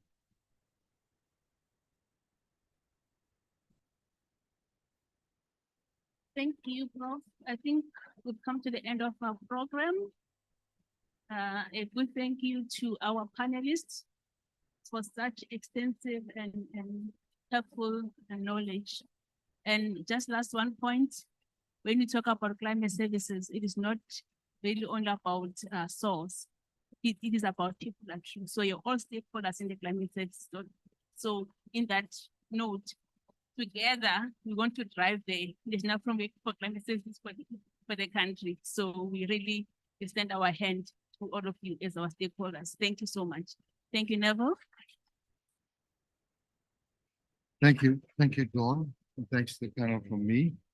So we're going to go to lunch now, and then we'll hold our second panel. I just wanted to show you somewhere here. I have a link to 2 documents. What looks like a nice, good boy on the slides or not? But I'll have to give it to you after lunch, because I didn't put it on there.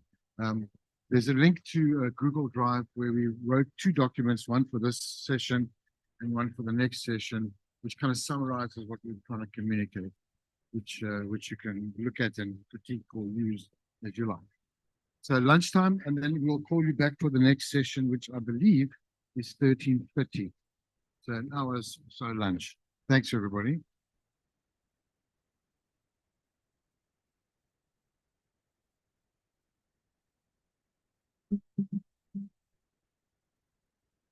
Andrew, we have one person online for the next session, like Willem.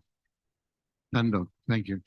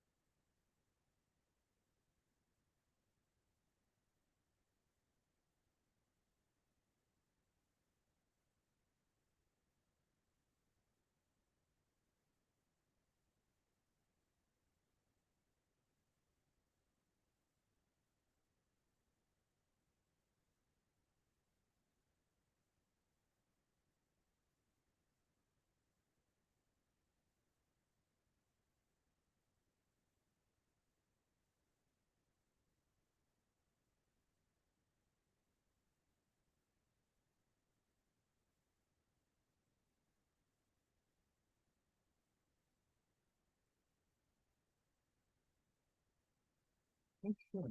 I because YouTube, oh, you know, it's in my labels. Yeah.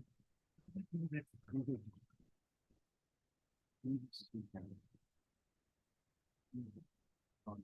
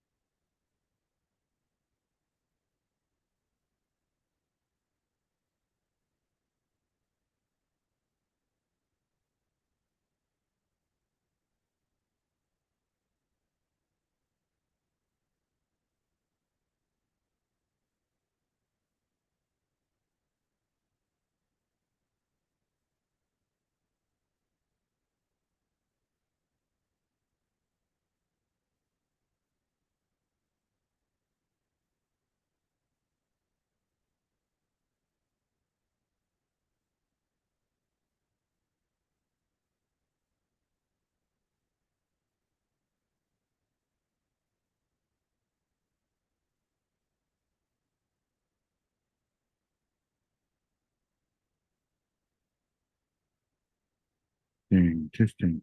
Is Kendall on yet? Not yet. Okay, it will come. I hope.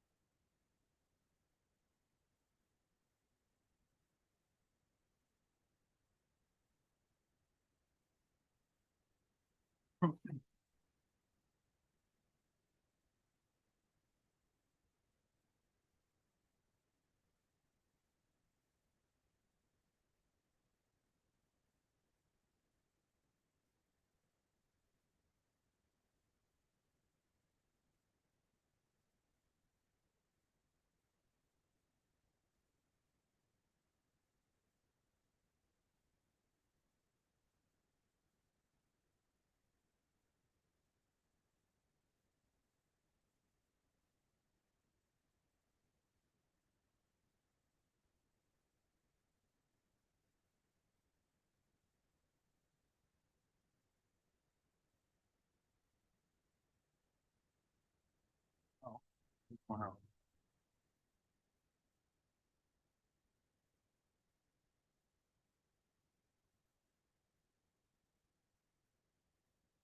Where's Christina? Sorry. Is that Christina? Right. I knew your face. I just put a name and a face together.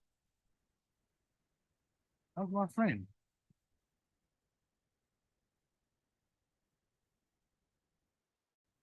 Listen.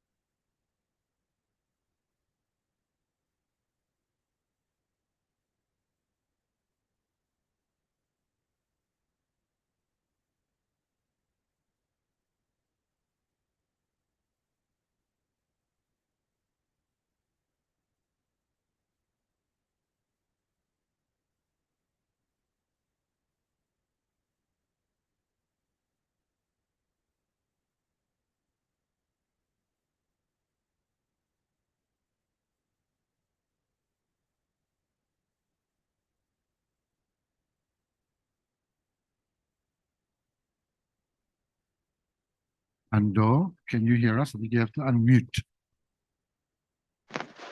Yes, yes, Nevin, I can hear you. Awesome. Thank you. Starting in 5 minutes.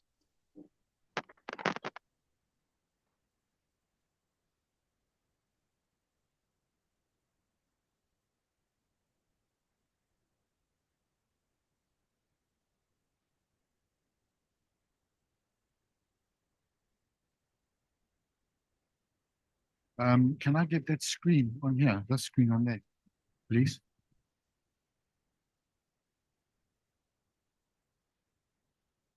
I'm just going to show you, for those interested. Oh, wait. Is that okay? Sorry, what is that trick? It's a duplicate screen, huh?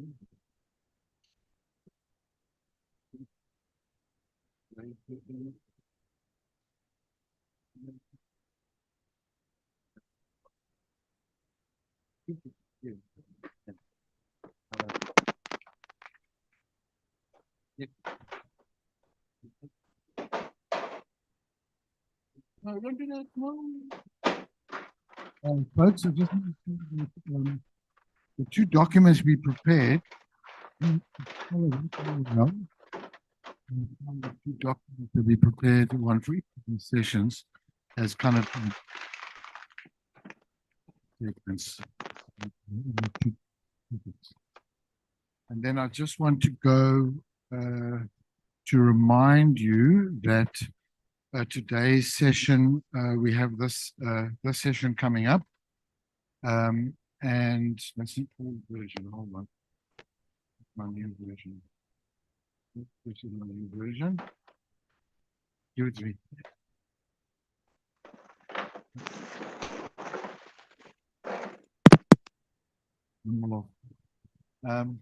So today we have this session. Where is it now? It's gone. Okay, we have this session, and then afterwards we'll have tea, and then we'll have 5 presentations on various aspects of extreme climate, 5 science inputs, and then tomorrow we'll have another 2 before we do one more exercise with a group on this. I just want to launch this one. One person online.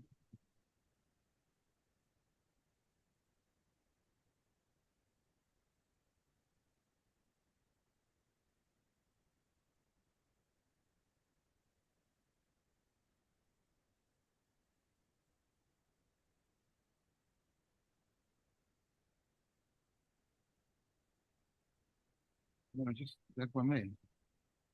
Control C. V. Check it again. I don't know how to do that. Not the normal one.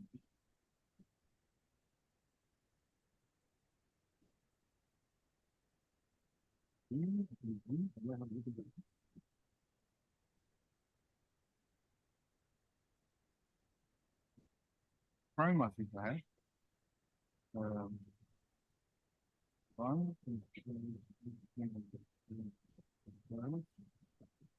like that. Oh my gosh. Oh, I close it here. Just go here. Go to Chrome. Go to try that. It's very large. No problem. Open with.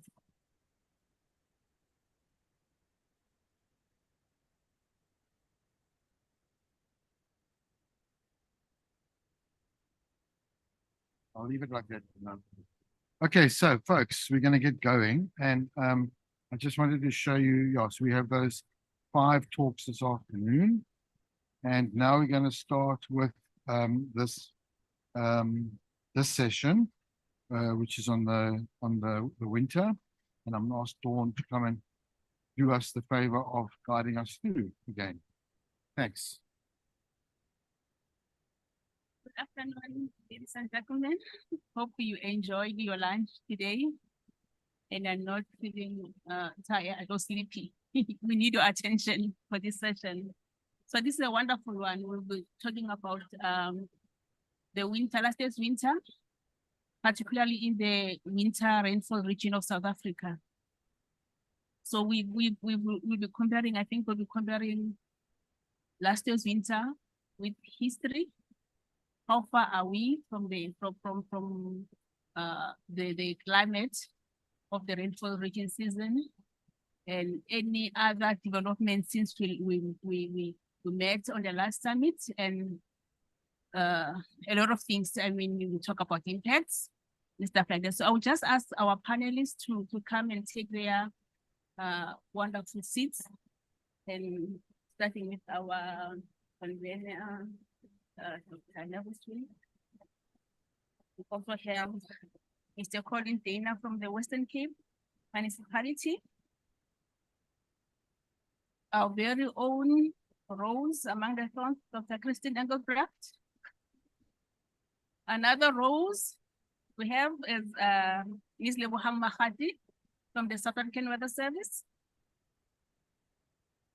Mr. Stephen Conradi, please come and join us. Are we having enough seats?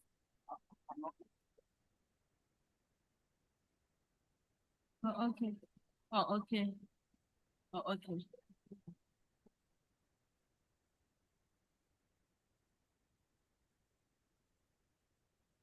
And last but not least, we also have Prof. Tandonda Hana from UP, who will be joining us online. So at this moment, I'll start with Dr. Sweet to come and give us an overview, an opening statement before we go to our panel. Thank you. Okay, thank you, Dawn, and thanks to the panelists. This is a new one for us. What occurred was that we were organizing this event, and it so happened that while we were organizing the event, I was sitting in my house, peering out the window in trepidation over the last couple of months in Cape Town, and really puzzled by the fact that, you know, people forget that just a couple of years ago, we were like famous in the world for our day zero drought. And here we are, you know, overflowing. And we had these really amazing things, amazing scenes in the region, as you'll hear probably lots more detail about. Namely as examples, the Citrusdal floods, this recent Oberberg floods, the storm surge. And we were wondering, you know, is this, and the winter started early and it kind of went on forever, and it's kind of still going on until yesterday. And extreme winds and all sorts of things, and really amazing scenes, you know. And so the questions that entered our minds were, is this unprecedented? Is there something special about this winter? And then what do we know about predicting winters? And we know even from the day zero period that that our ability relative to, say, the northeast of the country, our ability to predict the kind of winter that we should expect in the Western Cape with regard to the intensity of storms, the potential for extreme events within the winter, the rainfall in the winter is relatively poor. And so we thought, well, you know, since we are talking about extreme events, let's get a panel together and see what we can say about this previous winter in the what we are terming the Western Cape winter rainfall region, which is distinct from the Western Cape, as you will hear just now. So that's what we convened this panel to do, and I'm very grateful to all the panelists who agreed to do this. And let's see what emerges and what we can say about things. And I'm going to say no more than that, Dawn, and hand back to you. Thank you. Thank you, Neville, for that wonderful introduction and statement to open this session. So as we've done in the previous session, we'll take questions after each and every panel member has spoken. So our very first speaker will be Mr. Stephen Conradi from UCT. Over to you.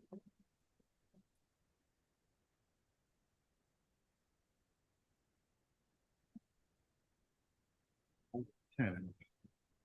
There. All right. Come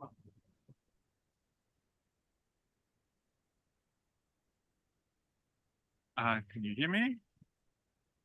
Stand and speak here. Thank you very much, everyone. So coming up here.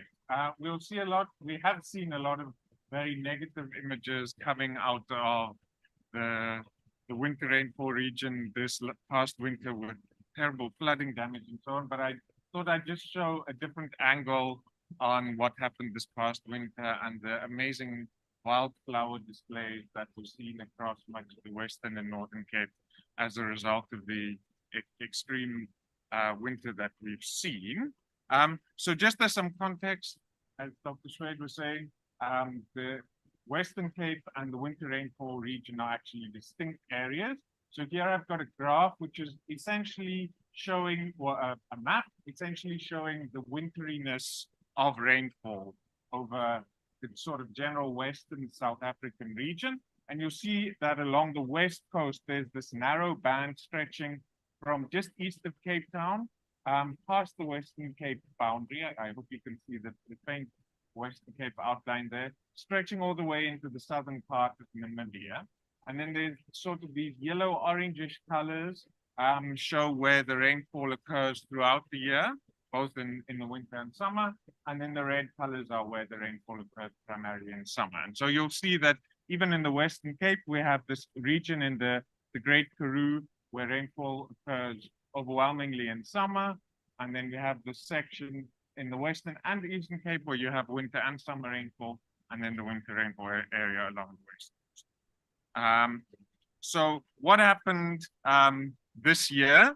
Well, the story really starts last year. Last year was an exceptionally dry year. In fact, it was one of in the southwestern Cape, the area sort of just around Cape Town there, it was one of the top 10 driest winters in the past 120-year record until around October, November. And then things turned suddenly in December.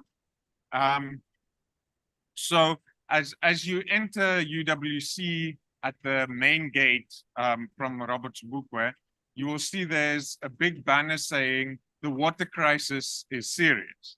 So just to remind us that not that long ago, we were still in a serious water crisis, as Dr. Swade was also saying. It feels a bit like those signs that you still see up outside shops that say no mask, no entry. Kind of, we're in a serious water crisis. This year saying we're in a water crisis feels a bit odd. But the heavy rainfall, in fact, started long before the winter. So we had extreme rainfall starting with some cut-off lows that occurred in December 2022.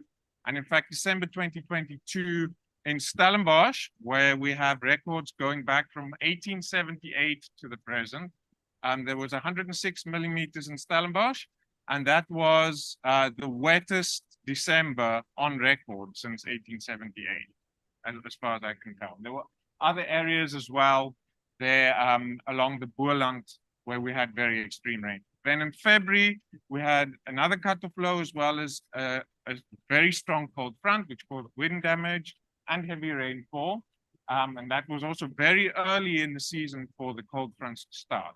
And after that, it didn't really become much hotter again. We had a very cool start to the very cool and early start to the winter. That continued through March, which in the Southwestern Cape at many stations was the wettest March on record. That's straight and also in record stretching back to around 1900. April and May was sort of near normal. We had a couple of big rainfall events as well. Towards the end of May, there was another big storm, two more big storms, and then that continued into June. We had just one major cold front after another coming through, and consecutive days of relatively heavy rain at some stations in excess of 50 millimeters a day, every day from the 11th to the 17th of June. So consecutive days of intense frontal rainfall, really here focused on this area along the Western Mountain Belt, which is exposed to the westerly winds that we get in front of cold fronts. So, and then that was what resulted in intense flooding along the Berg River Valley, as well as the most intense flooding in the Cedarburg areas and generally in the Olifants River catchment. Very intense rainfall there, quite possibly unprecedented, although unfortunately I haven't been able to see the records for those areas yet, for various reasons. And then, so that was a series of cold fronts coming through in June. Then we had a particularly unusual event where what I'm quite sure was a warm front moved through and directly affected Cape Town and the southwestern areas on the 15th of June, and also brought more rainfall into the interior of the Western Cape that doesn't generally receive rainfall, that much rainfall in winter. Many rainy days, which is particularly notable since recent research has shown that there's been a long-term decline in the number of rainy days that we get in winter in the Western Cape and in the Southwestern Cape in particular, probably associated with climate change. There was much stronger signal in rainy days than in total rain. And yet this year, records were equaled for the most rainy days in June and September. At stations with very long rain. And then we also, as I said, there was record rainfall in December and March. There was more record rainfall in June at a number of stations, at least 4 stations that exceeded 700 millimeters for the month, all the way from Stellenbosch north to Clanwilliam. There was a broad area with very heavy rainfall during June. And then obviously the most extreme system of the season happened right towards the end, the Heritage Day weekend cut-off low, which affected the areas here in the southeast, the Overberg, the southern and western winelands areas, where the maximum 24-hour rainfall that has been recorded in the city of the Cape Town city center and a number of around regions lying or stations lying in the region around Cape Town saw the highest rainfall they had ever recorded in a 24-hour period during that system. Very intense rainfall over a 24 to 36-hour period with that system. So a number of intense systems. And then if we're looking, I asked the question to the previous panel, but what about temperature? So I guess I also have to answer that one. We had a very unusually cold winter period. Here I'm looking at March to September. In fact, but it was really March to June and September that were much cooler than usual. Although it's interesting to note when we say very cold, we often might think of very low record low temperatures, but we saw hardly any sort of extremely low temperatures. What we saw was a lack of warm temperatures. Very few warm or hot days, few berg winds, and that limited evaporation because it's those berg wind days in winter that tends to drive evaporation that kept soil moisture very high, and that resulted in when the heavy rain fell, we'd had a long period of many rainy days, little evaporation, few dry winds, which resulted in very moist soils. And so when the heavy rain fell, the soil could no longer absorb any of that rainfall, and it all went off into runoff. There are other factors I think that need to be looked at. There was heavy flooding around Stellenbosch in June that was associated down the Eerste River and around Stellenbosch. And it seems that if we look at the available stream flow records, that in the areas that recently burnt, or in 2021, there was a major fire in that area. And in the areas where there had been pine plantations which burned out, there was a much bigger spike in the stream flow following the event than in the areas where there had been fynbos and indigenous vegetation. So there might be an interchange or interplay between land use, fire, and flooding that I think deserves closer attention in the future. Okay, so what, yeah, sorry, let me explain. So this is the rank of temperature, of maximum temperature for 2023 relative to 1959 to 2023. And this is in the reanalysis data set, just because that's what's easily available up to the present. It's not, so we shouldn't take this as necessary. This is not ground truth, but it is an indication of where, relative to the past 60 years, that darkest color shows where it was the coldest in this data set, the coldest year on record in terms of average maximum temperature between March and September. And I should probably also show for the rainfall here, it's the same, but for rainfall, so it's where 2020, the darkest colors is where 2023 ranks as the wettest year in that period for March.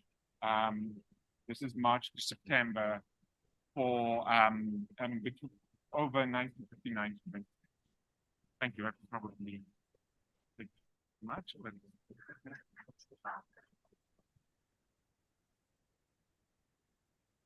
Thank you so much, Pangadi. That was wonderfully said. So the next speaker is Prof. Ndahana. Are you ready for some equations? So Prof. Ndahana will be using all those complex equations to analyze the winter season in the winter rainfall region. So, Prof, over to you and welcome. Hang on 1 second.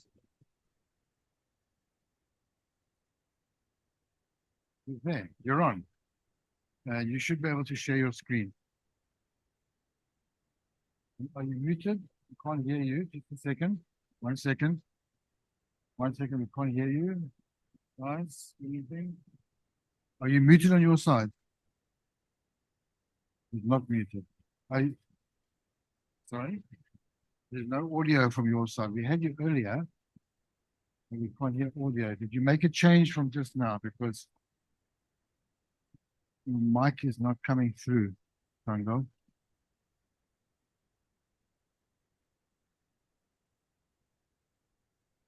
We can't hear you.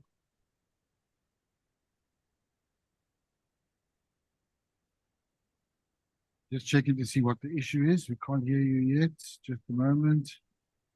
Let's keep saying, sing us a ditty, the jazz ditty, so we can hear your voice.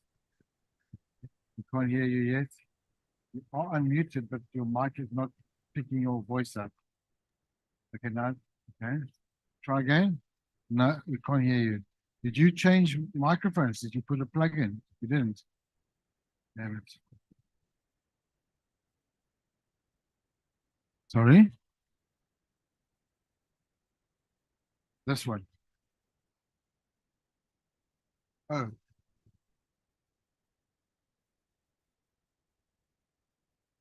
Can you look at your audio settings?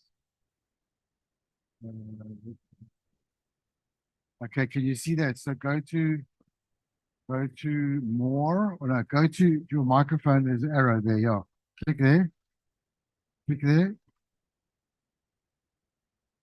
No. Wiggle your mouse again.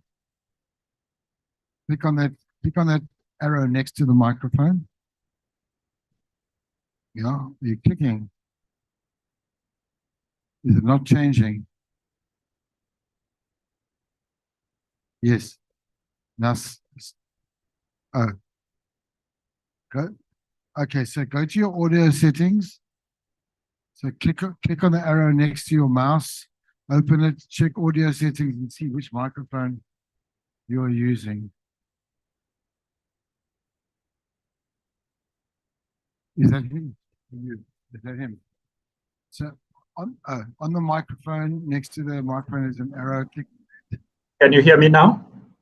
Yes, we can. Okay. We can. Wonderful. The floor is yours. All right. Thank you. All right. So no, I did not prepare a presentation. I just wanted to talk about, pick up on what Stefan was raising, in particular, the issue of cut-off flows as an extreme event, and maybe talk about why it is important for us to be able to predict these events ahead of time at the medium range time scale, and talk about, well, their predictability. How well are we doing with their predictability at their time scale, at that time scale? Because for me, what is important are early warning systems, as I'm sure for everyone else. So I'm not sure about the composition of the audience, what the composition of the audience is. So I'm not sure how technical I would need to be, or how, the kind of information that I would need to provide here. But,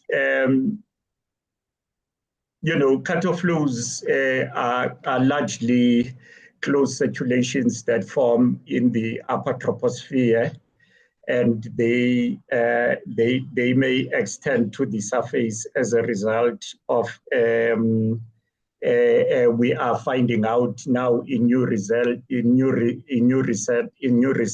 as a result of a subtropical jet that might be associated with them. It has long been established that when a cut-off flow occurs, you would have a jet streak, which is an area of strong winds in the westerlies occurring to the south of the cut-off flow, to the southwest of the cut-off flow, and it propagates across the domain and sometimes passes the position of the cut-off flow. And then the other thing that recent results have shown, that you would have a subtropical jet to the north of the cut-off flow, but we have really never looked at the seasonality of that of the behavior of subtropical jets, of jet streaks associated with cut-off flow. So recent results show that during the winter months, the subtropical jet becomes much stronger than during the summer months. It is that subtropical jet that facilitates, it is that strong subtropical jet during the winter months that facilitates the strength of the subtropical jet, the strength of the cut-off flow, as recent results are showing. But then, what is the strength of the subtropical jet, of the cut-off flow? How do we define that? In my opinion, we define it by its ability to extend to the surface, because when that happens, the vertical motion associated with it that brings rainfall becomes very strong. And if you've got lots of moisture, that is transported from the surrounding oceans, then heavy rainfall will occur. And also the other issue is that if a cut-off flow extends to the surface, then it might transfer its energy, which we call eddy kinetic energy, to the ocean, as it were, and this would excite winds that cause swells maybe to form, and you could have storm surge events induced by these cut-off flows. So it's very, very important to understand how these systems work because of their impact, as I've just outlined. So what I did was to look at the whole season, only the winter season. I didn't go beyond that because the brief was to look at the winter season. And we found that there were a number of cut-off flows that occurred in the region. The first one that was identified occurred on the 7th of May. But this one was not as deep according to what I saw in the reanalysis data. because the mean sea level pressure anomalies were associated with it at the surface were largely positive. So if you've got positive mean sea level pressure anomalies with a low pressure aloft, that suggests that the low pressure didn't extend further. It didn't extend far enough towards the surface as would be the case if the mean sea level pressure anomalies are negative. So that cutoff low that we first identified there wasn't as deep as all of that. And the one on the second one was identified on the 28th of May. And this one was characterized by quite a deep trough that developed over the Southern Ocean, and that trough then developed into a cutoff low. A deep trough is usually oriented in a northwest, southeast manner, and that trough was clearly visible over the South Atlantic on the 28th of May, and then it eventually became a cutoff low. It actually was a breaking Rossby wave, but it eventually became a cutoff low, which also is essentially a Rossby wave breaking event. And this cutoff low propagated across the land and dissipated on the 2nd of June. And the major flood that occurred on the 12th of June was also, okay, so there was another major flood that was identified on the 12th of June to the 17th. That one was associated with a deep trough that extended all the way from the mid-latitudes. That was just another event. And then a third cutoff low developed during this winter on the 26th of June. And this cutoff low, as well as the one I've just mentioned that occurred on the 28th, were associated with mean sea level pressure anomalies that were negative at the surface, and indicating the depth of the cutoff low, and therefore the vertical motion that was associated with the cutoff low, and then of course causing extreme rainfall over the region. Stefan also mentioned the latest one, I think it was, that occurred in September. That also was clearly clearly extended to the surface, and it caused a storm surge, if I remember correctly.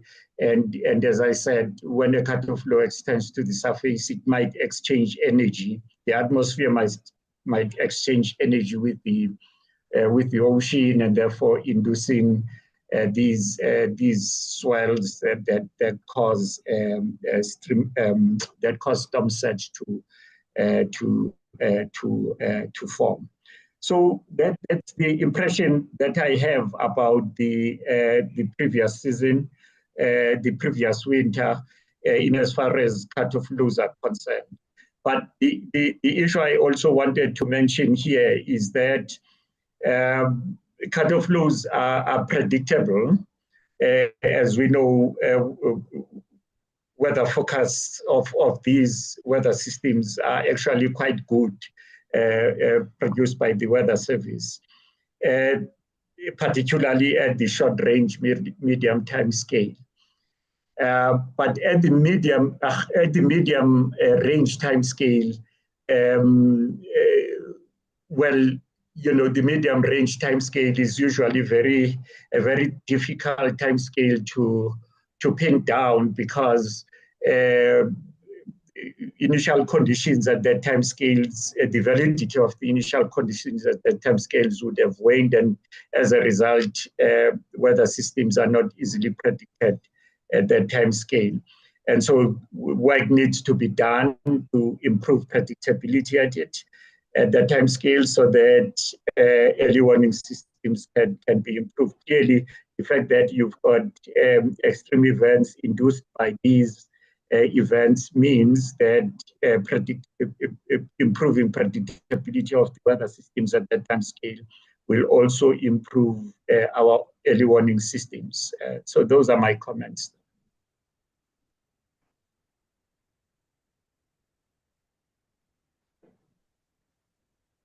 Thank you so much, Prof. That was wonderful. The next speaker now is our beautiful Ethan.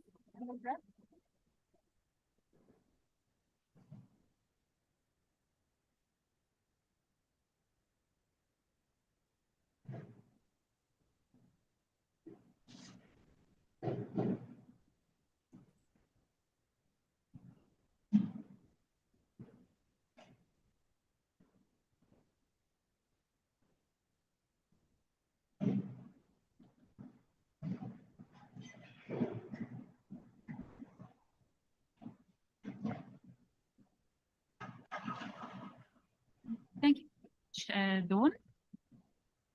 Okay, so to further elaborate on specific cut-off lows, of course, that's not the only weather system important for the winter rainfall region in terms of rainfall. Cold fronts. Conradi has demonstrated is a very important weather system when it comes to rainfall, and especially during this past winter season, especially during the month of June, September, if I remember correctly, Stefan, the frequency of frontal systems played in rainfall outcome for the winter season. Of course, during the Cape Town drought in 15-17, a lack of frontal systems was experienced. When it comes to frontal systems, it's also the position of the frontal systems that plays a very important role, especially in terms of the northward extension of the rainfall along that, was it a blue color region that indicated the winter rainfall area in Stefan's presentation? That blue color region in the southwest, over the southwestern country that receives or the most rainfall during the winter months. That is when the extension of frontal systems as it makes landfall is very important. So this current season characteristic of the frontal system was the quite far northward extension. I must say from the start, it was quite a characteristic, and then it was quite frequent as well. So I must say over the let's say I can't, but basically the back 5 to 10 years, I think it's one of the systems with the most notable northward extension of as well as the that I can remember. Okay, in Stefan's lifetime. Yeah, but anyway, even without a formal analysis or someone the way it really knew was happening. Okay, but back then to love, except jazz, cut-off lows, shade love we have. I don't love, sorry, Thunder, but in terms of cut-off lows, okay, cut-off lows is I think the weather system, rainfall weather system, it can be important over the whole, the entire country. Systems important southwest. Some of the more summary weather systems, crops and tropical lows, and then so on. The feature of summer months is summer and late summer, depending on whether it's a tropical different from from the east, one of Johan Malherbe's favorite weather systems, and on which he has published quite extensively. But cut-off lows, it can occur any time of the year, but it does have certain times of the year when it have preferred or the most frequent occurrences. So on this, only one slide again, on this graph, the top image on this slide, as well as in the middle row, the left-hand image, is a monthly breakdown of the frequency of the number of cut-off low events. This is not just cut-off low days, because that's another factor or characteristics of cut-off lows that can influence the rainfall attributes, is how long it can last. But here the number of cut-off low events. So on the top part of this, the top figure on this slide is from the study of Elise Favre et al., a study that was conducted at UCT, and the one on the middle row on the left by myself and co-authors. Yeah, so here a similar message is that there are basically 2 times of the year with a preferred peak in the occurrence of cut-off lows, more or less during our transitional seasons. You can see more or less, let's just for simplicity talk about maybe spring and autumn, but you can see specific months there. I think April is a month that actually stands out in both of these studies, and then again the month of October. So those are months that cut-off lows most frequently occur. What is quite striking is that the minimum number of cut-off lows, or the lowest frequency, climatologically, occurs during our midsummer period, typically December, January, February. So that is not to say that what one can relax during those times. Some of our most devastating floods actually occurred during the midsummer period. One of the most, one of the oldest, maybe the Langsburg flood of January 1991, was it? 81, sorry. Yeah, 1981. Then not shown on these records here, during the month of September, I think it was the 1st of September, the devastating 1968 Port Elizabeth floods occurred. Luckily at that time, it occurred on a Sunday morning, but it basically hit the city, large flooding events, but luckily no one was really on the streets. So in terms of impact of loss of life, it was quite limited just because no one was outside. But infrastructural damage, I think it's the Barkenkloof Valley, I can't remember the exact name now, was basically destroyed. Yeah. So then, also not shown here, but other memorable cut-off low events, and now specifically here for the Cape Town area, Somerset West, November 2013. I think it was in a newly built hospital in Somerset West, was flooded with a cut-off low event.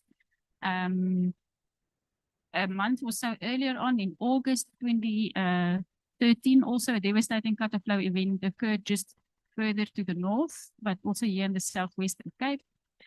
So cut-off lows have a history of causing floods over the country. If you draw a map, a climatological map of rainfall in excess of 50 millimeters in a day, in a 24-hour period, the typical areas along the south and southeastern coast, let's say the Port Elizabeth, West London, and further westward, that kind of area have some hotspots, as well as more or less where the April 2022 cut-off low event caused that flood event.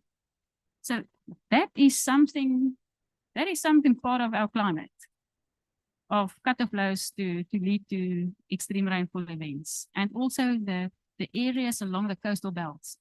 So one of the reasons for the coastal belts to be especially vulnerable when it comes to cut-off low rainfall is because of when the surface low Tando as referred to develop in association with the mid-tropospheric low, and it moves out from the interior, out over the coastal regions, especially where, and this sounds funny, but the backside of that surface low is positioned in such a way that the winds then basically blow more or less perpendicular, doesn't need to be perfectly perpendicular, onto regions of enhanced topography. Then that regional feature really enhanced the rainfall quite a lot. It's also referred to by Dr. Taljard as the scorpion tail in his technical papers. So that is something we know. So we know it, so we must act on it. So to some extent, even like the Durban floods, even though maybe the intensity of the rainfall, it was a devastating impact. But considering the climatological attributes of cutoff lows, it's not that, well, for me, it's not that much of a surprise. But of course, there are many complex factors coming into place. Okay, so maybe just some other thing. If you read the paper of Favre, where she quantified the contribution of cutoff low rainfall by using weather stations over the whole of the country, actually for the southern interior parts of the country, cutoff lows is extremely important in terms of the contribution to the annual rainfall. So deviating slightly from the current winter, and maybe just refreshing our minds of the devastating droughts prior to this good rainfall we had over the past few months. If we also think in terms of the droughts in the Nelson Mandela municipality, that kind of region over the Peru regions, when during that drought period, it was actually quite, also I think the frequency of cutoff lows was maybe less than it should be. Still need to be formalized, but that's my feeling, Stefan, if you agree.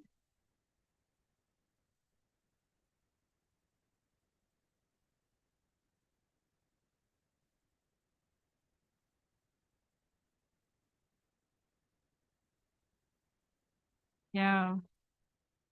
Anyway, that was quite noticeable, but there you've got a formal study proving that. That should come out soon, I guess. Okay. So not important just in terms of floods, but also the lack of rainfall, especially over some parts of the country. It's really for the Kuga Dam. Cutoff lows are so important in terms of the water catchment region.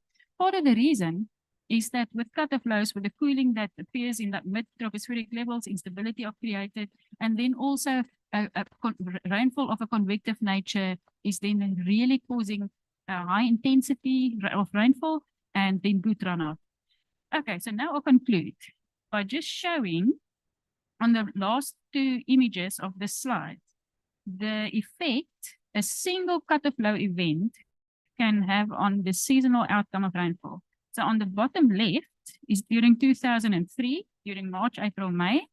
You can see there during an otherwise dry March, April, May period, the greenness there along the southern coastal regions and adjacent interior, that was the result of a single cutoff low event.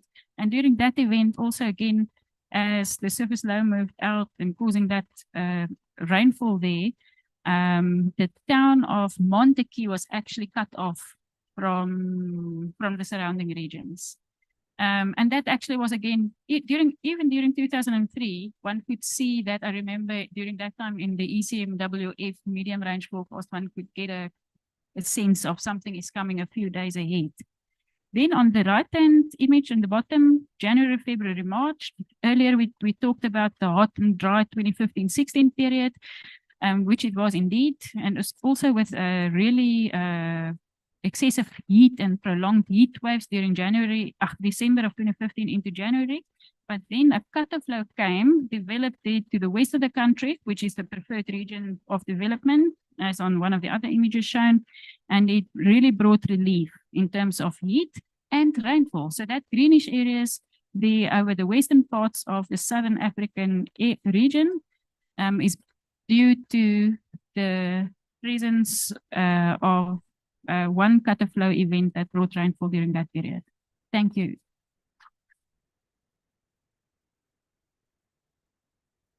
Thanks, Christine. You can just save the rest for the discussion. We still have some more. The next speaker is Lebohang Mahadi, our marine specialist.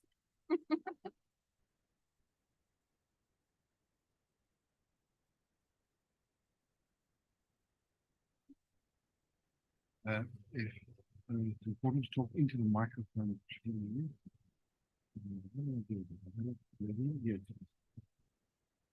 Okay.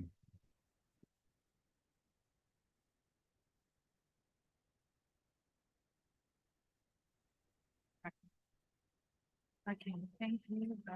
Good afternoon. My name is Lebohang Mahadi. I think the first slide was actually just showing my name there and the contributors to this presentation. I did not compile it on my own. We have a wonderful team of scientists, marine scientists and forecasters. Ellen is part of our forecasting team at the Cape Town Weather Office that have contributed towards this presentation. But we'll just touch on three key things.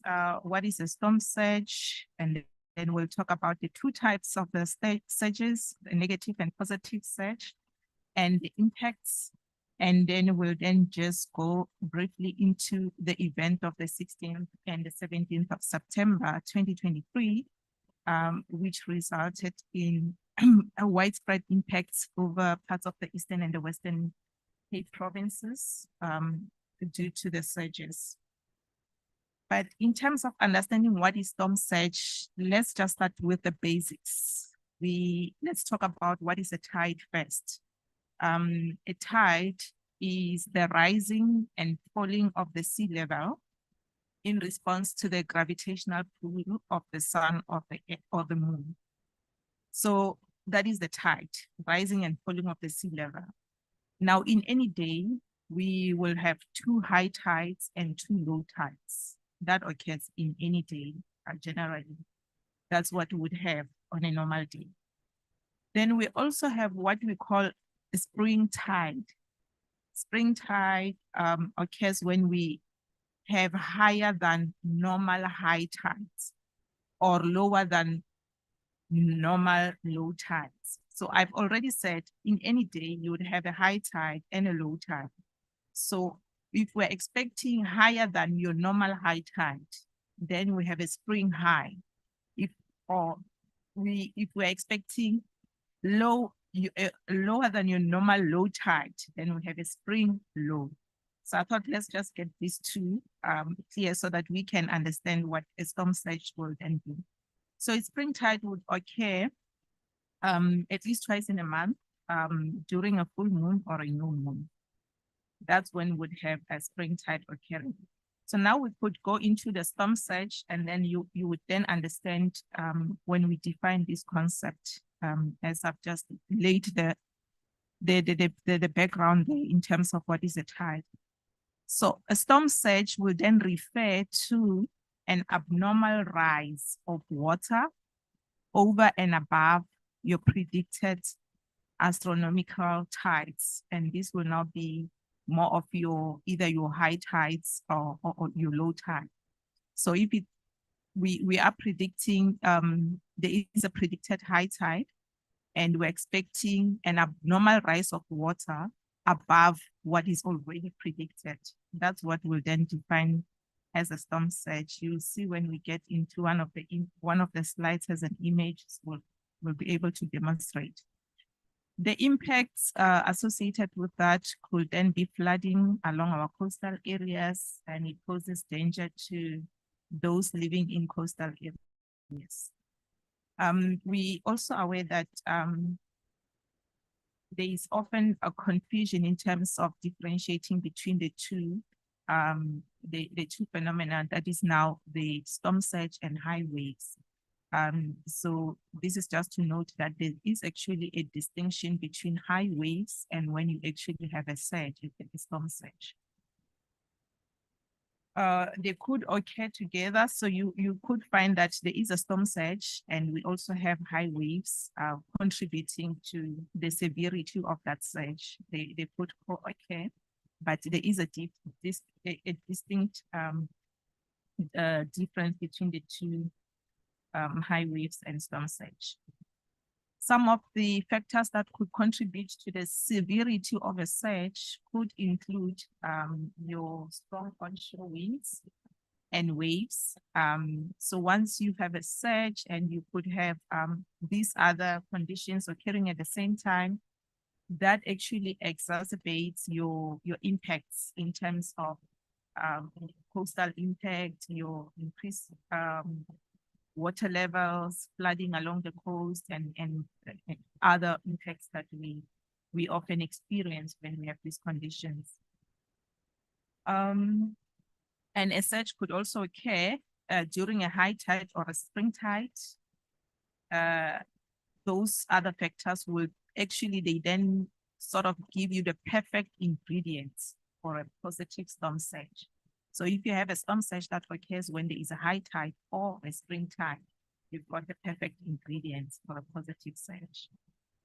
And then further to say, storm surge can be severe and cause widespread impacts, but it can also have little or no impacts, especially when it occurs with a low tide.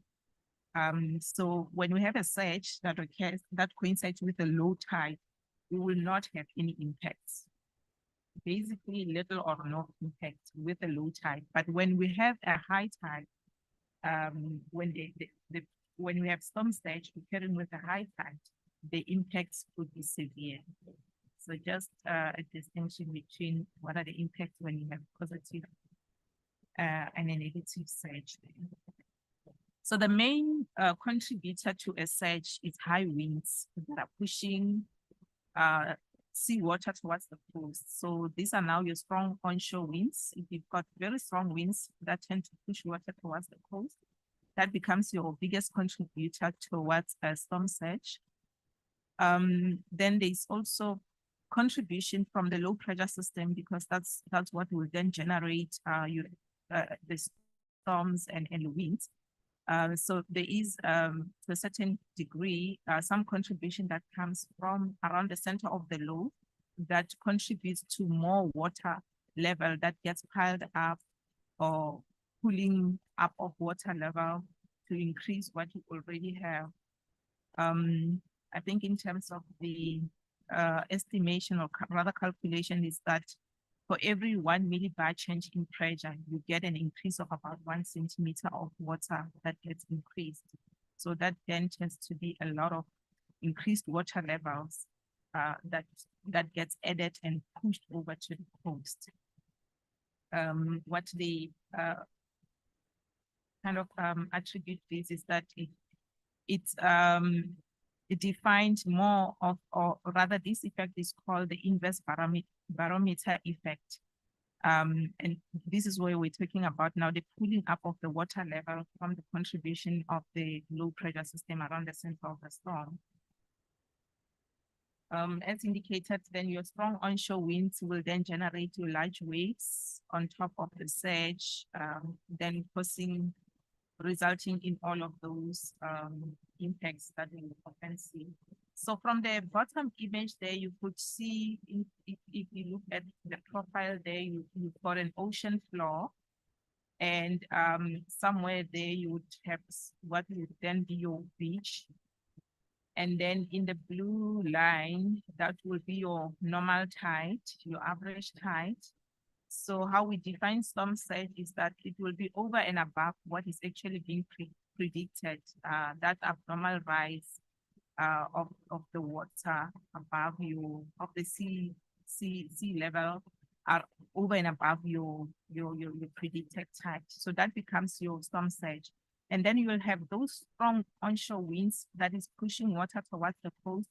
The same strong onshore winds could then generate some strong or high waves, which would contribute more in terms of pulling water towards the coast. So as indicated earlier, you would then have two types of storm surges, a positive and a negative surge. A positive surge would occur when you have increase in sea level that is caused by a storm, whereas a negative surge will then occur when the water levels are depressed below the expected tidal level. And that could happen when the pressure increases and we're expecting offshore winds. That's when we'll experience a negative surge. These are the possible impacts that one would, that could be experienced associated with a surge, a positive surge. This would be your damage to infrastructure, disruption to coastal activities, modification of beaches, coastal inundation and estuary flooding. Impacts associated with a negative surge could be port disruptions as well, difficulty in navigation. So that could be associated with a negative surge that I just highlighted. So just want to speak shortly about the storm surge event of the 16th and the 17th of September. You may be aware that we do have a storm surge model that was operationalized at the South African Weather Service from 2020. So this is the model that was actually used to forecast the conditions that did occur in September. So from that, with that model, it has a lead time of 72 hours. So from 3 days before the event already, there was indication and the models have been, it was very consistent in terms of damaging waves that could be expected along the coast and strong winds. And as such, alerts have been issued, our impact-based alerts were issued already from the Wednesday, which was the 13th of September. And the conditions were expected along the south coast of the Western Cape, spreading to the Eastern Cape. And by Thursday, we were also able to upgrade certain warnings along the coastline. This is just to indicate whether the alerts that were indicated. But they, specifically for the storm surge, we were able to issue this alert on Friday in the morning, and the alert was valid for the afternoon. So these were the models that we looked into. One would be able to see the strong onshore winds that we indicated associated with the low pressure system. So quite strong winds along the south coast spreading to the east coast. And as well as the significant wave heights, we had some serious high waves that were indicated by the models. The model did actually perform quite well in terms of picking up this storm. This is the, if you're looking at this graph, you'll be able to see the orange dotted line that will be your predicted tide. And then your water level will then be sitting at that blue color that indicates your water level. Now the difference between that then gives you the surge. So from this model, it was quite clear that a storm surge was forecasted, which will give you the alert for. These were some of the impacts that we reported. I'm just concluding some of the impacts that we reported. You could see, I'm sure you might be aware of many others, so we did not include but just to highlight some of the challenges, obviously, I think it has already been stated so many times during these proceedings, the limitations of NWP, the forecast lead time, as I indicated, that the storm surge, actually the confidence was there on the day. The alert was issued in the morning and it was expected for the afternoon. We still had some fairly good hours to get warnings out there.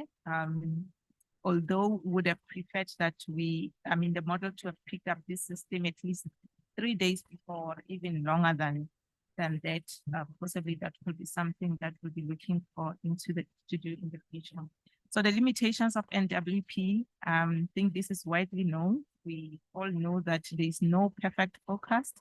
That is why there's always that continuous research to try and improve. But in all, we are quite grateful for the model that we're able to use to predict the storm surge.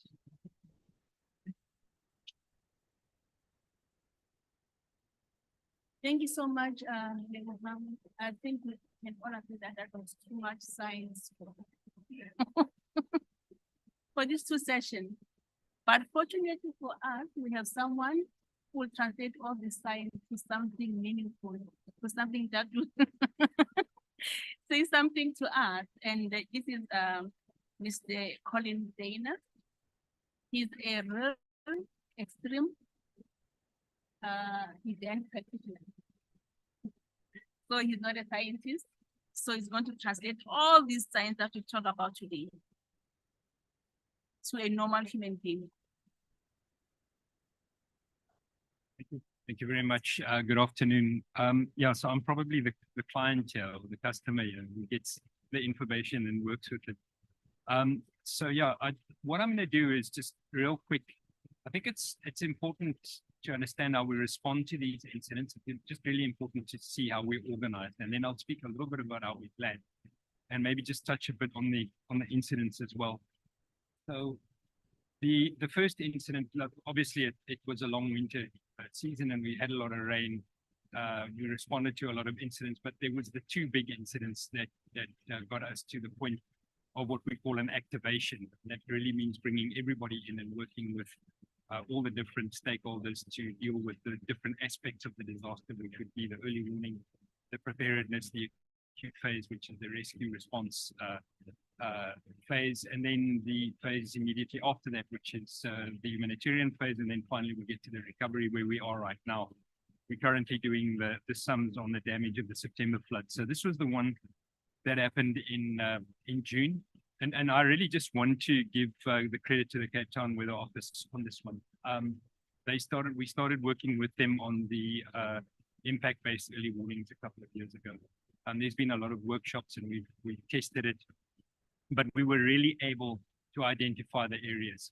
We have a tool that we developed in our disaster center called the DST, the Decision Support Tool, which is really taking geographic information and then modeling that based on the warnings that we get.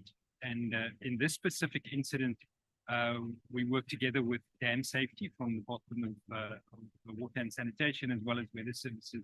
We were able to determine when they were going to open the different dam outlets, which was quite an acute situation because they were doing it. I don't want to say there was desperation, but it came very close. And we were able to determine what volumes of water were going to be where. We were able to model that. And in a specific town, the town of Klaver, we modeled that on a Sunday afternoon. We were very concerned. We decided to evacuate the areas that had been identified by this tool based on the early warnings. And we got everybody out. The only person that unfortunately died was the person who refused to be evacuated, but everybody else did. And that just went to show the success of this. This is the second incident that happened in September. I was watching motor racing in Singapore, so unfortunately missed this one. But this was the incident, of course, I think a lot larger, different areas. And what we found with this from a damage perspective is that normally when you start doing assessments on damage, it's not an easy task because you've got to have quite a lot of people involved. But what we found, yeah, that's what made this more difficult. It was damage upon damage. So already where you have some systems in place to barricade yourself against the weather event, we already had a compromised situation and we had to deal with that compromised situation. But then how do we as disaster management respond? I was in KZN last year with the floods and I was able to observe how that was dealt with, and also asked myself how, what is the crucial thing? Well, the crucial thing is preparedness. Preparedness and partnerships. I think as anybody had to ask me, I've been in this game for a very long time. And those would probably be the 3 Ps I always talk about: planning, preparedness, partnerships. It's really important. The staff at the Provincial Disaster Management Center, when we get all our posts full, there's 41. But the people that deal with the disaster can sometimes be into the thousands. And it's really important from a disaster management perspective is to build those partnerships before the event. And you only do that by understanding what your risk is. So this is the way that we operate. We're the only provincial center. I know the national center does this, but we're the only provincial center that is based on function and not generally what you'll find in provinces is they're based on regions. You'll have a provincial center and you'll have somebody looking after each region. What we do is we look at the functions, we look at the activities required in disaster management. So we look at the two sides, the risk reduction and the operations. The risk reduction, we have a directorate focused just on risk reduction. And really the start of everything is the risk profile. So we spend a lot of time not only working with, for example, Weather Services, Council for Geoscience, so many other people, but we also work, we are going to do community risk assessment. So we'll go into the community, we'll get a community hall, we'll bring everybody there, we'll give them dinner and we'll say to them, right, tell us what your problems are, what do you pick up? And then by putting those two together, you actually get a very good risk profile of your province. And there's a lot of things you can take away as well, you know, from what you hear, what people were telling you.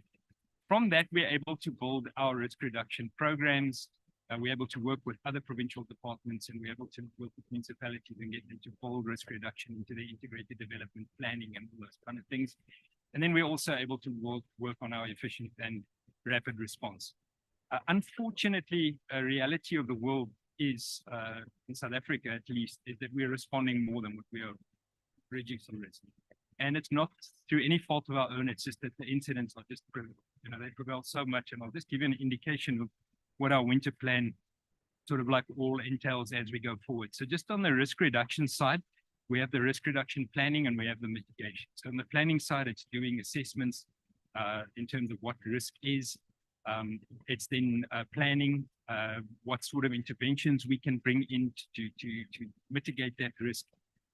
Developing information systems, as I said, we develop very much of our own systems. And then the early warnings, which is working with a number of people who can provide us with the early warnings. And then it's really important. The fire that we had in Nadsna in 2017, we received the warning from Weather Services. We were planning for a weather event. We were planning for storms. We ended up with the biggest fire, rural-urban interface fire that the country's ever had, and the largest fire response. But we were able to change gears because of the 3 days we had prior to that to be able to prepare. This is a question of its different responders, but the management stays very much the same. Mitigation is obviously a lot of awareness work that gets done, focused awareness. If we know that there are people living in a specific area that are prone to flooding, we're going to do the awareness work there. And we tell them that's your risk. It's no use doing awareness work around geological type incidents to an area that doesn't have that risk. And then you start losing the whole sort of concept. We do a lot of training and capacity building in our system. And then operations is obviously, firstly, we've got to have the capacity. So we are currently, from a lot of the lessons we learned, and we were talking about it at lunchtime, we found with flood response that you're only dealing with water for the first 24 hours of the flood. Thereafter, you're dealing with mud and debris. And from a response perspective, you need to understand that. You need to be able to bring the area that is going to be flooded in, and that's where the risk-based warning is so good, is we're able to bring in which is the area that's going to be impacted together with what kind of weather system we're going to have, and that would be able to tell us what sort of response we need to put in. So a lot of planning happens. The response is always a combined thing. There's different people come in at different times of a disaster. For example, in your acute phase or your first phase, you'll have a lot of emergency services, police rescue, those kind of people coming in. And then as you move on, you'll have your humanitarian teams providing humanitarian assistance. And all the time you have to support them. During the first June floods, we had the problem that we couldn't reach Citrusdal, we couldn't reach Patrol. And we had to fly in the resources that we needed, and we had to fly in engineers, etc., to be able to help us to work on that. So the whole time, there's got to be this coordination with everybody involved. Everybody needs to know what everybody else is doing. And then, of course, the recovery phase. Always a question of when you do get recovery funding and you start rebuilding, is to make that rebuilding resilient enough so that if we do face further flooding, if we have future events, that whatever we've put in has given us that kind of resilience. Just how does that fit into the Greater Western Cape government's plan? So the Western Cape government has its climate change plans. We have different departments looking after that. We actually have a climate change directorate in our environmental affairs department. And what they've done is they've looked at these as our risk management fact, disaster risk management activities going forward within the greater plan. So a lot of it is looking at developing the stakeholder engagements that we do have, generating data from our losses and damages, improving our value warnings, improving the availability of weather and climate data, improving climate risk data assimilation and sharing. So that's all the kind of information that we can get in, that we can work further with. And then with major response, disaster risk, response, heat has come on our radar now recently as an actual disaster and acute response responsibility. We're also responsible for the wildfire response and what we call our integrated wildfire planning. So that becomes part of the whole picture as well. You know, the interesting thing is that although we have our two plans, we have a lot of other plans, but generally we have our winter preparedness when it comes to seasonal planning and our summer preparedness. Winter preparedness looks at the extreme weather conditions, which we saw. We have a lot of informal settlement fires. Obviously, the electricity has come on top of this as well. And then we have the other kind of risks that are just prevalent at that time. So this year we had this situation with cholera that broke out. We are continuously having incidents of avian influenza, and where we play the role there is we don't play the leading role. We do the coordination. So we bring the people together. We get a call from Department of Environmental Affairs and from SANCOP telling us that 18,000 cormorants have died across on the western coastline, and that needs to be coordinated, and that's what we would do. So it's really a question of bringing everybody in, but being able to understand how these risks can impact each other. One of the big problems we had during the flooding was load shedding. You'd never find that in another country. So how do we manage an acute situation of providing humanitarian assistance if you don't have any electricity? So that's where we work with ESCOM, and we are able to request them to take certain places of load shedding, and we do that. And then they would come in and they would just exempt load shedding at that period, which would give us an opportunity to be able to go in and complete our work there. So a number of areas that we needed to work in. The one point I'd like to make just quickly is, although our wildfire season is the big priority now, that's pretty much everything my staff are doing at the moment, for focusing on getting ourselves ready for the wildfire season. The two biggest fires we've had in the Western Cape have been in our winter season. And that was in 2017 when we had the Knysna fires, and it was a year after that when we actually had a fire just slightly north, which was larger than the Knysna fire in terms of area. It didn't cause the damage, didn't destroy 900 formal dwellings, but it was a larger fire and there was a larger death rate. And those were both. The scary thing about that, the Knysna fire was in June. The fire the year after that was, I think, in October. So it's not as if we could say it was immediately after the rainfall season, and these were immediately after the summer season, and that was the reason. So we've got to look at what that situation is, and where this becomes a real issue as we talk about the urban-rural interface. So we get a lot of shack fires in the winter because people get cold, they make fires get out of control. It's not very particularly wet period, and we have the fire then communicating into the rural interface. Problem is that that can happen at any time in the winter, and your preparedness then has to be, you must then be able to adjust to be able to deal with it. So just a few ideas around what this planning entails. And then we have a number of winter readiness activities, not just the planning, but looking just at ensuring that we're ready. So really very small things.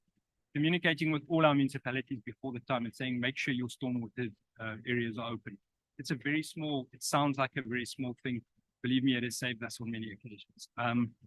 Then representation with the various task teams, making sure that dam levels are provided. We have within our disaster center monitoring capability. But what we also do is we don't just rely on the systems. So if an incident, if we receive the early warning, we'll pull everybody in, and we will say to weather services, please send somebody. we will say to dam safety, send somebody to us, even though we're getting the information. You are the better person to interpret it for us.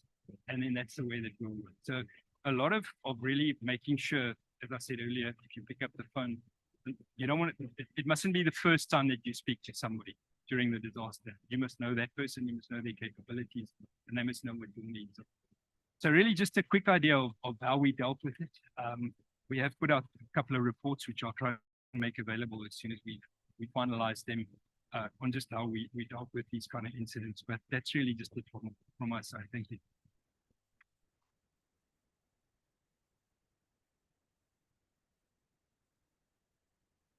Thank you so much. I think we have 15 minutes before we wrap up. So I'm just gonna give you only a chance to ask only 3 questions for now. Okay. Have a question? Okay. I don't comment. I'm likely to see my climate colleagues sooner than I'll see Mr. Dana again. So I'm going to ask you, please. This might sound like a facetious question, but I'd like to know from you what you want to know from us. That's really what I want to know. And in other words, if you had to do this winter over again, what would you have wanted to know that you may not have got from SAWS? If you could try to answer that, I'd be very keen to hear. Principal question, really.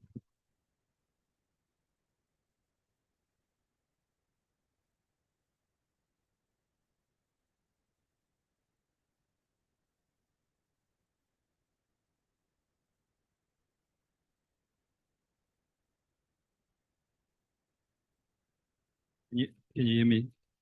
All right. So I think we're getting a lot of good information already. I think that is already there. I think possibly if we could spend more time on longer kind of term discussions. The early warnings that we receive are numerous and they are very good. But I think if we could have more, I was speaking to one of the earlier presenters, he had to leave, but I said to him, just referring to the Knysna incident and the other incident, the question was asked earlier today around what is our wildfire season going to look like? We would possibly like to say, okay, now we're going into the winter.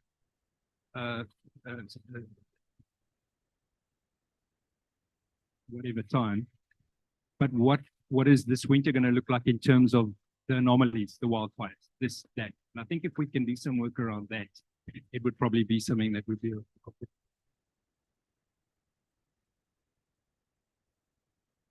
So there is some research that has been done at the Nelson Mandela University quite some time ago, looking at the eastern coastal fynbos region. I think already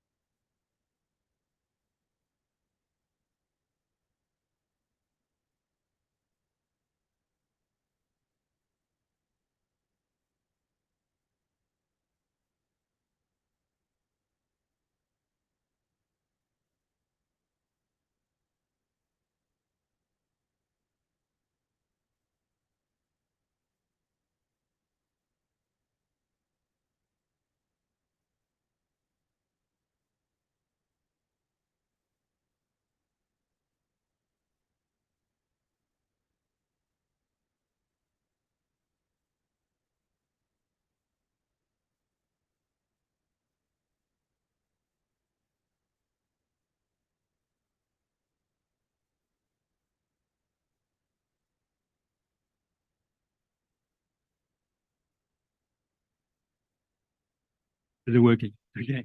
If I can maybe say why it's important is resources.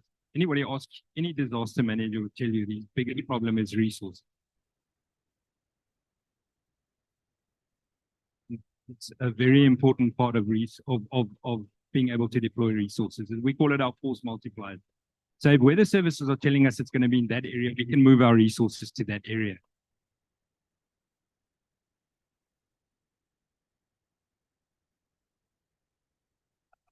we contract our resources. We can't.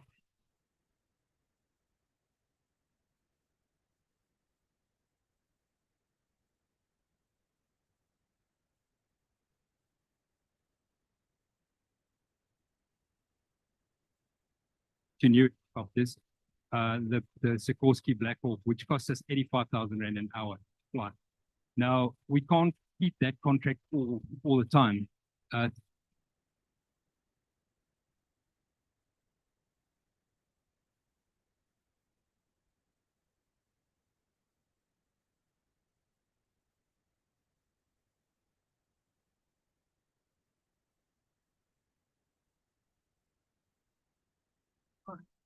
Any other questions? Okay.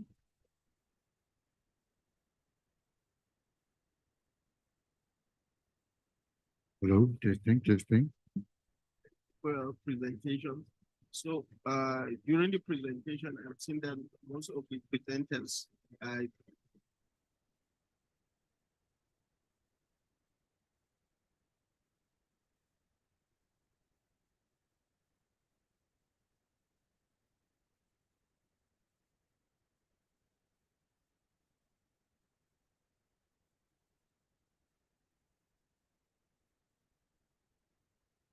that none has Southern.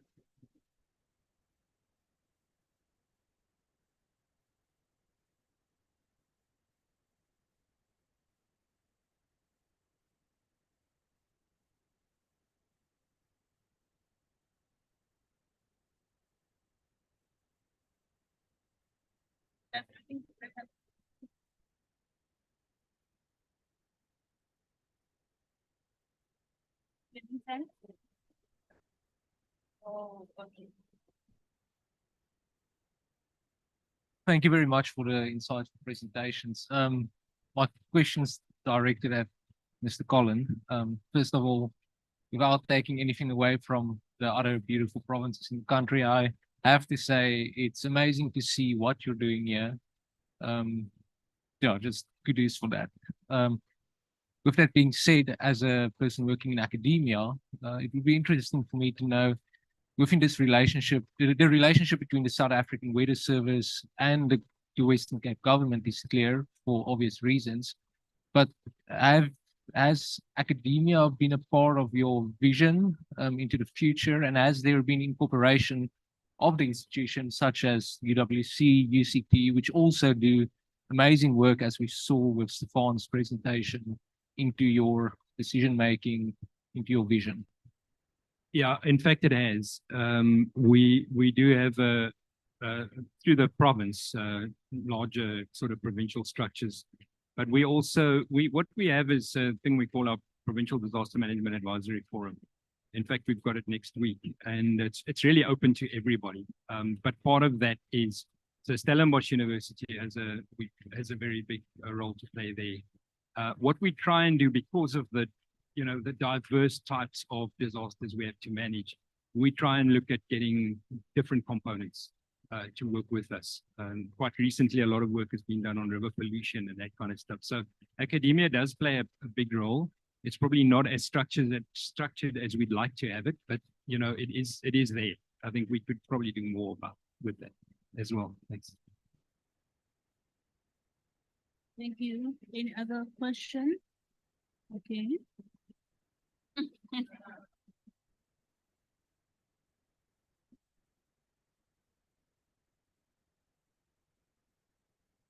Thank you. Yeah, Colin, I think we'll agree in terms of the province. In some respect, you are even better than the National Disaster Management Center. It's very commendable, the kind of work you guys are doing. Two more things. One, I'm sure you'll agree with me, nationally, we have issues about developing the plan according to legislation.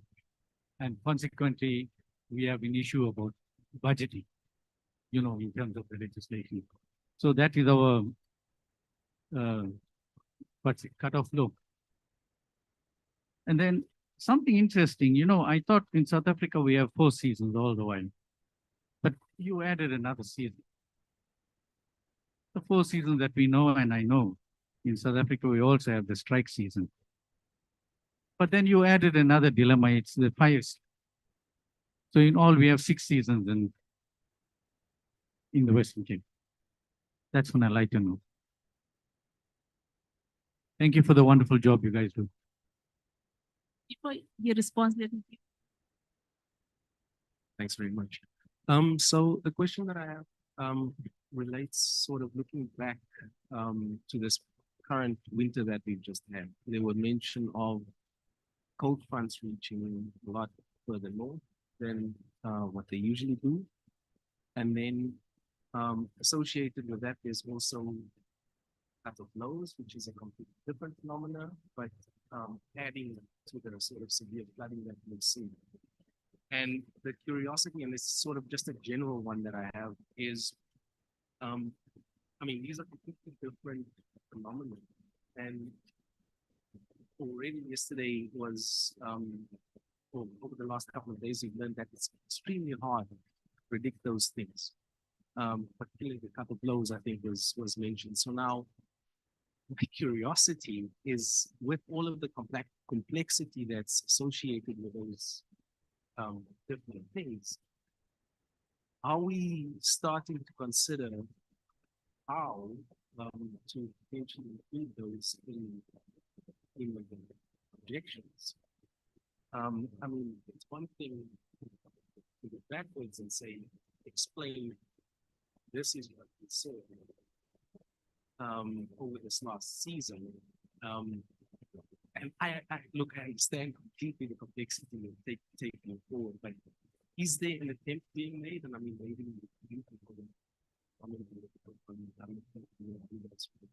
I mean, I'm curious about the further north. This is something different. Is that potentially related to our South Atlantic high and or north is moving of our westerlies? Okay, thank you for that. I'm gonna give over to Mr. Dana, then I'll give the scientific. Thanks. I think that just real quick, the important thing is to is a lot of planning and a lot of working with partnerships. That's really the secret to the planning. It's not rocket science. That's the most important thing. Is there's simple things that need to be done in order to prepare for a season, and it's really that needs to happen. And I think that I don't want to call it a success because we'll say that we did 2 days good and we can have a terrible fire season. But all I want to say, the secret to what we are able to achieve is because of that. Thank you. Thanks, Warren, for the question.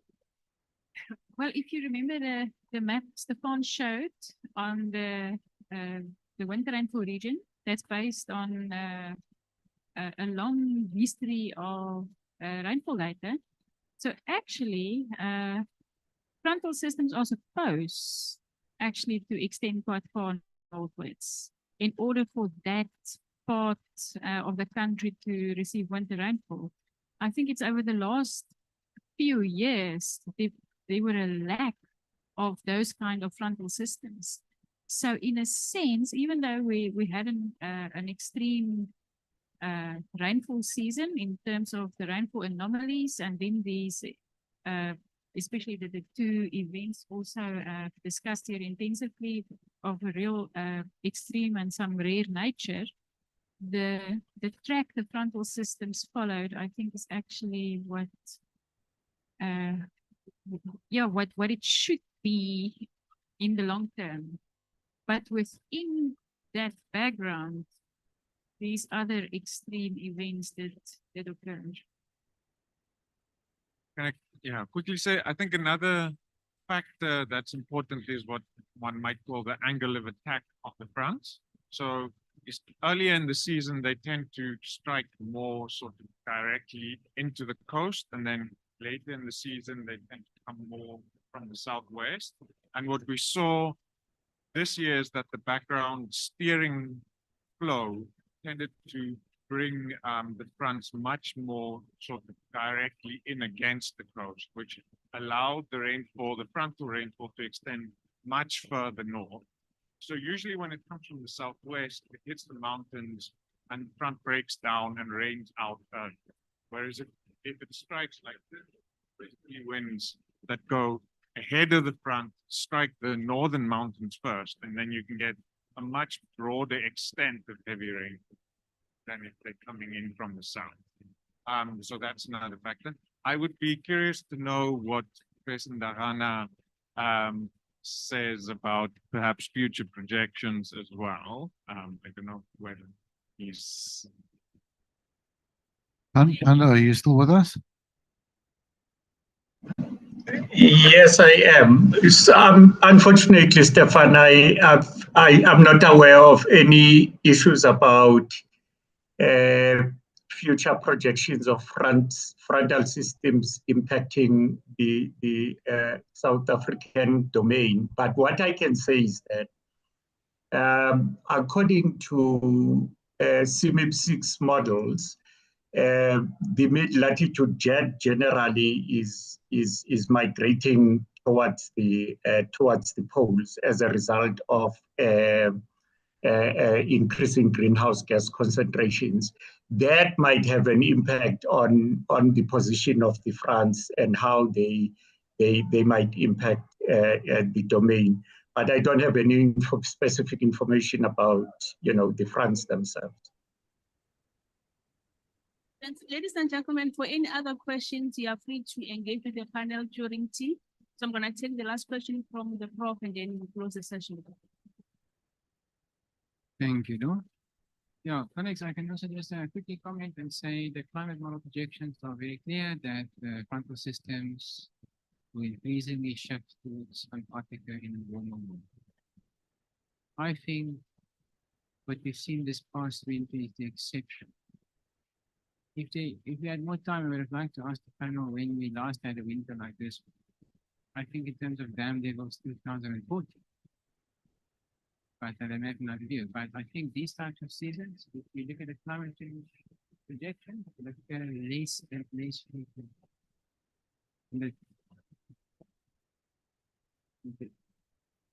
Right. So these seasons are extremely infrequent. And they are not what poses the biggest risk to the West in the winter and potential drought.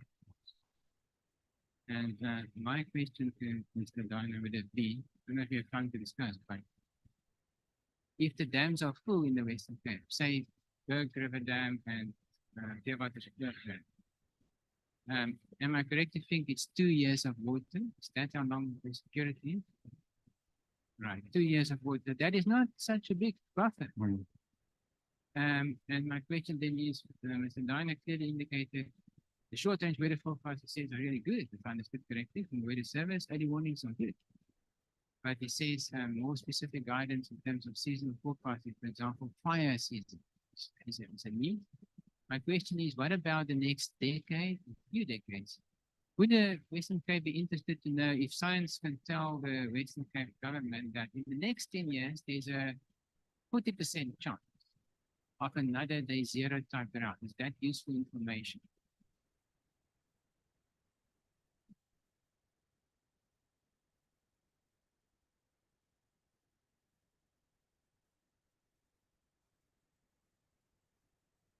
Yeah, so maybe just a quick answer. We were expecting it to be a very dry winter initially. So what happened with day zero was already in 2016, we have a drought task team that works all the time, whether there's a drought or not. And they came to us already in 2015-16. It's made up of a whole lot of people. And they said to us, guys, we think we're going to have a drought in a year or two's time. And then we started working on infrastructure and projects and aquifer exploitation and all that kind of stuff. So we started building up, and when the whole day zero thing, we'd already had a lot of projects in place. So it's a crucial for us to know that. Thanks. So much, colleagues. Let's give a wonderful warm applause to our panelists for such a wonderful work. And another one for the audience for being such a wonderful audience. Thank you so much. And thank you very much to the chair. So Folks, we are going to break for tea, and then after tea, we have some very interesting presentations. I urge you all to remain loyal to your colleagues and remain until we have that. The chair will be Mahal. Give a hand, Mahal. Mahal's going to chair that session. I just want to conclude actually by thanking the panel quickly. Something new for us to think about. Really excited to have like a real practitioner with us as opposed to a weather practitioner. And also to say that these vacillations between an extremely dry and extremely wet season, as Francois just pointed out, may be a very rare event this winter.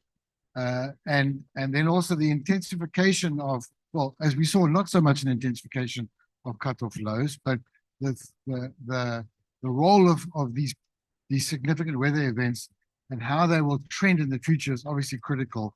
And so the two timeframes, as we heard from Mr. Dana, are please give us better seasonal forecasts for the Western Cape, which is something we are not really good at yet. We need to think about that again. And then to be clear about what we are saying about the long-term future. So I think those are some of the things we can draw out, and I'll stop talking and let you go have some coffee. Thanks very much. I'll call you back at 4 o'clock. If you go home, I'm going to know who you are.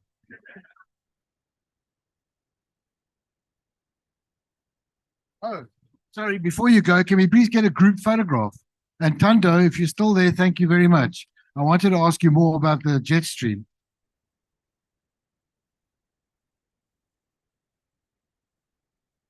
Okay. Can first of all, I get the panel to reassemble here, and then go get your coffee and I'll meet you on the stairs for a group photograph on the steps going out. Okay. So, Christine, are you there? Who's missing? Lebo. Lebo. Where's Lebo gone? Oh, there she is. There's a photograph here. She needs a photograph of you guys. Yeah, yeah.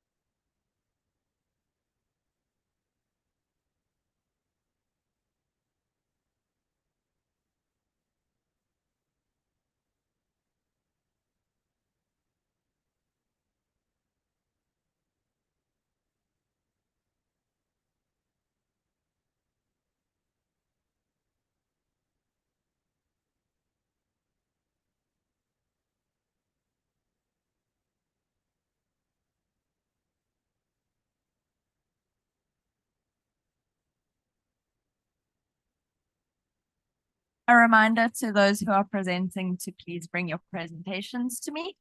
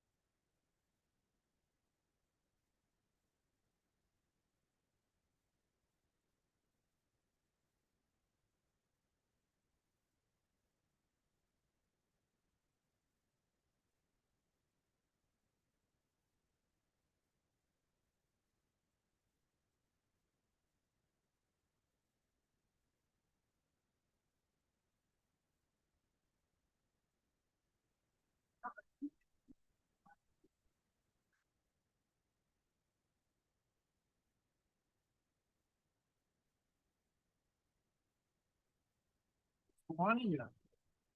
Vuani? Is Vuani here? Then we might only have 4 talks and not 5, which is not the end of the world. We'll cope. Vuani. No. Okay, let's just wait for Mohau, who's the chair.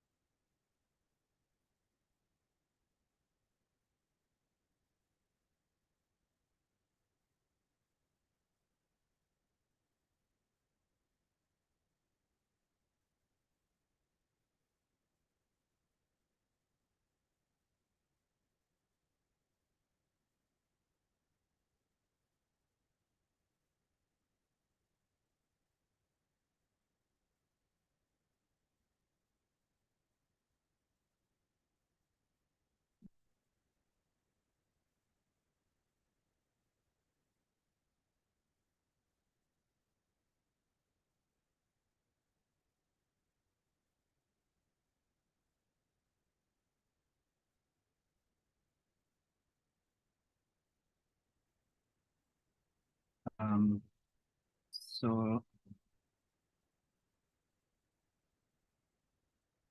just to confirm that one is not around. Okay. Then if one is not around, the first presentation after this break will be by Miriam Murambadoro.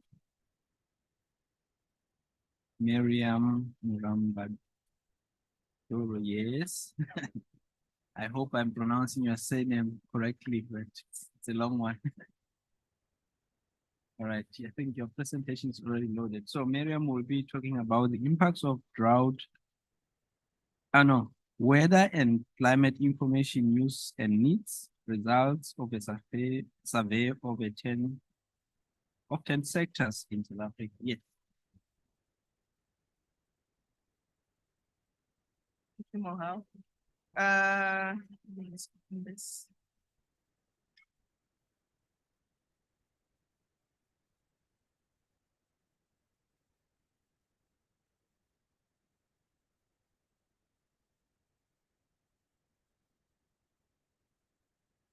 Good afternoon, everyone. So my name is Miriam Morambadoro from the South African Weather Service and Weekend Research. I'm an environmental social scientist, so I think our colleague earlier on from disaster management might be the closest that I can relate to, apart from the other physical scientists in the room. So yeah, presenting some of the work that we did as part of the WCSSP work in partnership with the South African Weather Service, Kulima, the UK Met Office, and HR Wallingford in the UK, they're based in the UK. So the project was undertaken as part of the WCSSP, which is the Weather and Climate Science Service Partnership Program. And the aim was to promote and strengthen scientific partnerships between South Africa and UK agencies. And I was involved in work package 4. I think there might be some colleagues here who were involved in the WCSSP in other work packages as well. And so work package 4 focuses on the development of prototype climate services from near-term weather forecasting to long-term climate timescales. And with this work, we're trying to support the work that is being done by the National Department of Forestry, Fisheries and Environment on the National Framework for Climate Services. So what we intended to do was to firstly look at what are some of the needs of stakeholders within these different sectors. There's 10 sectors that have been prioritized for the NFCS And so we did surveys, interviews, and looked at some of the secondary literature that has been done to assess what are some of the sectoral needs in terms of climate services, what kind of climate services are they currently using, and what are some of the future needs. And some of this, this work actually speaks to the work that I am doing within the South African Weather Service, where we're looking at socio-economic benefits of weather and climate services to understand what are some of the user needs. And then we use this information to support the development and enhancement of products and services within SASREAX. So the methods, like I mentioned, we used online surveys, in-person interviews with participants from the different sectors. And we also had some engagements with stakeholders from the private sector and civil society who also contributed to this research results that we're presenting today. And we'll start with agriculture, the results from the agricultural sector. So you would find from the results that we had that there are a number of climate services or products that people are using to support working in the agricultural sector. So some of the examples of climate services produced for the agricultural sector include AgriCloud, which is a smartphone app which offers farmers with agriculture and agriculture extension officers in South Africa with farm-specific advice. It also provides forecasting that can be used for planting dates for the next 10 days, and then also informally say things like spraying conditions according to the time of the day.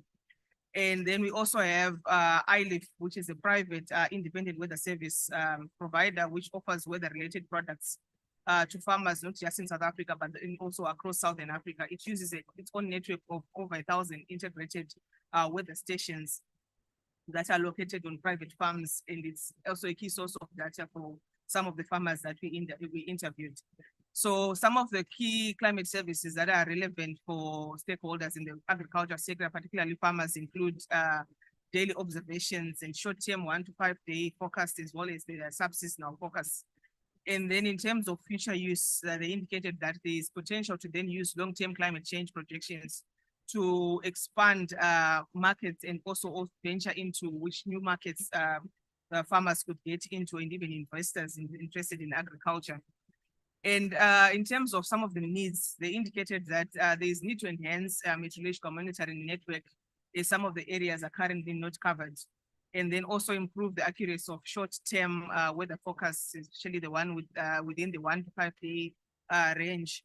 And then also consider disseminating early warnings in using cheaper forms like your SMS, and then also ensuring that it's shared in all the official languages. I think South Africa has got 11 official languages, and most of this information is currently just being shared in English. And so there's need to consider other languages, Xhosa, Zulu, Venda, and the like, to make sure that some of the small-scale farmers who are not very well versed with English are also able to utilize this information for decision making. And there was also mentioned that some of this information would also be useful, particularly if they can also get impact-based forecasts, especially related to pests and diseases. And then also there's also need to increase co-production of climate services, especially for smallholder farmers. I think the bias currently is mostly for commercial farmers, the big scale farmers who, even when you look at, like your iLIF, they're working mostly with the commercial farmers to put this station. So there's also need to target these smallholder farmers.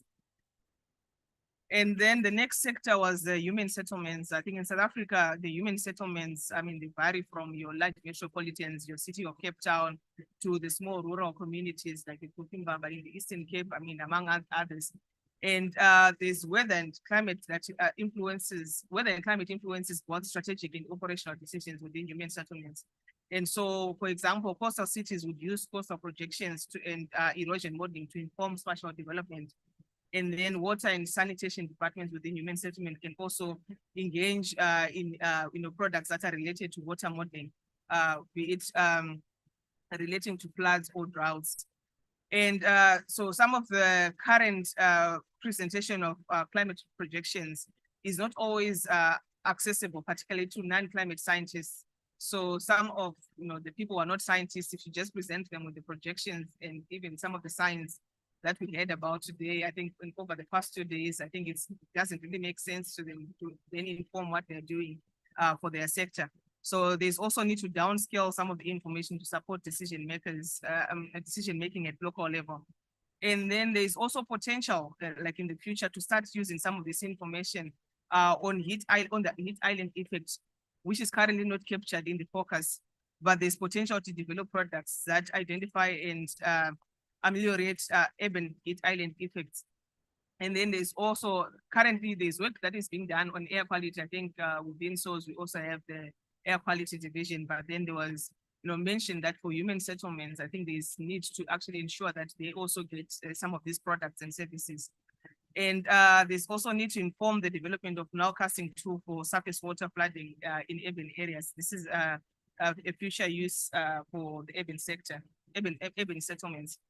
Then in disaster management, I think our colleague from disaster management, they're working through the national disaster management. So it filters down to the sub-national departments. And so as source issues warnings, they sent or work with the NDMC, who promote the dissemination of this information through its sub-national structures. And most of the information that is required or relevant for the disaster management sector, from what we gathered, was mostly the short-term observations and warnings. And however, there's need to build capacity to communicate this information and also communicate this information timely and ensure that everyone reaches it. I think it was a question that was asked earlier on, how do we make sure that everyone reaches it? There's still that gap on, who's playing that role, particularly at community level. Because I think some of this information is there, it's known. You would hear our colleagues from provincial and district departments claiming that they received the warning, and yet the granny in that village that was then vulnerable didn't get that information. So there's that gap that still needs to be closed. And then there's also need to interpret some of this early warning into multiple languages. It's also similar, I think, in the agricultural sector. I think even in all sectors, taking into consideration the needs of women and disabled people. In one of the studies that we were doing, we also found that usually a warning will be sent, but then no one really considers what happens then to the blind and the deaf when it comes to evacuation. So they're usually not considered. Yet they are also some of the most vulnerable within a community. So hence there's need to take consideration of their needs as well, and also look at how do you communicate early warning to such stakeholders. And there's also need for infrastructure for evacuation for those at risk, and also have more volunteers participating. In one of the engagements we had with communities, I think one of the things people said, yeah, you're saying there's going to be lots of rain and we're supposed to leave and go away because we don't know that way we're supposed to be going to. So rather than just stay, at least I know I'm still in my house, rather than be told you need to be in a safer place. What is that safer place? So I think we need to have more of those places identified within our community so that people know where to go when there's a disaster. Then the next sector was the coast and oceans. So weather and climate affect coast and oceans in various ways, including transportation of goods and to and from the ports. And the coast and oceans are also a source of recreation. I think we are a bit fortunate. It's still a bit sunny, so people can still go to the beach. I mean, for recreation services, if you go to the beach right now, there's a lot of people there. And there's also, benefit in having weather and climate information for those who are responsible for emergency management and for the coast and oceans. So the South African Weather Service does marine focus that covers things such as waves, winds, storm surges, tides, and high seas. I think my colleague presented earlier on some of the work that they're doing there. And so in terms of some of the future uses that were identified, the ones mentioned that there is wave overtopping research that will be done, and then that this could include the developing relationships between overtopping volumes and wave-related variables, and then developing focus for riptides and currents. And then there was also a need for impact-based focus for coastal areas to predict damage to buildings, critical infrastructure, such as ports, railways, as well as risks to people posed by coastal surges, flooding, and winds. The next sector we assessed was biodiversity. I think statistical research shows that South Africa is home to over 95,000 known species, and biodiversity is one of those sectors that is sensitive to changes in weather and climate. So weather information is currently used for operational planning, and climate change information is used for strategic planning. So sources of 1 to 5 day weather forecast include the South African Weather Service, AccuWeather, Meteo Blue, Windy, and many others. And longer term information is also used for planning of impacts of climate change on biodiversity, and current biodiversity protection efforts through protected areas also using some of the information that comes from the climate change projections. And in terms of future uses for the biodiversity sector, observations and forecasts can also be used to support the density of observation networks and cover some of the current gaps that are there. It can also in the future inform extreme event costings, but there is need to ensure that data is accessible for different stakeholders in the biodiversity sector, including community-based conservation champions. I think the Department of Forestry, Fisheries and Environment is also promoting community-based conservation projects. Hence, some of these groups, they are usually excluded when you're thinking of, who are the key actors in biodiversity. Hence, yet they also need to have access to this information in simpler formats such that they're able to understand it. The next sector assessed was the energy sector. So the energy sector is dependent on weather and climate information that would also inform energy production and also the management, energy use demand management. Weather information is used for operational decisions and to inform planning. Weather affects the capacity to capacity to install and maintain renewable energy infrastructure, as well as the production levels. In terms of future use, and some of the needs that came out from the stakeholders in the energy sector, there was mentioned that short term, which is your 1 to 5 day forecasting, needed also for energy for stakeholders in the energy sector, particularly in solar energy. And projected changes to solar energy production under climate change. I think people want to know more about that. Are we able to tell now whether that is likely to change based on some of the climate change projections? And then also there's need to increase the number of onshore monitoring stations for wind energy. The next sector we assessed was the infrastructure sector. So infrastructure, it cuts across a number of sectors. Weather and climate would then affect the design, siting, and maintenance of infrastructure across different sectors. And operational decisions such as when to install or maintain infrastructure are influenced by weather and extreme weather events such as your heat, your rainfall, and wind. And design specifications of infrastructure is still mostly based on historical and current climate conditions.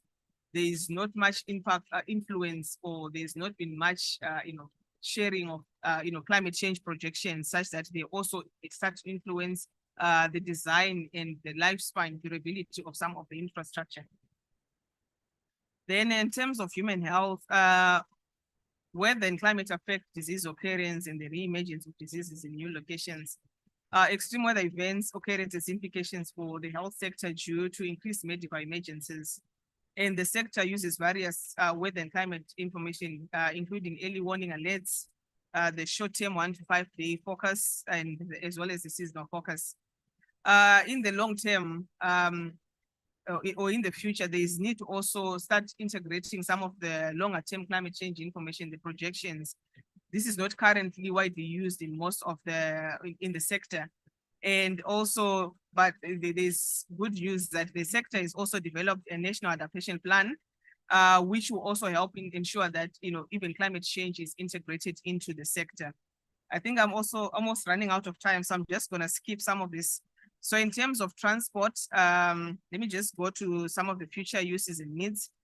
In terms of the road transport, focused on impacts of flooding, there's need for information on that so that they start using some of that information. And then for the rail, I think there was mentioned that there could be weather codes that could be developed such that you inform that this would inform, whether or not, the extreme event would be affecting, transportation, or whether they should just be more careful. So there were 3 different codes that, came out of the recommendations that we got from the stakeholders. And then in terms of the water sector, there was mentioned that there is need to improve the accuracy of seasonal forecasting of weather and river flows for water resource planning. and then also improve on drought forecasting tools, and as well as develop tools and a framework to allow consistent assessment of the implications of different climate scenarios on water supply and demand. And in conclusion, most of this work was done, in this partnership, but with a few stakeholders who were part of the core group. We are now considering then having a workshop, I think earlier in January, where we're inviting a number of climate service providers within South Africa, so that we also start, paving the way together in terms of, what the range of products and services that are being offered, and then consolidating this such that we build where possible partnerships to support the advancing of climate services in South Africa. Thank you.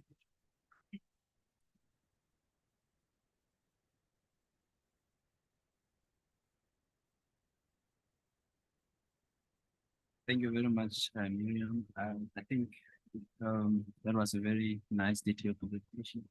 I will take questions directed to Miriam if there are any. Yes, please. You'll have to probably come to this side because I think looks like it's working. Thank you, Miriam. This presentation is really exciting for me, and we've also been trying to do research about this concept of sector-specific forecasts, which I think links well to what the Weather Service does with their impact-based forecasts. Here's a question, maybe it's not fair to pose it to you, and some of the Weather Service colleagues might feel free to jump in. But how does the Weather Service see its relationship, for instance, with someone like the iLeaf company that you mentioned, with 1,000 weather stations? How they manage to distribute their data with the Weather Service own network? Is it complementary? Is it competition? Is there a long-term vision with the public-private partnership? Yeah, I think it's one of the discussions that we're having to actually strengthen or improve the coverage with the private sector. So there are some private companies that we're partnering with, but I think Don can add, or any other colleagues can add. I think there's been discussions to actually start working together. And I think 2 months ago, we had a session on climate services, public-private partnerships, what is possible, and what role could the private sector play that doesn't really, disrupt the mandate of the public sector, in this case, SOS. So there's been discussions that are there. And I think in some instances, they might seem like, it's competition. But yeah, I think they have been also been able to cover some of the areas where SOS is not had enough coverage. So I think their work would be complementary. It's just that I think there's a need for further engagement so that, we establish some of these. I don't know whether they're established. It's not it's the business side of SOS. So I don't really know what relationship is currently there. But yeah, I've heard that there's discussions and, some complementary work that happens with some of these organizations.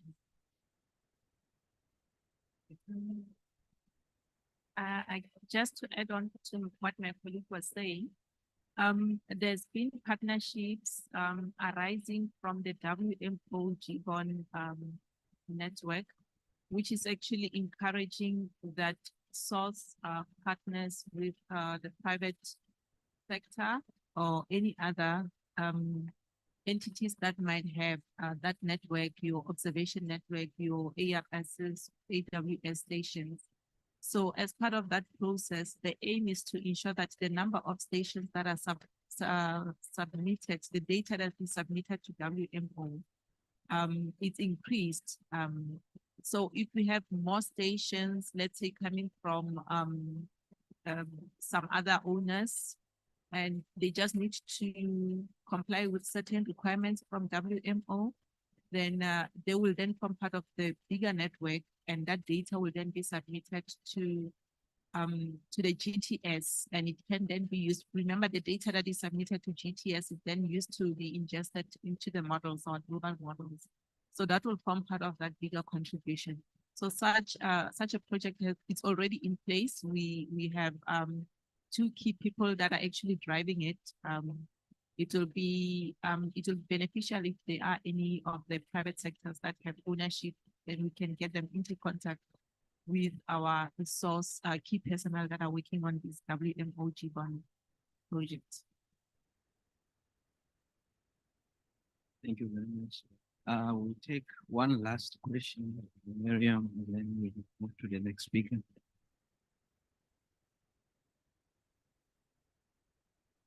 Thank you, Miriam, for your presentation. Is the climate and weather information that is generated speaking to the needs that are there within the various sectors? How would you answer that? There's a lot of information, climate and weather information that's being generated. And one concern that I've always heard is information overload. Or so much being generated, and at times some of the outputs that are there, from different research groups, and it may not necessarily be in agreement. So is the information that is being generated really speaking to the needs that are there? Scratching weight, which is the most, in other words. Thanks. All right. Yeah. So with some of the because you can't like currently some of the feedback that we're getting is for some people they will check yes. Are you happy with the information that you have? Some of them will tick yes. So there are some people whereby the current information that is there, if it's from source, they're happy with it, and even from the other sources, they're happy with it. But there will still be gaps now whereby people are saying they are not meeting, their needs are not being met with some of the information that is there, which is some of the gaps that I was trying to identify now. So with some of them, it's like, okay, the information is there, but I don't understand it. It's in a language that I don't understand, or it doesn't reach me, but I hear that it's there. So some of the things have got to do with accessibility of that information and then being able to interpret that information so that they can use it. So to a larger extent, the information that is there, I mean, it's accessible, it's meeting the needs, but then issues are around accessibility. And then also another thing is that what you're also raising, that there's a lot of people out there who are offering all sorts of products and services. One of the challenges is people are saying, so we don't know who do we trust, because there's a lot of people providing us with information. Hence, what we're proposing now after this week, that let's come together as climate service providers and have this discussion so that you're able to design something to help people to say, okay, this is where you get this information, and these are the people offering it for these specific uses. And then this is not just people from the public sector, but then also even the private sector. So having those partnerships would also help address some of these gaps.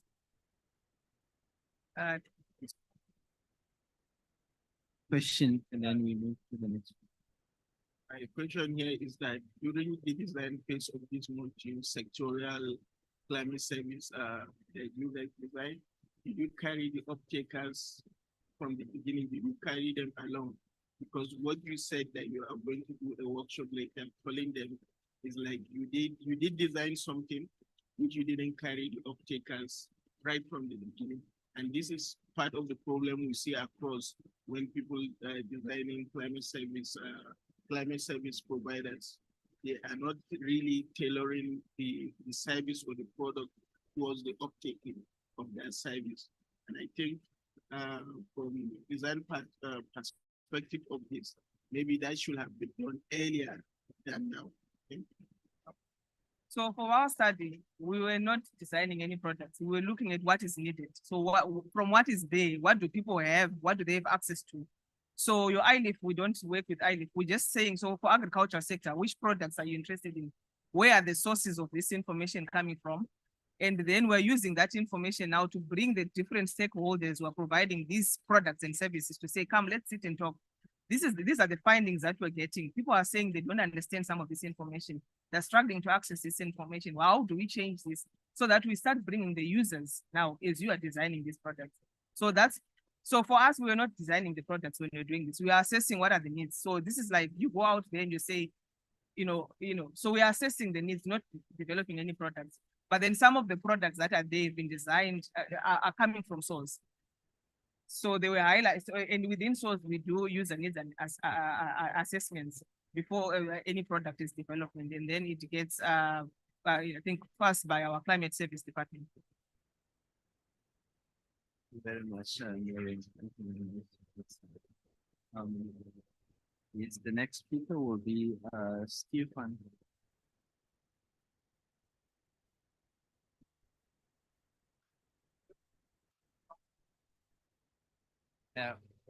Because the other speaker is not around, we have a little bit of time. So, but it's Yeah, sure. let me just see if I can work this. I have sweaty hands and sometimes that doesn't work with the touchpad. There we go. Let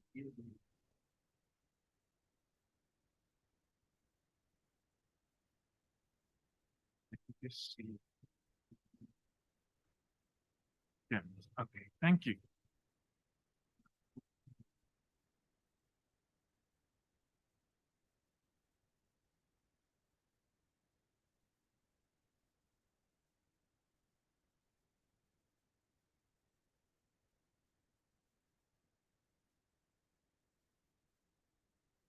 Sorry, everyone.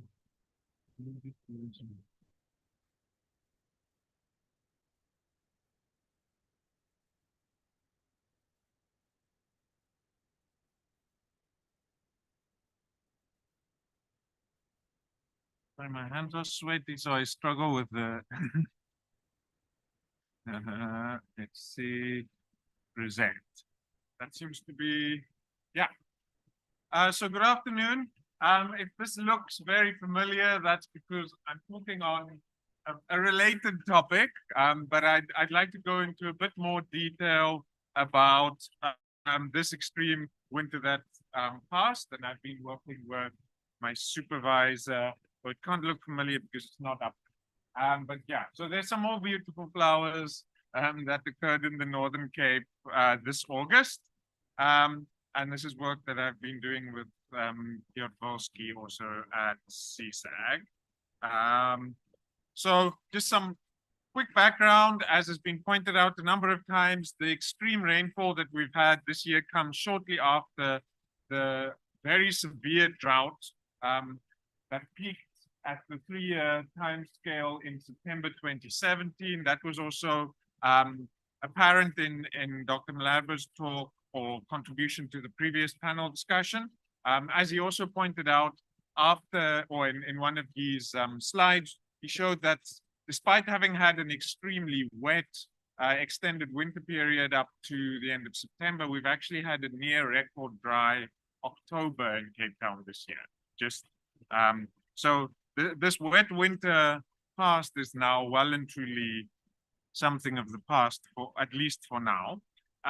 So yeah, this is just showing that last year was also very dry. In some places, it was top 5 driest winter in the Crew 4.07 precipitation data set. But that only lasted until December. And then we had this deep cutoff low, as Professor Ndagana was saying, deep cutoff lows associated with far more intense rainfall or potential for far more intense rainfall. In this case, the highest rainfall intensity that I was able to find in openly accessible hourly rainfall data for the Southwestern Cape and specifically the Boland Mountains. There were multiple stations that recorded more than 40 millimeters in 1 hour during the dry season in December. And that did cause some quite extensive flooding in the Boland and Helderberg areas. And as I pointed out in the previous talk, that Stellenbosch record also occurred as a result of that cutoff low. And then in February, it started off very warm and humid after a warm and humid January as well. But then a cutoff low occurred, which didn't bring much rain to the winter rainfall region, the West Coast, but did bring very heavy rainfall along the South Coast. But that was then followed up by an atmospheric river associated with an intense cutoff low that came over and brought very intense rainfall, specifically to the higher elevation mountain regions along the West Coast. So whereas the traditionally very wet stations that we look at, like Jonkershoek and Kirstenbosch and Newlands Reservoir, which are at lower elevation, but gets on average between 1,000 and 1,600 millimeters per year. They received about 40 or 50 millimeters from this cut flow. But stations that were at high elevations, around 900 to 1,200 meters, that also received similar amounts of rainfall over the year, on average, they received 80 to 100 millimeters in just an 8-hour period. And this is from a cold front during the dry season. So I just think this is something that requires further attention. We've not often focused on the impacts or the contribution of cold fronts during the dry season to rainfall. And then March was dominated by a number of cutoff lows. And to identify cutoff lows here, we're not using the methodology of Professor Ndahana. We're using a simplified or much simpler approach that was used by Abu Umar and Abiudun and applied to ERA5 data. We found that on Table Mountain, and specifically Newlands, Woodhead, and Maltino, this was the wettest March in the records that date back to around 1900. And then specifically very severe convective rainfall occurred again in the Boland region with cutoff flow that occurred from 4 to 6 March. And again, we saw rainfall rates in excess of 40 millimeters per hour in the Jonkershoek area. Then the main wintry period started towards the end of May, preceding the cutoff flow that Professor Ndahana spoke about. At the end of May, there was again a cold front with a significant atmospheric river associated with it. And then right at the end of June, the cutoff flow that occurred was specifically associated with very heavy rainfall in the Northern Cape and Namaqualand, and extensive flooding that occurred all the way into southern Namibia, where they saw the heaviest rain apparently in many decades. And roads were washed away, and the border between South Africa and Namibia, a number of border posts between South Africa and Namibia had to be closed for extended periods. So just to show that winter rainfall and winter rainfall hazards are not just the Western Cape issue, they also extend into the Northern Cape. And we don't tend to hear much about that. And then in Clanwilliam, we have records going back to 1869. So in those records, source records, the wettest June was 1921, followed by 1925, 1870, and now 2023. So this was the 4th wettest month on record. And in response to very heavy rain in the catchment area, the Clanwilliam Dam on the Olifant River, which is the 4th largest dam in the Western Cape province, not part of the Western Cape WCWSS, but that's the Western Cape Water Supply System. So it's not part of that, but it feeds a lot of agriculture in the Olifants district, which is a very important agricultural area. So that dam rose from under 20% to over 100% in less than a week.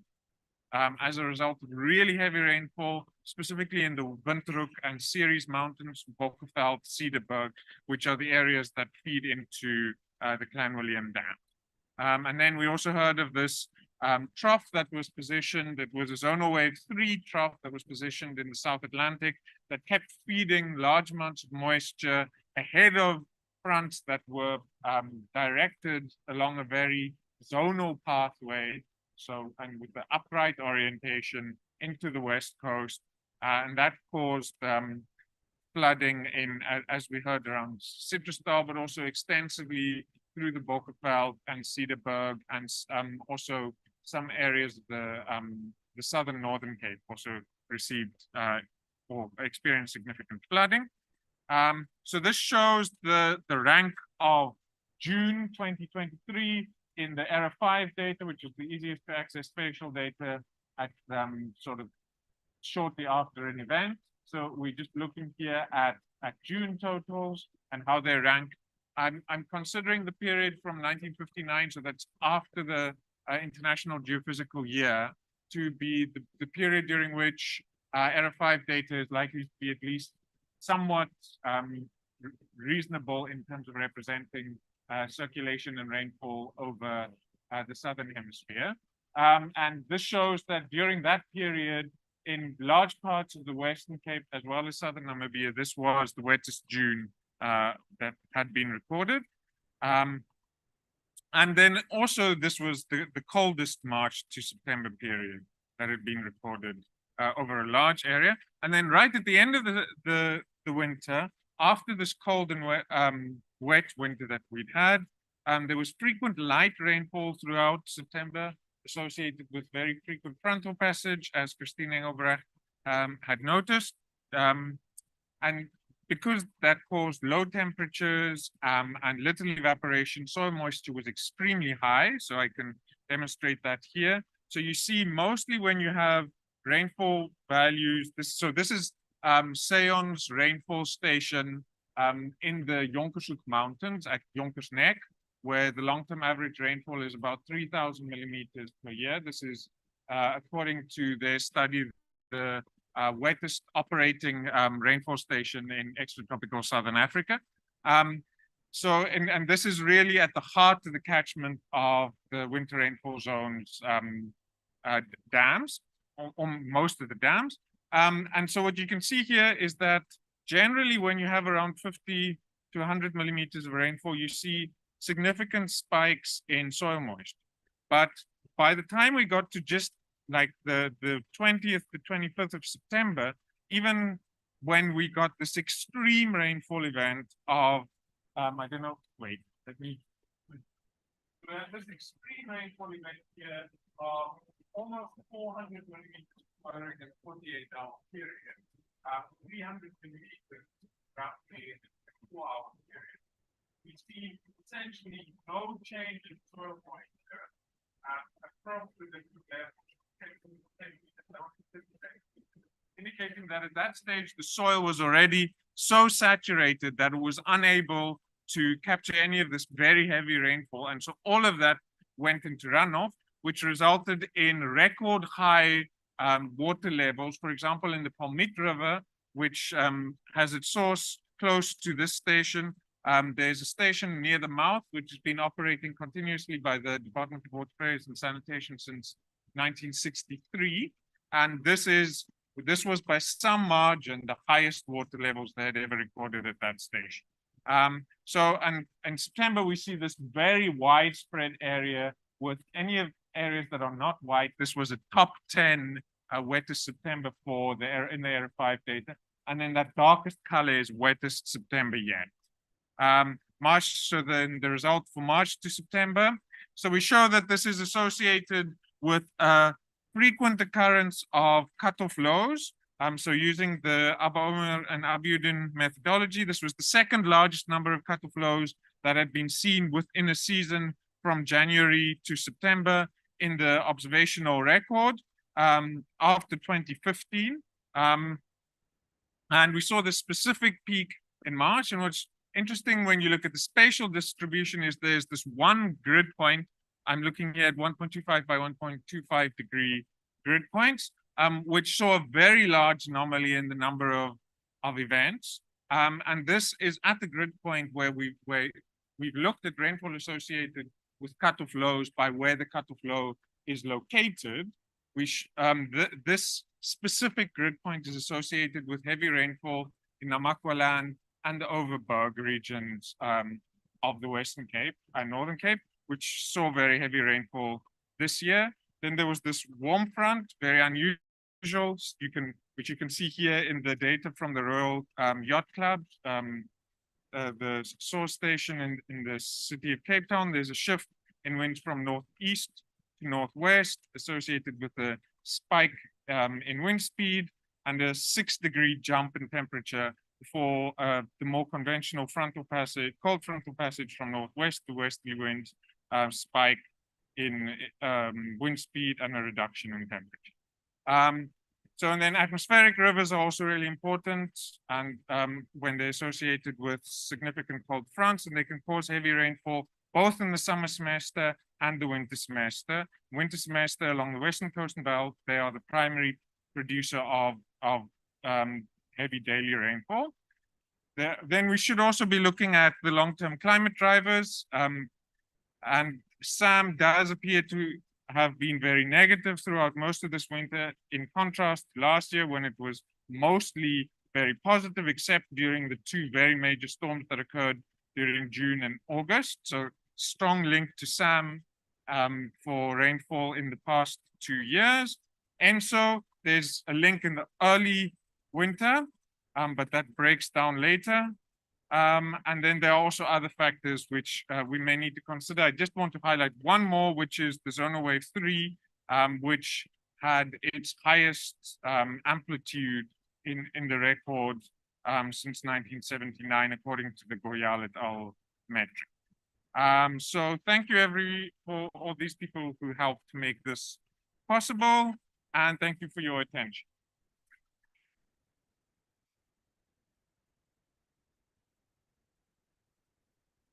One or two questions for Stephen.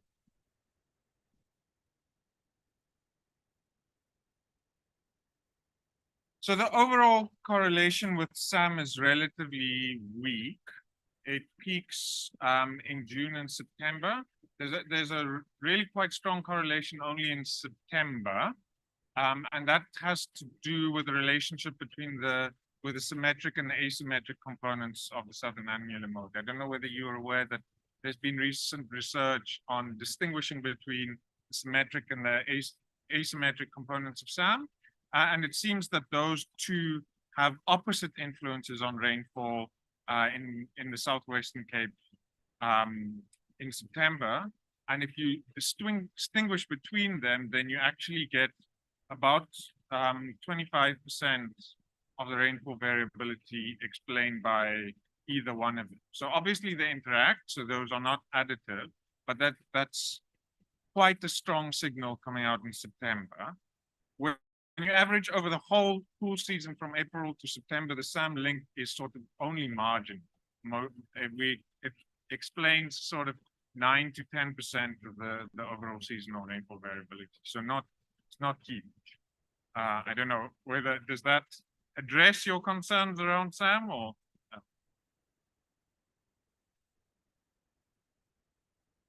Yeah. So, sorry, you were saying? Yeah, yeah.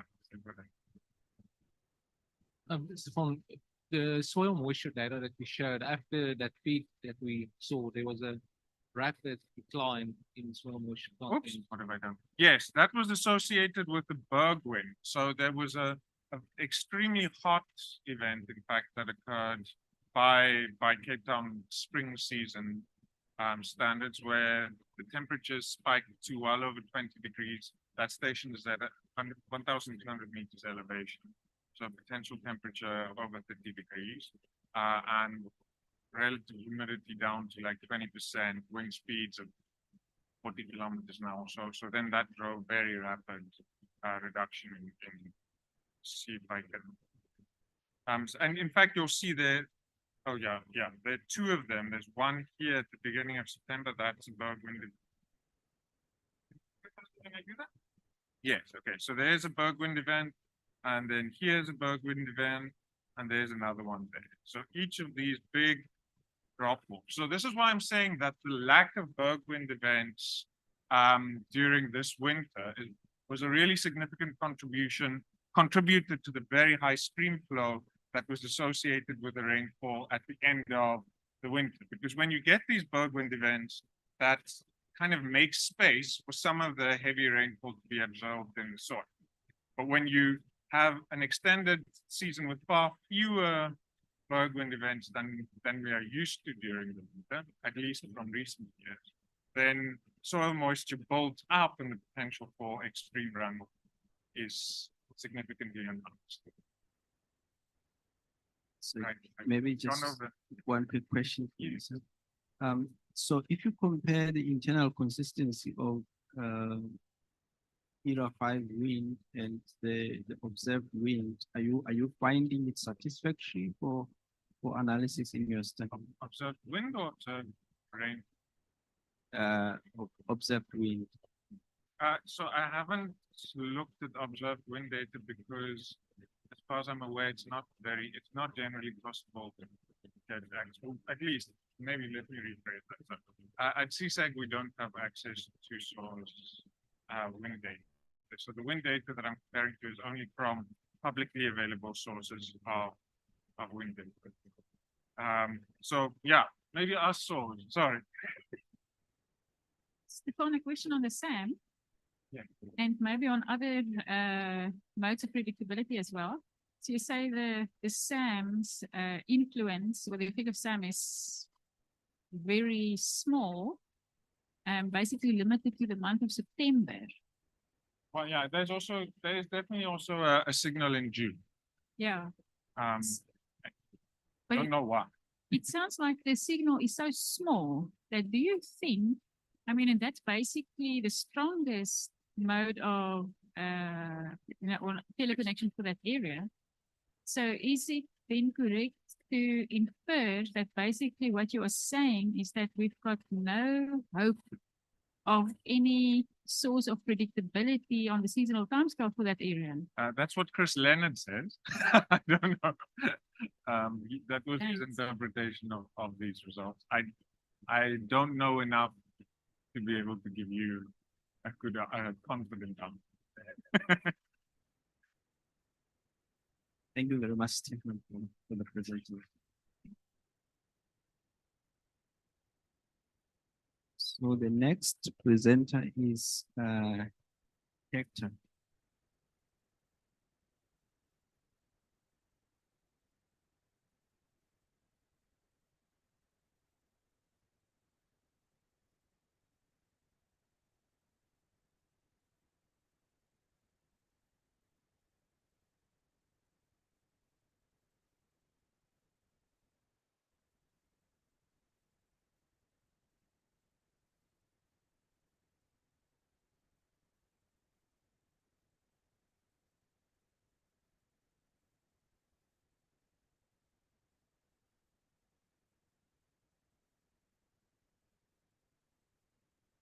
Good afternoon. Good afternoon, everyone.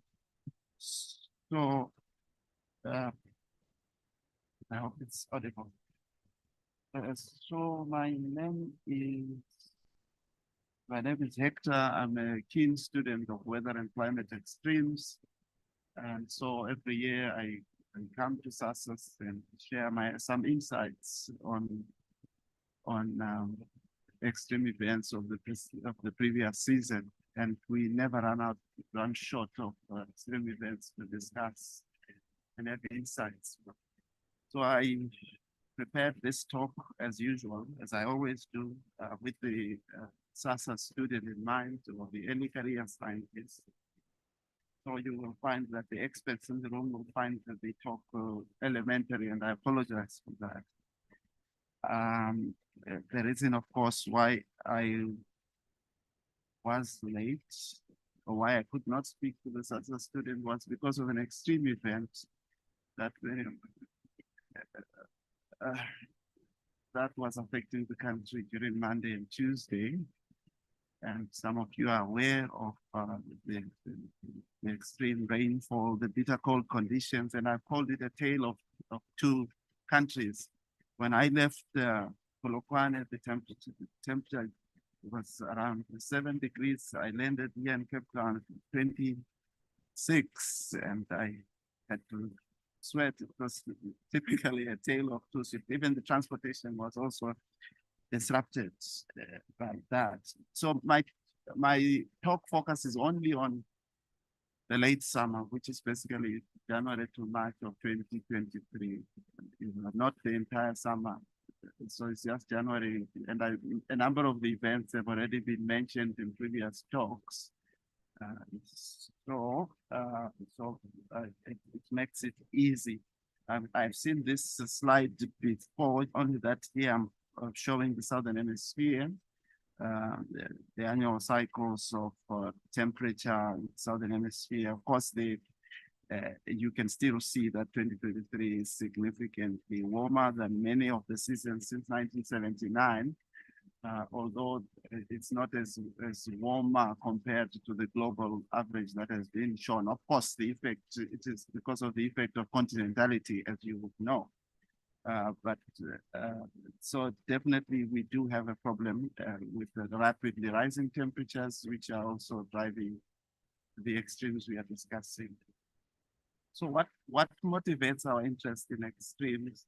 This is from the World Meteorological Organization. This was a report in May 2023, and it's talking about 2 million people that have been killed over the past half century. I didn't manage to get statistics about how many people have died from war, for example, during the same period.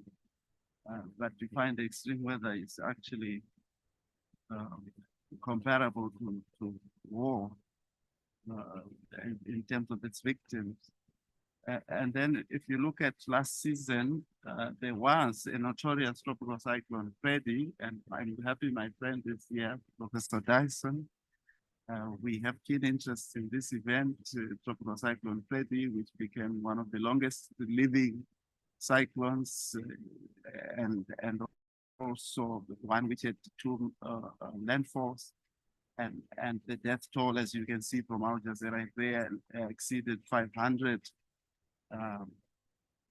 And then if you look earlier, I think Professor Francois referred to the death toll of about 7 people. And I think Johan also referred to this event.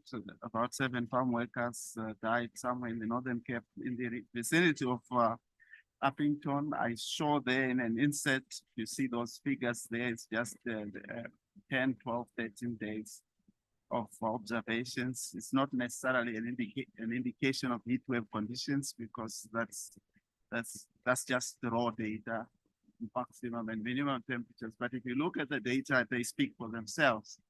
The data speak for themselves. The minimums, if you look at the table down there, the maximum, almost all of them about 40. The minimum about, now in some cases about 24. And then you will see, some of you will remember as well. That's why I say it was a very eventful late summer. You will recall this also in the news, the broilers, broiler production, many broilers, many farmers suffered this in 2023 during the same heat wave that killed 7 farmers. You also had this sort of situation where, of course, we must not forget that they have also said one of the reasons this happened is because of load shedding. The farmers could not run ventilators but basically why did they need to run the ventilators is because there was heat wave conditions out there. And so this was also in January 2023. And then we had this very interesting event in the Northeast, and I think I spoke to Professor Francois about this. This is in the Kruger Park and the area of Venda, that area going to Mozambique and Zimbabwe. And look, there was extreme rainfall just at the beginning of February, and floods in some places. I'm just showing up there from the soil table there, just showing, if I show you a longer time series, you'll be able to see that there was continuous rainy days in some stations. Like if you look there, the first column there is just the day, it's 8th of February, 9th of February, up to the 14th of February. If you look at the station, it was rainy, especially on the 2 stations, Toya and Do and Chivasi. T Estate, you can look, it was every day was a rainy day. And in some cases, if you look at Chivasi, there was 295 millimeters, and then there was also 102 millimeters 2 days later. And I'll try and account for why every day was a rainy day in that part of the country. And all these extremes were occurring at the end of what we have already understood to be a rare triple La Nina event that was spoken about in the morning.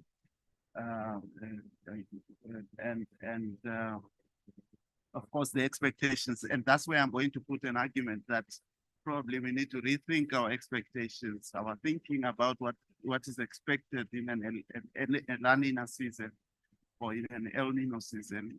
Should we focus at seasonal timescales or probably consider intra-seasonal oscillations, because clearly you had everything in this season. You had extended periods of dry weather, you had heat waves, you had extreme rainfall, you had an unusual tropical cyclone. You had everything in one 3-month period, which was also a La Nina season. And I think that comes to talk to the question which Nebo raised, to say, does it mean that if you have a La Nina, you don't get heat waves? And I don't, that's a question we must be taking seriously, because we did have big heat waves. If I was to go back to October 2022, I would also be able to demonstrate intense heat waves that occurred at the beginning of the austral summer season. So that's an important question to say, to actually put to, and interrogate ourselves. So we have this one. This is a track. I'm sorry to say I didn't show the dates for each of I should have put pins on that line to show the days. Of course, many of you would know this is one of the longest lived tropical cyclones, not just in the southern hemisphere, but across all basins where you have these types of systems. What is interesting, of course, is when I was talking to my students, I was saying, look at the landfalls and look at the river valleys. Like that, the cyclone one.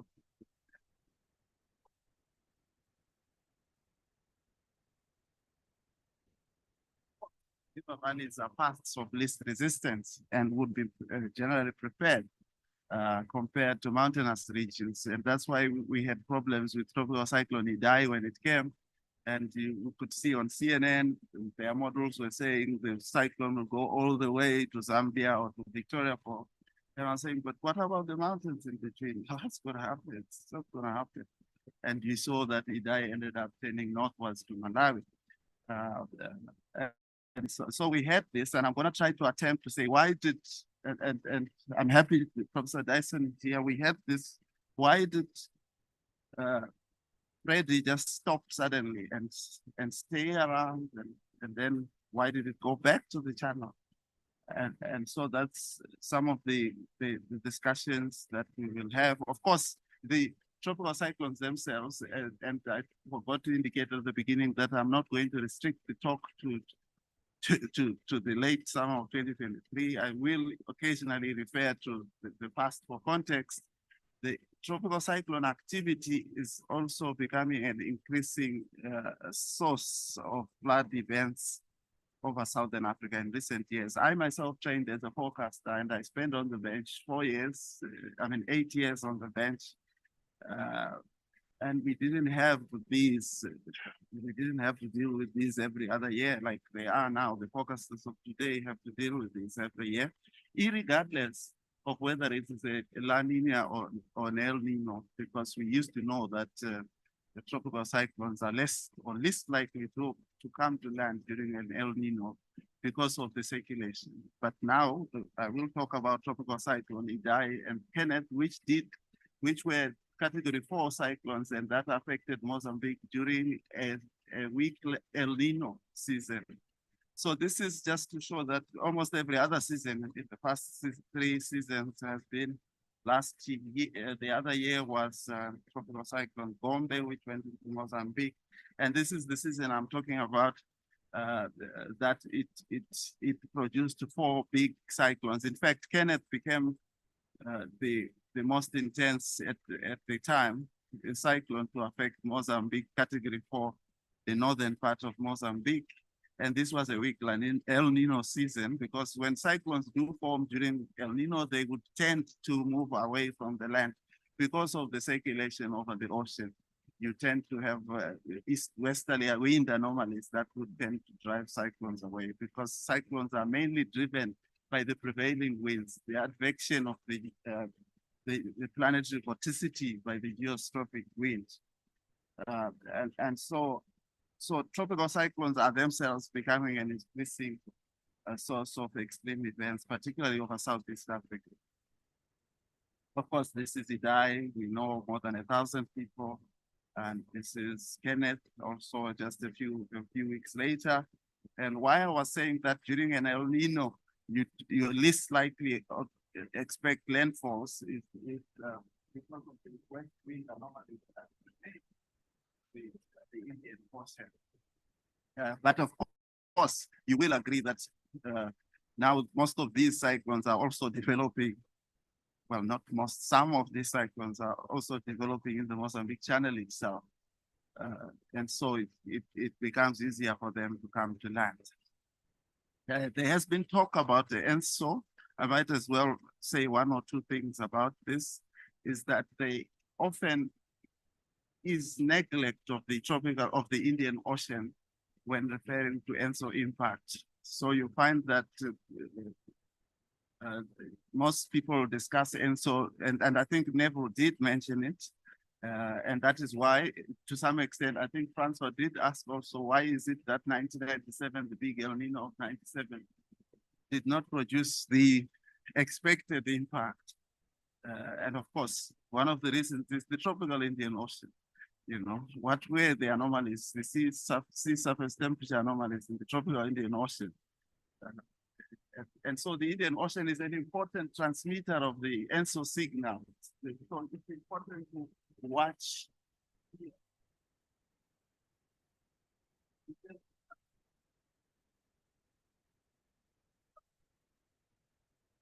So often people do not watch the Indian Ocean, the anomalies in the Indian Ocean, because what you would normally expect, or what you would expect during an El Nino that produces drought, is a pattern that enhances convection east of Madagascar.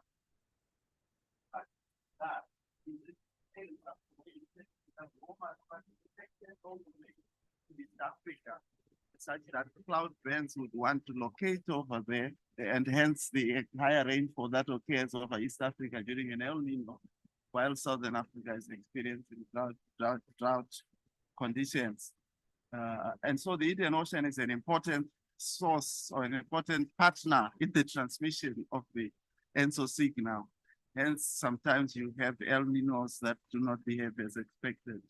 And I think there has been, I'll refer to Rizin and Jagadisha, 2005, that have attempted to account for the 1997, the unusual rainfall pattern 97, 98, in that's the Angola low, which is a low pressure system that generally sits over the Beer Plateau region, was unusually stronger, such that cloud bands were still able to develop despite El Nino conditions, because the transmission of the signal, as has been said, affects the circulation. You tend to have an anticyclonic circulation over the land. You tend to have moisture fluxes directed away from the land. You tend to have a stronger Botswana high, a weaker. The ITCZ is retreats to the deep tropics, and the cloud bands that produce nearly half of the rainfall, according to Hart et al., 40 to 60% of the regional rainfall comes from cloud bands. Where do they go? They tend to go to that area where they have.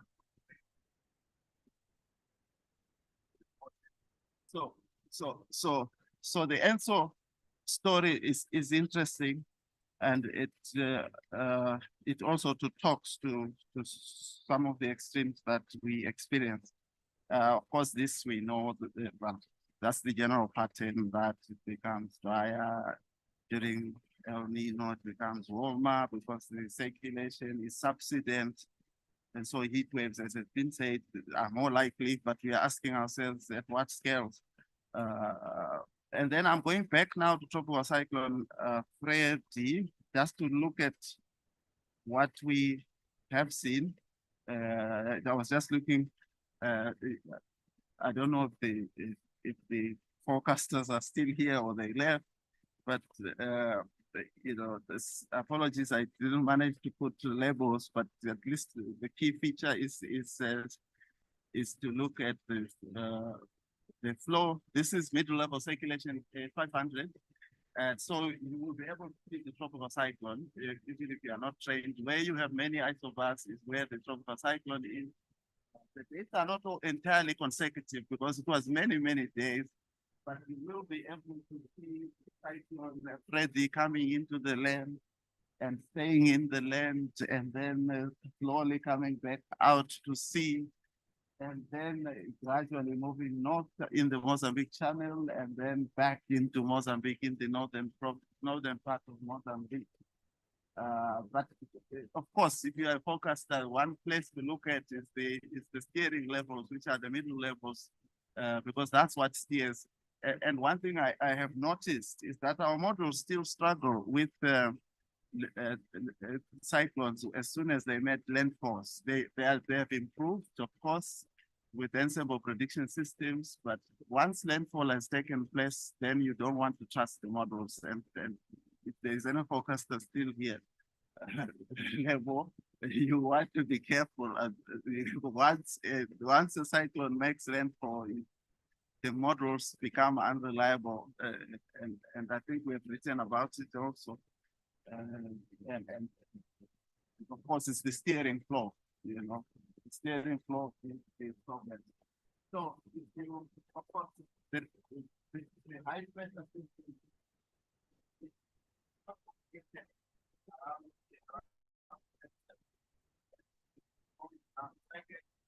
Engine that runs out of petrol or something, and then it stays there for 2 days. Then it to the channel, and then gradually was pushed.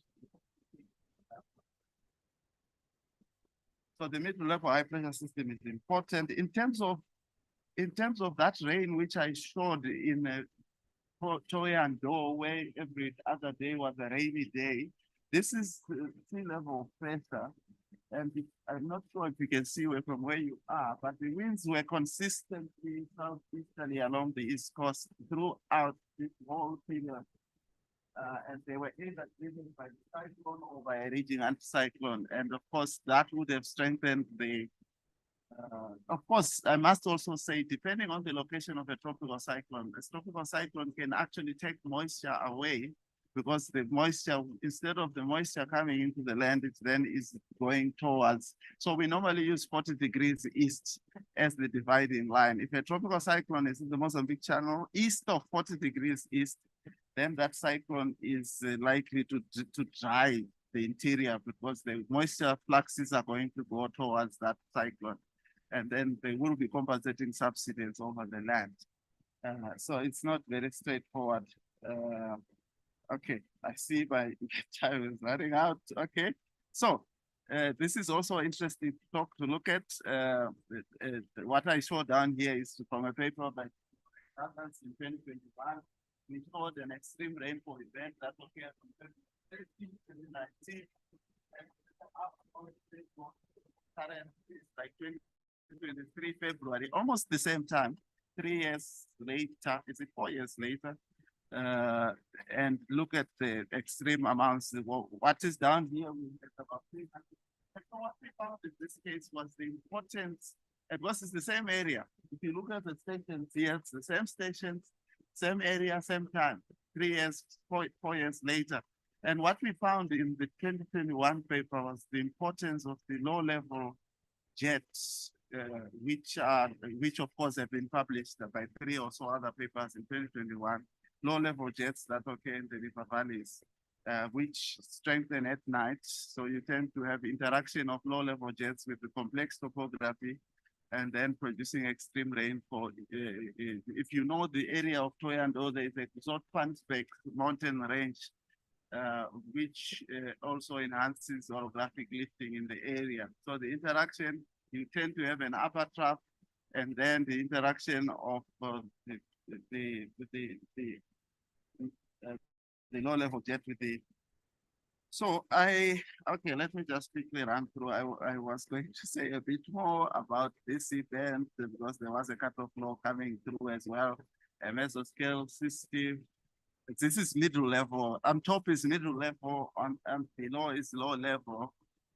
But I'm sure Lucille and Francois will remember this event where you ended up having this. Initially, we started off with a cutoff flow, but we ended up with something else. We look over the east there.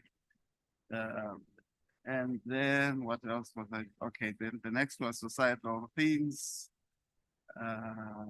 Maybe I should just say something about human health, that there's some talk about if a cyclone has come through if the cyclone itself doesn't get you, then maybe the cholera in the water. If that doesn't, then the malaria will get you. A key question at the bottom is to what extent will impacts of extreme events exceed threshold of other activities? This is my concluding slide. It is from a WMO 2002. You know, WMO celebrates World Meteorological Day every year, 23 March, and they have the theme. So this was the theme for 2021 years ago, reducing vulnerability to weather and climate exchange. Thank you.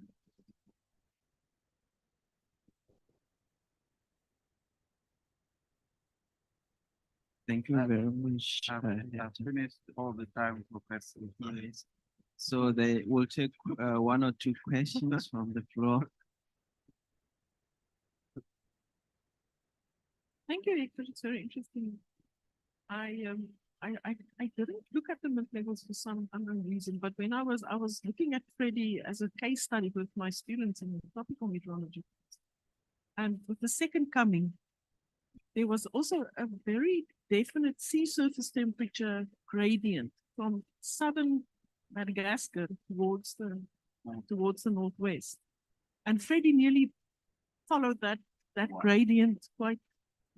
So the point is, there's a lot going on. Wow. Thank you. You and I must talk. I remember I promised that we must talk. Is there another question, Francois?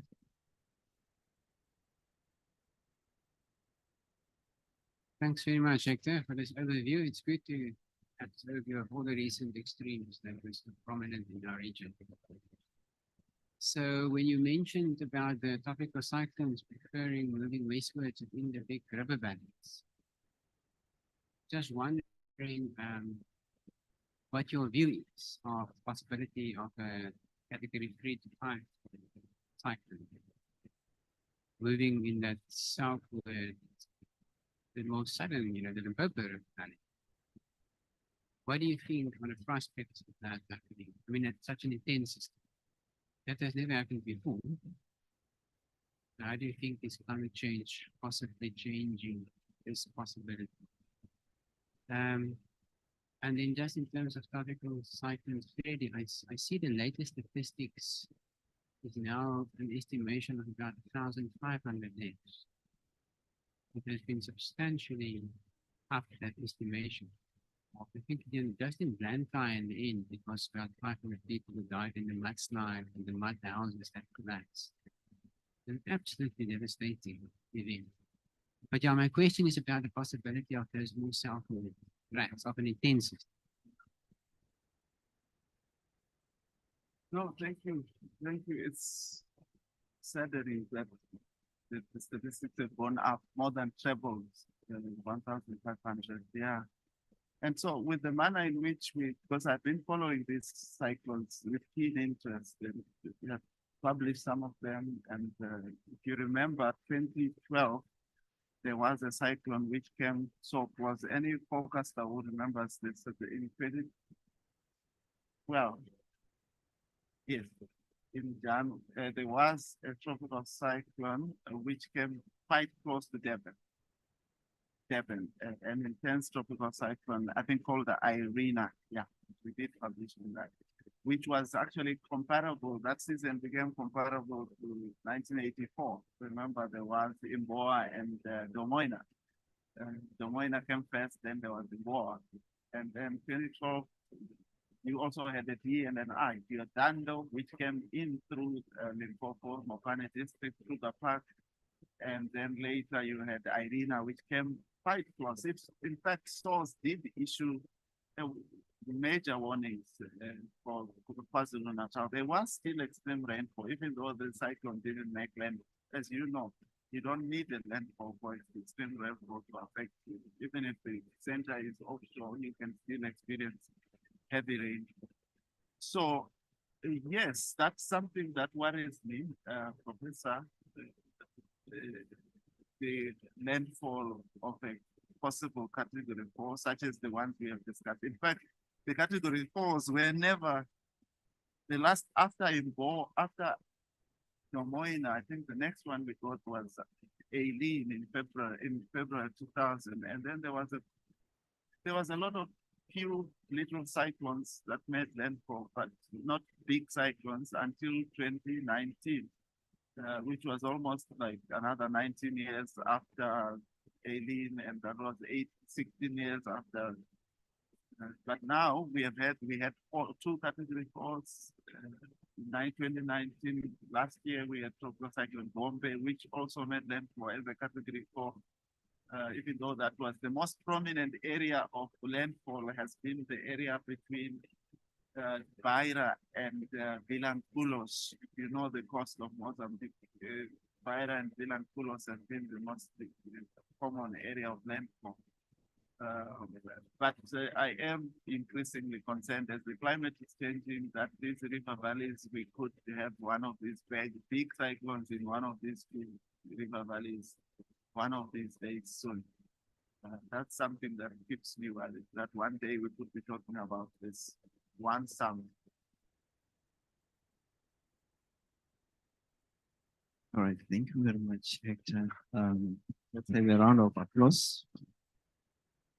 Thank you. The next presentation will be Luis.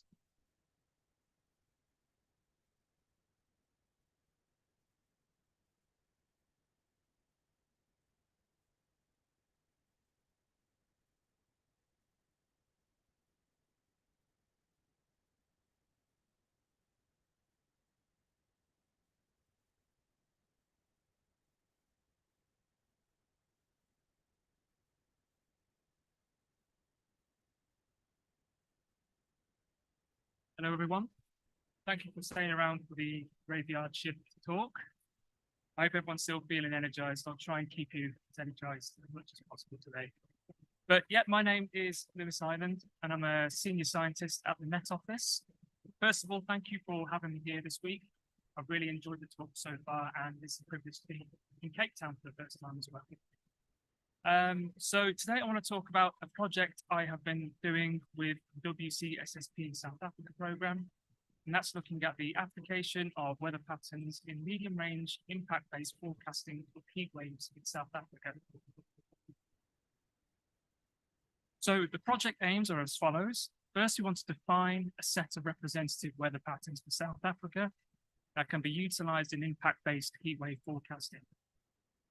Secondly, we want to produce a weather pattern forecasting tool, prototype for heat. And we also want to undertake multi-hazard research and explore the utility of these weather patterns to convey not only heat, but also any relevant hazards or impacts. So a quick introduction into weather patterns. So if any of you aren't aware what they are, they're essentially sets of circulation types over a specified region with distinct meteorological characteristics. So why do we use weather patterns? Well, they capture variability in meteorological fields of interest, for example, precipitation or temperature, and it can help improve forecast lead times, high impact events, and provide direct descriptions of the circulations that are driving those impacts.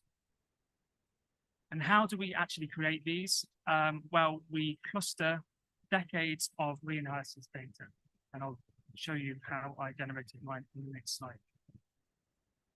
So the weather patterns we have generated over South Africa, the way we did it was by using k-means clustering on the ERA 5 reanalysis dataset from 1979 to 2020. I explored a wide parameter space to start because I wanted to find the best weather pattern set that has a good representation of the max 2-meter temperature variability across South Africa. So not only did I look at the mean sea level pressure, I also looked at the 10-meter, the 500 and 850 hectopascal winds, and also I looked at the 500 and 850 hectopascal geopotential heights. I also looked at clustering over different domain sizes. So you can see the schematic on the right. We start with domain 1, which is the smallest size, and this encompasses mainly the South African landmass. But then we can see we balloon out to domain 5, which is the largest domain, This encompasses more of the southern African landmass and also the oceans either side. Domain 6 is more of a longitudinal spread. So we have the South African landmass, that's the ocean either side. We found that the weather pattern set, which gave us the most reasonable representation of the Tmax variability, was the mean sea level pressure for the smallest domain and for 30 weather patterns in that set. So the maps on the right are the 30 weather pattern sets generated, and the contours are the mean sea level pressure, and the colored contours are the anomalies from mean sea level pressure. So the way we calculated these mean climatologies was by assigning each day in between 1979 and 2020 to its closest matching weather pattern, and then take the mean of these. And these weather patterns are organized by descending annual occurrence. So weather pattern 1 occurs most of the time. You can't see 5.5%, whereas pattern 30 is the rarest that only occurs 1.5% of the time in that temporal range. So the next thing I want to talk about is actually utilizing these in a weather pattern forecasting tool. At the moment, it consists of 2 levels. The first level is the weather pattern probability forecast. And what this does is gives you a probabilistic insight into the occurrence of different weather patterns in the median range. The second level is a heat application using those ERA 5 empirical probabilities. And what we do here is essentially translate those weather pattern probability forecasts into likelihood of heat impacts. Okay, so to start with the top level, it runs twice a day, and we use ECMWF forecasts from both 0-100 hours and 1200 hours UTC. ECMWF forecasts here consist of 51 ensemble members, and it's over a medium range 15-day period. So each ensemble member is assigned to the closest matching weather pattern in our set. And this is by calculating the smallest area weighted sum of the square differences between their mean sea level pressure fields. To calculate the probability of a particular pattern occurring on a given day in that forecast is simply the sum of the ensemble members associated with that weather pattern divided by the total number of ensemble members. After this, you end up with a weather pattern forecast probability table, which you can see on the right. So as you go down, you can see patterns 1 to 30. And as you go across, you've got the 15-day forecast. On the first day, if it's not too clear, it shows that 100% of the ensemble members for this given day occur for pattern 10. But as you can see, as you go through the forecast, you end up having an ensemble spread due to the uncertainty over time. So more and more weather patterns are forecast. However, we also try to improve upon this by categorizing our set of 30 patterns into 4 more large-scale regimes. So what we do is categorize the patterns according to their dominant pressure system. And we came up with 4 weather regimes that are predominantly based on the continental South Atlantic high, the South Indian high, a dominant coastal low, and also a dominant South Atlantic high. And you can see those regimes on the right there, the mean climatologies. So why do we do this? Well, it's useful in identifying transitions in the large scale circulation, but also, as I mentioned before, it's useful if we have a high ensemble spread across the weather patterns. So the table here, I'm not sure if you'll be able to see it too well, but this is the same as the previous table, but it's the weather regimes instead. So you can see the ensemble spread is far less because we've categorized them into those large-scale regimes. One part of the probability forecast tool also looks at classifying weather patterns according to the pressure bias. So what we do here is we split South Africa into 3 longitudinal sections, because obviously you can have high pressure dominance in the west, and low pressure in the east, vice versa. And what we end up with is 3 tables which give us the pressure bias of a particular day. This is useful to kind of assess the forecast consistency over the model runs. So you can see the first table, for example, over the last 10 or so runs, that day has shown that the pressure is unbiased.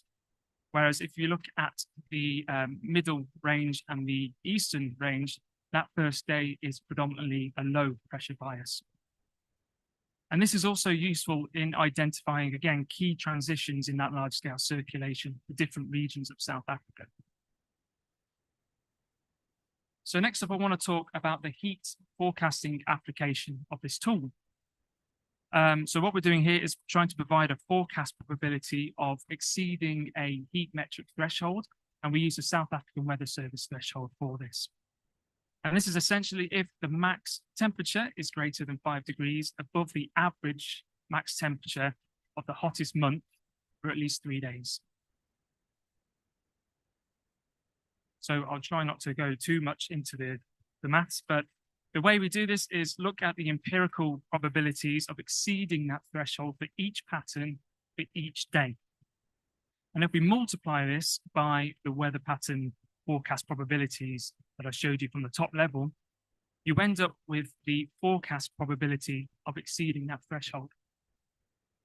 Now, because high impact events are typically low in terms of probability, we find it more useful in converting this into a metric, which is the likelihood compared to normal for that day of year. So for example, if we had a 15% probability of exceeding the 95th percentile in temperature, this would translate into 3 times the likelihood compared to normal.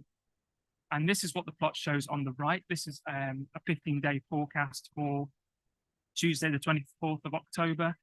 There's no special, this is not a special day. This is when I was doing the presentation track. So you can see the darker the colors on there, the higher likelihood that that heat metric is exceeded compared to normal that day of year.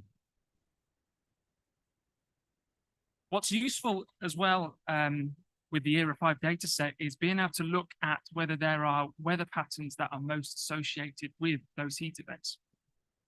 So again, we use the closest matching weather patterns for each day between 1979 and 2020 to find those weather patterns that are the highest risk.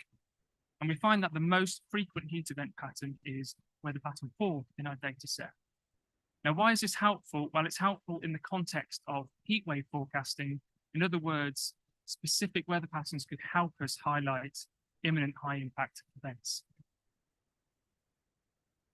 So at the moment, this is all preliminary work, but I've just started to look at some case studies, and I've looked at one so far, which is a heat wave that was experienced last October. So what I did was looked at the ECM WF forecast for this period and looked at the likelihood compared to normal of that threshold being exceeded. And you can see that the likelihood is quite high across the region of interest. But then you can see also I've superimposed this hatching on top. So the hatching indicates that the likelihood compared to normal has been persisting over at least 3 days in order to meet that heat metric criteria. So this is essentially a heat wave footprint. So I want to try and look at different case studies and see if we're kind of getting the right kind of footprints in these forecasts. But because obviously this is a past case, we can also look at the ERA 5 data set and look at the heat wave footprints from this event. And the good thing is we also know what the closest matching weather patterns are during that heat event. And we find that during this heat event, a lot of the patterns associated with those days scored very high in terms of their frequency during heat events. So in terms of future work, I want to finish off an objective verification of these weather patterns to see whether they are actually skillful enough to be used in this context. And also, really importantly, I want to look at multi-hazard forecasting applications.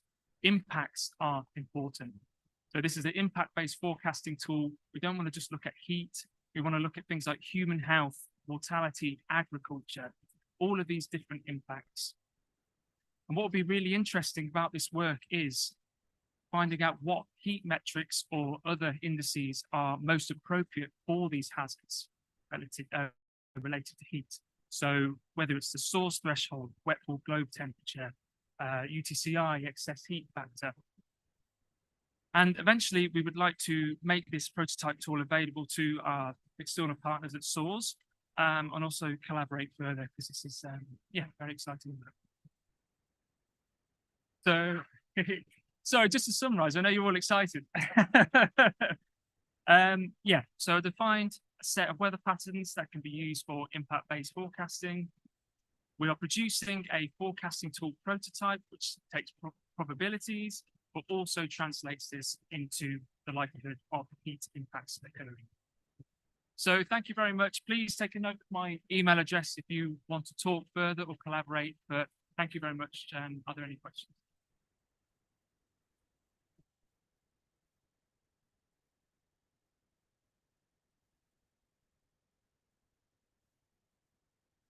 I like what you're doing. I'm part of a group of people who also like to look at synoptic patterns and with self-organizing maps specifically look at what's going on, or look at patterns. But the results are very much dominated by about what happens in the Westlands.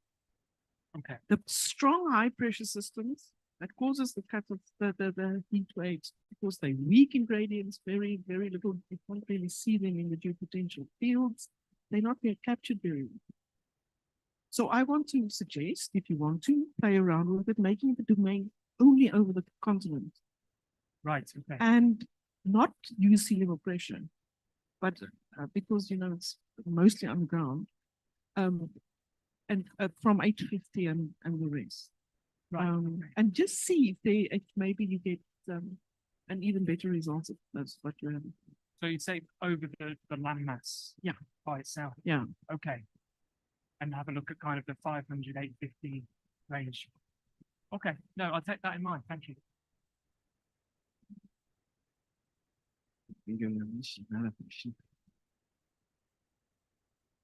Thank you so much for an insightful presentation. My question is, I'm not sure, it just happens to have been triggered by your presentation, but I think it applies to all of us.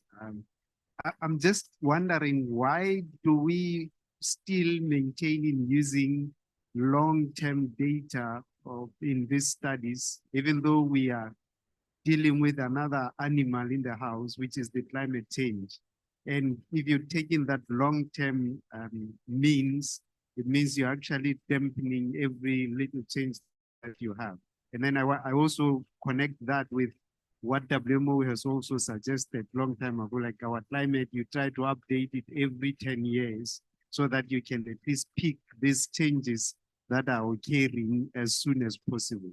But generally, why can't we use maybe 1991 to 2023? Why do we still use maybe 1979 all the way to 2023, or 1980 all the way to 2023? And that perhaps anybody else within the experts can answer. Thank you.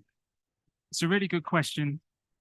So when we were generating these weather patterns, we also looked at different temporal ranges to cluster over as well. So the reason why we started with 1979 to 2020 was mainly a naive assumption that it's best to have as much sample size as possible.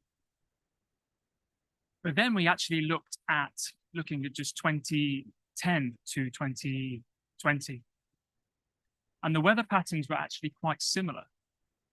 So it's probably that the last decade is really driving those weather patterns that are being generated.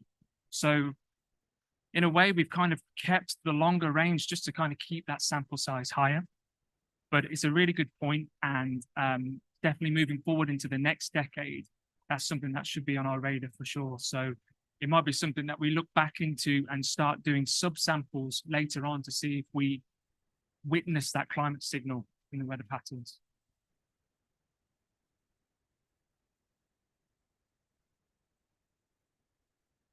Lewis, thanks. Very, very insightful. We spoke a little bit yesterday about the application in sports specifically. And there was a guy from the UK, not named Lewis, Ireland, that criticized the use of the UTCI for a specific sports application, saying it's too general, like it's very specific threshold. And so yes, there's a lot of work that needs to be done to get this specific indices right, not only from a physiological point of view, but also from a perception point of view. People perceive it differently. And then I guess my question is, in the UK, maybe in Europe, are there already heat stress forecasting tools, and how have they been received by the public, by the UKMO, and what's the perception around it, and has it added value to the forecasting system? So I'm not aware of any myself, especially in terms of impact-based forecasting. So yeah, that's something I would have to try and find out. But no, I'm not aware.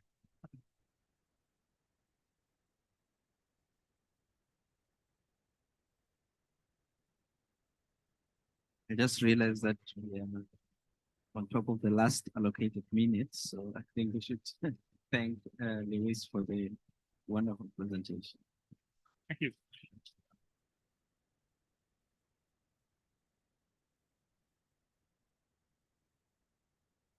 Thanks to Mohau for chairing that session for us. Thanks to the presenters. I'm going to close the day because I think, well, I'm speaking to myself, I'm just about able to stand. I just want to remind you that tomorrow we're going to continue in this room. I want to remind you that tomorrow's program is slightly adapted. And if I can just put it up, let me see if I've still got it handy.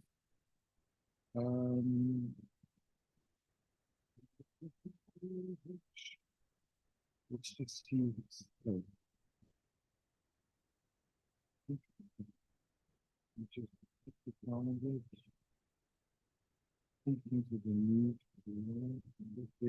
Okay, good.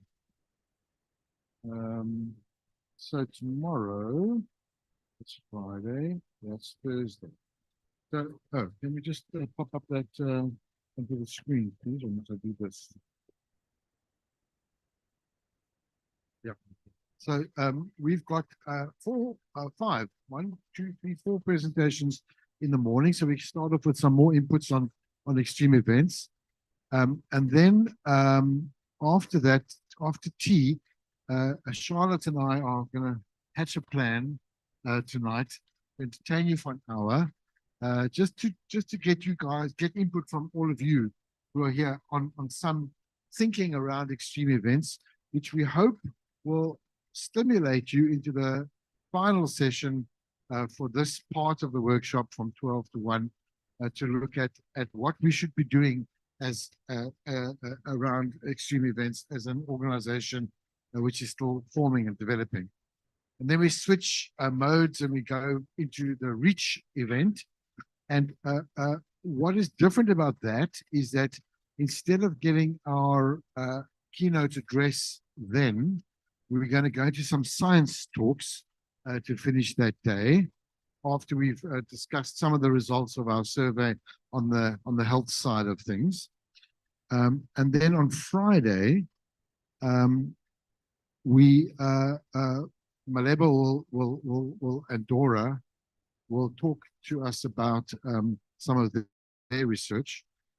And then instead of Marina Romanello, who couldn't make the talk that I wanted to get her to present to us, we've got, very luckily, Dr. Pamela Groenewald from the SAMRC, who has started a program to look at burden of disease in general, and trying to integrate climate into burden of disease data in South Africa.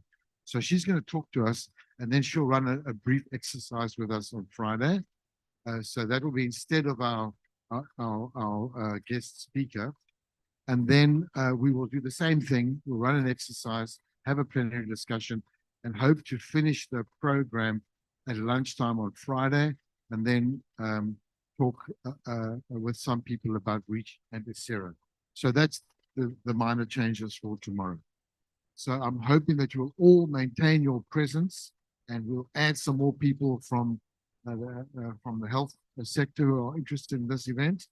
And I thank you all very much for a very good and interesting day. And have a good rest tonight. Thank you.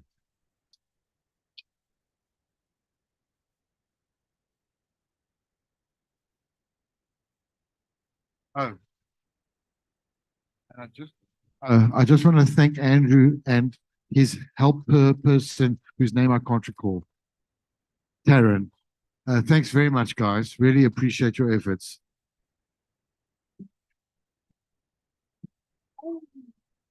What do you need? You want to put something on?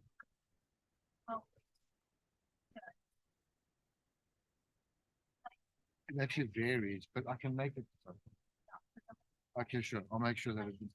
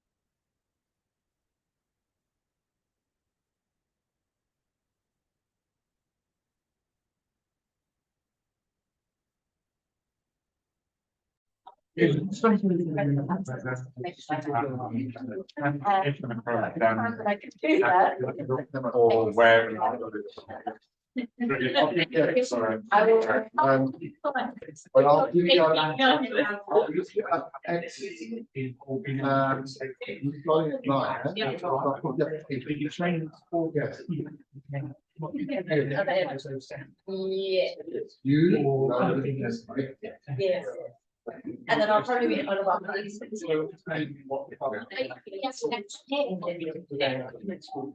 Good. Yeah, the aim is to try and utilize. That one does?